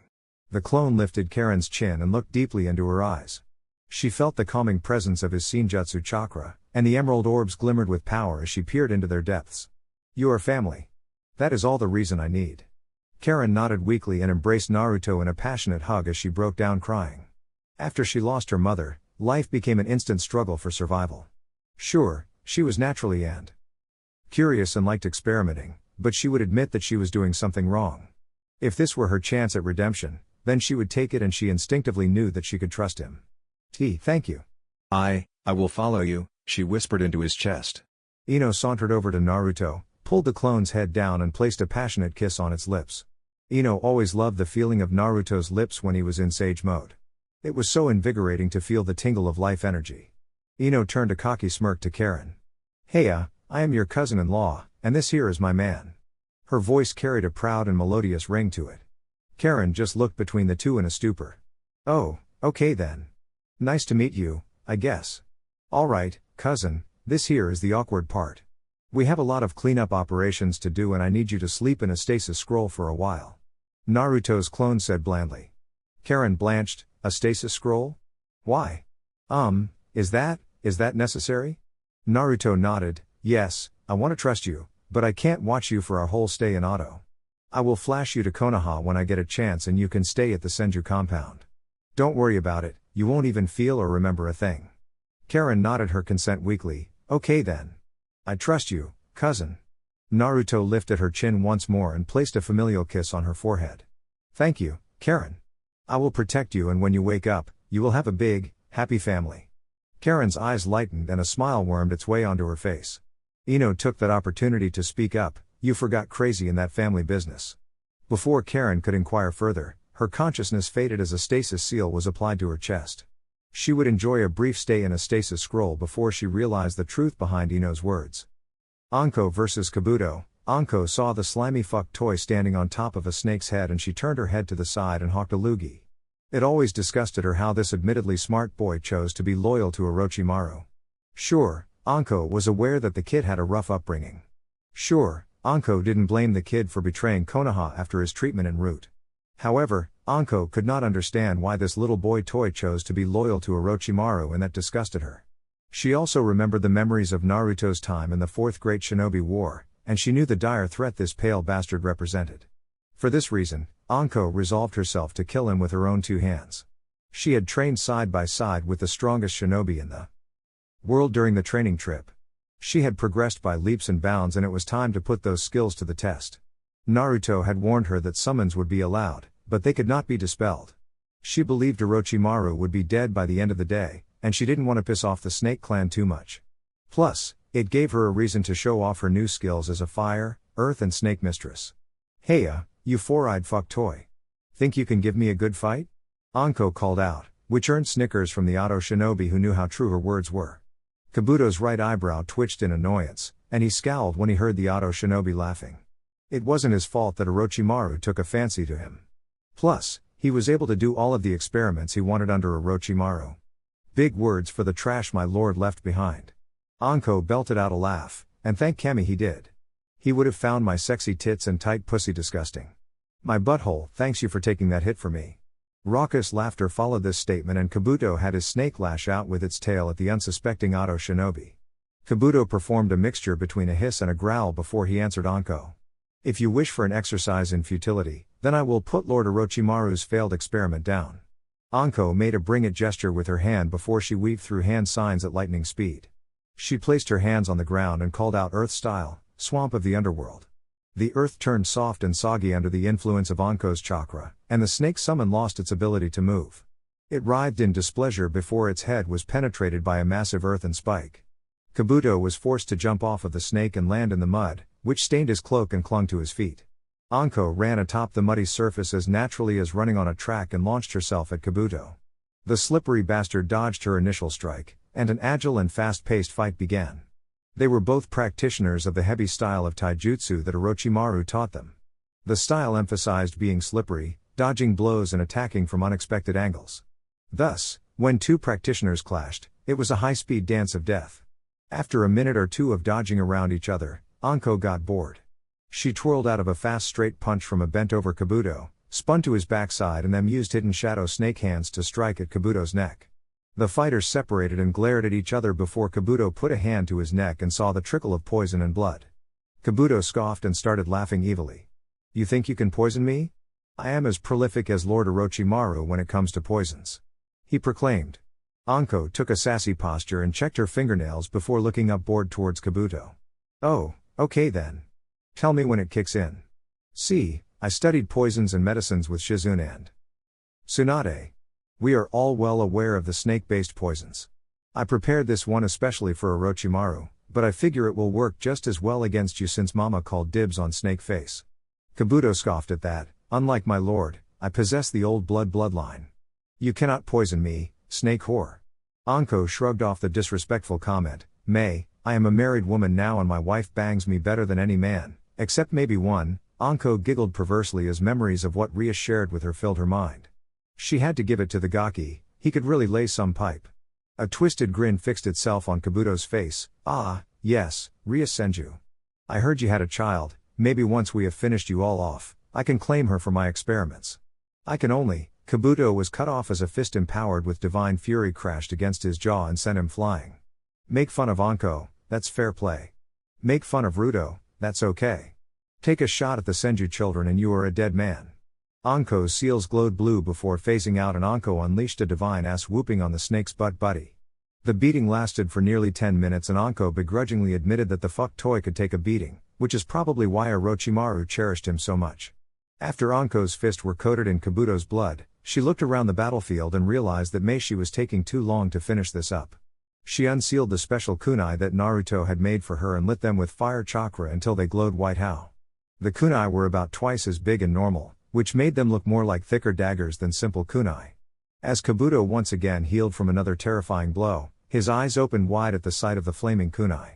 Kabuto channeled chakra to his wrists and forearms and activated his chakra scalpels. He was going to have to dance carefully, otherwise those kunai would shred and singe his wounds, which would disable his ability to heal through them. Kabuto took a shaky, yet combat-ready, posture and prepared himself for Anko's onslaught. Anko lunged forward at speeds easily thrice as fast as she was using during their taijutsu combat, and she planted a fiery kunai into the gut of Kabuto before spinning gracefully out of the path of Kabuto's chakra scalpels. The kunai remained in Kabuto's gut with a searing pain and wafted the smell of burning flesh towards Kabuto's nostrils. As he looked up once more, he saw Anko had summoned another fiery kunai already in hand and she was dashing towards him once more. Before Kabuto could pluck the kunai out of his gut, a second searing kunai was jammed into his right elbow, then left shoulder and finally the back of his right knee. Kabuto was crumpled in a burning mess at Anko's feet, desperately trying any escape jutsu he could. Sadly, it wasn't meant to be, and Kabuto's world began to spin and the last thing his brain registered was his own kunai-ridden and burning body before his world went dark. Anko stood to her full height, wiped the sweat from her brow and let out a few before she turned and took in the rest of the battlefield. Sadly, it looked like things were wrapping up.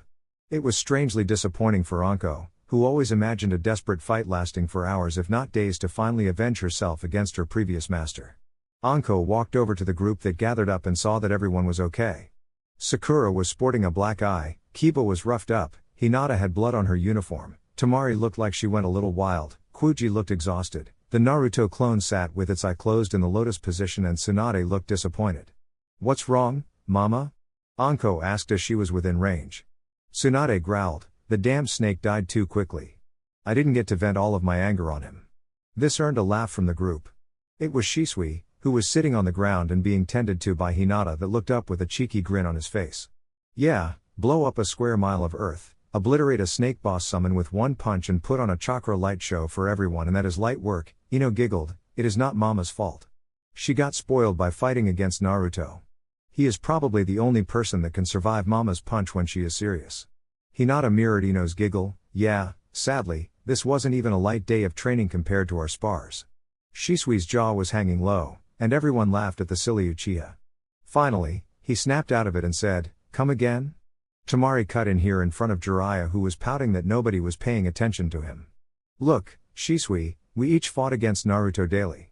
When we weren't doing that, we fought against the Kijin, Goblin Riders, Orcs, and we sparred against hordes of clones. To be honest, this was disappointing. How was your fight with Sasuke?" I felt his curse seal activate. Jiraiya thought he saw his opening and was about to step in, but Sakura answered, "It was scary. He was incredibly strong, and he fought us all off." Akamaru whimpered and Kiba growled lowly, "That seal and those eyes are cheating." Shisui ruffled his hair in a funny way, "Hey, don't blame our eyes. We have to train them to get strong." Shikamaru grumbled, "Yeah, troublesome clan and those bothersome eyes and that irksome Sasuke." Everyone saw a blinding flash of light encompass the area, and a second later the real Naruto appeared in a golden flash before he wrapped Tamari, Ino and Samui into a hug. The girls squealed as they were each lifted off their feet and wrapped into a group hug. After giving each of them a kiss, Naruto turned to the group. "Okay, all clear. There are a couple chumps left hiding out in the base, but no biggie with them. Once the cursed seals are all deactivated, we can confirm Orochimaru is gone for sure. Anko, good job against the snake's fuck toy." Anko chuckled and Tuya chimed in, "Man, I really wanted to kill Snake Face's fucking butt plug. That guy was such an super ass-licking douchebag. Good fucking riddance, sorry the butt-sucking motherfucker didn't put up a fight. Stupid cunt."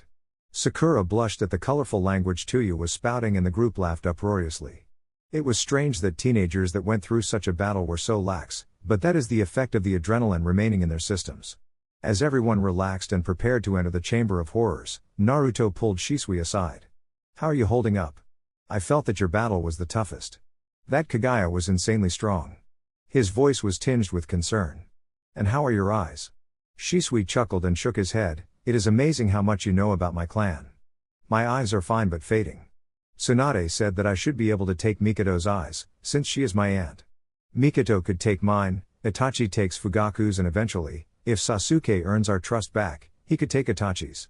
Naruto suppressed the cringe and forced himself to remember that this Sasuke hadn't fallen into the darkness yet. He took a deep breath and slowly opened his eyes, which wasn't missed by Shisui. Good to know you have a plan. If Mama is on the case, then I know you will be fine. I trust you, Mikoto and Itachi, but I want you to be careful with Sasuke. Shisui placed an understanding hand on Naruto's shoulder. I know, Ruto. Thank you for taking him out without damaging him too much. Naruto sighed and decided to change the topic. So, care to share the details of your battle? Shisui chuckled painfully, due to the wound in his side. Let's go to the others so that we can share this with them. Shisui vs Kamimaru. Shisui had darted into the fray and found his target. To be fair, the Kaguya had 2 red dots on the center of his forehead, and it was kind of hard to miss his presence. The Kaguya had already shed the upper part of his kimono and it lay limply over his belt. Shisui wished that he could use the sunshine in this barrier, but he understood the need to disable the special movement. He separated the crowd with a massive fireball, and he was amused to see Tamari flick one of her sensu fans and empower the already sizable blaze into an inferno. Shisui saw the Kaguya dodge to the left and land in a clear part of the battlefield. He disabled all of his seals and lashed out with the katana that Naruto had given to the clan all those years ago. He had named the sword Fugaku's Inferno to commemorate his fallen clan head. He gained the sword after Fugaku's death at Itachi and Mikoto's insistence. He felt the natural flow of his fire chakra through the seal on the hilt and he engaged the Kaguya at close range. Kimimaro was an experienced fighter and his clan lived for battle. If he were in better health, he would have already activated the cursed seal and dispatched the foes of his master. As it were, Kimimaro knew he needed to pace himself and thus he was caught off guard when a flame sword threatened to remove his head. Hardened forearms blocked the katana, and he hissed in pain as the skin on his forearms was singed. Kimimaro jumped back and pulled Tanto-length pieces of bone out of his shoulder as he squared off against his adversary. Kimimaro was never one for words and he simply wished to kill the man that challenged him and his master. He darted towards the Uchiha that had a fully matured Sharingan activated and began a high-speed clash of chakra, steel and bone. Kimimaro noticed that his bone was losing out and the blades were glowing white due to the intense heat of the fire chakra. He went through 4 bone swords that were turned to ash after repeat clashes against the blazing katana. After the 4 sword, Kimimaro activated the first stage of his cursed seal of earth and his body cringed internally as the poisonous chakra flooded his system. Despite the dirty feeling, power saturated his bones as the power of the cursed seal spread. Bones sprouted out of his chest, back, elbow and shoulders which made him a supremely dangerous close-range threat. As the power spread, he knew that he could take it up a notch. Then Kimimaro called out Matsu no Mai. This was his third dance that incorporated all of the bone protrusions from his torso. Shisui raised an eyebrow at the form, but he knew that all Kaguya, especially ones with the dead bone pulse, were serious threats. Shisui noticed that the bones were stronger, and he pushed his Sharingan hard to keep up with the increased number of threats and speed that the cursed seal of earth bestowed upon Kimimaro.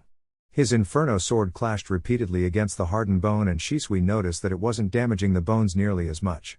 Shisui knew a change in tactics was necessary and he dropped 2 tags on the ground behind him. He had taken to incorporating seals in his combat style after getting closer to Naruto. He lured the Kaguya over the tags and formed a ram hand seal, which caused a burst of electricity to shock the Kaguya. This caused him to stumble in his dance and Shisui flipped through hand seals before blowing out an Uchiha-style Grand Fireball Jutsu. The prolonged duration of the fireball lasted for nearly 30 seconds as Shisui used every last bit of breath in his lungs to power the fireball and prolong its existence. Kimimaro turtled up in a bone encasing and despite his bones and the cursed seal he was feeling the burn. The heat of the flames threatened to boil his blood and the 30 seconds felt more like an eternity as Kimimaro's body screamed out in pain. This caused him to pull on the power of the cursed seal to weather the damage of the fireball. As the smoke and flames cleared, Kimimaro was panting, and he had transformed into a dragonoid bone monster.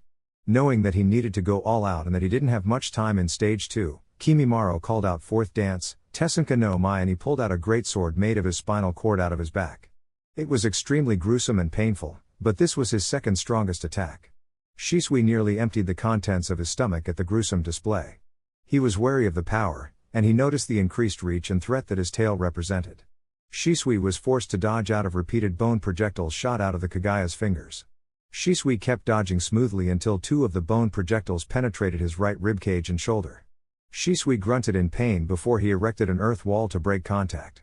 The earth wall was shredded by the spinal cord bone sword, and Kimimaro was greeted with a face full of black flames. The dragonoid visage of Kimimaro roared in pain as the black flames seared into him. It was so painful that it took him a full 5 seconds to realize that he could form bones to push the black flames off of his body. Despite that jutsu took a sizable amount of chakra to repair the damage, and Kimimaro bent over in a cough. Shisui saw the opening caused by the coughing Kaguya, and he decided to take advantage. He sent out a brace of shuriken, blew out fire style, flame flower jutsu, and encompassed each of the shuriken in flame. The 10 shuriken impacted Kimimaro's chest and back and caused him to roar out in pain once more before he dashed forward.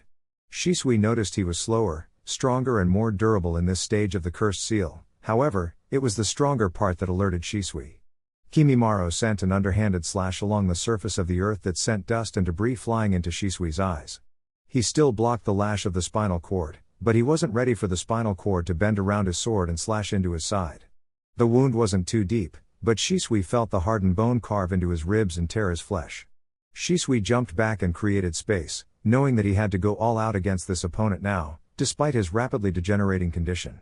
Shisui's Mangekyo flared and a fully developed upper body of the Susanoo appeared. Shisui's Susanoo wasn't the customary purple or black commonly associated with the ultimate jutsu of the Uchiha. Shisui's Susanoo was a dark red color, and the upper body of the warrior was fully armored. In its hands, it carried prayer beads and a 2-handed great sword. Shisui commanded the ethereal warrior to lash out in a low, horizontal slash at the Kaguya. Even through the haze of insanity brought about by the cursed seal or earth, Kimimaro knew that he was in trouble. He was barely able to block and jump back from the greatsword that threatened to bisect him at his waist. It was a good thing he didn't decide to tank the blow, because the ethereal greatsword carved straight through the spinal cord chain sword that Kimimaro was wielding. As Kimimaro skidded backwards in his landing, he coughed out a lung full of blood. He knew that he had very little time remaining to serve his master and dispatch this enemy. With joy in his heart for finally being freed from his pain, Kimimaro launched into his last dance, Samarabai no Mai. Shisui could see and feel the massive buildup of chakra, and it was clear to Shisui that it was channeling into the ground. Shisui instinctively commanded his Susanoo to jump into the air, and a second later he was glad he did. In a 100-meter diameter, shards of bone nearly 5 feet tall raised out of the ground in an area of effect death blow. It was a ghastly and horrifying sight, and Shisui was glad he didn't take the full brunt of that attack. However, he had lost sight of the Kaguya and he was descending into the field of bones now. As Shisui was near landing, the Kaguya appeared out of one of the bone spikes, and he had a massive bone drill on his right hand. Shisui commanded his Susanoo to perform a 2-handed block with his greatsword, and he was horrified to see that the chakra sword only held briefly before cracking. The bone drill was beginning to penetrate Susanoo's chest armor when Shisui noticed the boy's head slack and his aura died out. With a massive sigh, Shisui released his Susanoo and grimaced as the wound in his side flared painfully. He looked around wearily at the localized devastation caused by his battle against the Kaguya and sincerely wished he could just sit down. With a sigh and a flick of his hair, Shisui limped toward where he could feel his allies. Task Force Anaconda. Outside of Orochimaru's main base, the group had listened in rapt attention to Shisui's tale of the battle. It sounded epic, and they only need look toward the field of bone to believe every word Shisui said. His wounds were already healed, and a light bandage was applied to his right side. Everyone had taken the opportunity to catch their breath, snack a bit and drink some water. They also consolidated prisoners and prisoner scrolls, which were given to Naruto so that he could flash them back to Konaha after camp had been set up for the night. That meant that they had Karen Uzumaki, Suigetsu, Sasuke, Huga and Guren in stasis scrolls, and each one would be able to provide valuable intelligence on Orochimaru, or at the very least be an interesting experiment for the scientists of Konaha. Naruto would advocate for humane treatment, but if the crazy fucks didn't mellow out after he removed the cursed seals, then Naruto would have zero issues with sending them to the afterlife.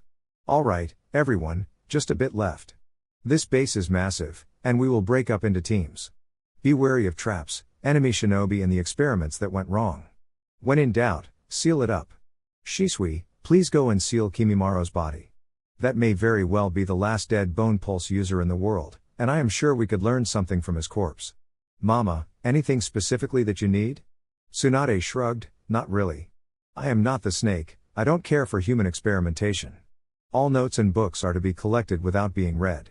I will create a team to deal with all of the results of this twisted research. If anything is too far gone, kill it. It will be a mercy if the creatures we have seen so far are anything to go by. A tear fell from Hinata's cheek. She had slaughtered many experiments with well-placed arrows, but she agreed with Tsunade. The people were no longer sane and many of them looked like they were in pain. Sniff. It is so sad what he did to them. I had to kill so many. Neji put an understanding hand on Hinata's shoulder. He saw everything with his Byakugan, and it was a gruesome sight. His fight against the Auto Shinobi and the subsequent wave of human experiments was bloody and left him wanting a bath. He felt dirty and moreover he felt sorry for what those human beings had gone through at the hands of Orochimaru. Finding the strength for his sister/cousin, Neji spoke up. You did the right thing, Lady Hinata. You freed them from their torment and suffering. A subdued Lee backed up Neji. Neji is right, Hinata. It was most unyouthful what Orochimaru did to those people. Their flames of youth no longer burned, and they needed to find rest in order to move on peacefully to the afterlife. Naruto decided a change in mood was needed. Lee, I think Shizuka has been good for you. That was the most normal speak I've ever heard from you. Everyone looked at Naruto's gigawatt smile and a bit of light penetrated the dark mood. Alright guys, just a bit more and we will be done.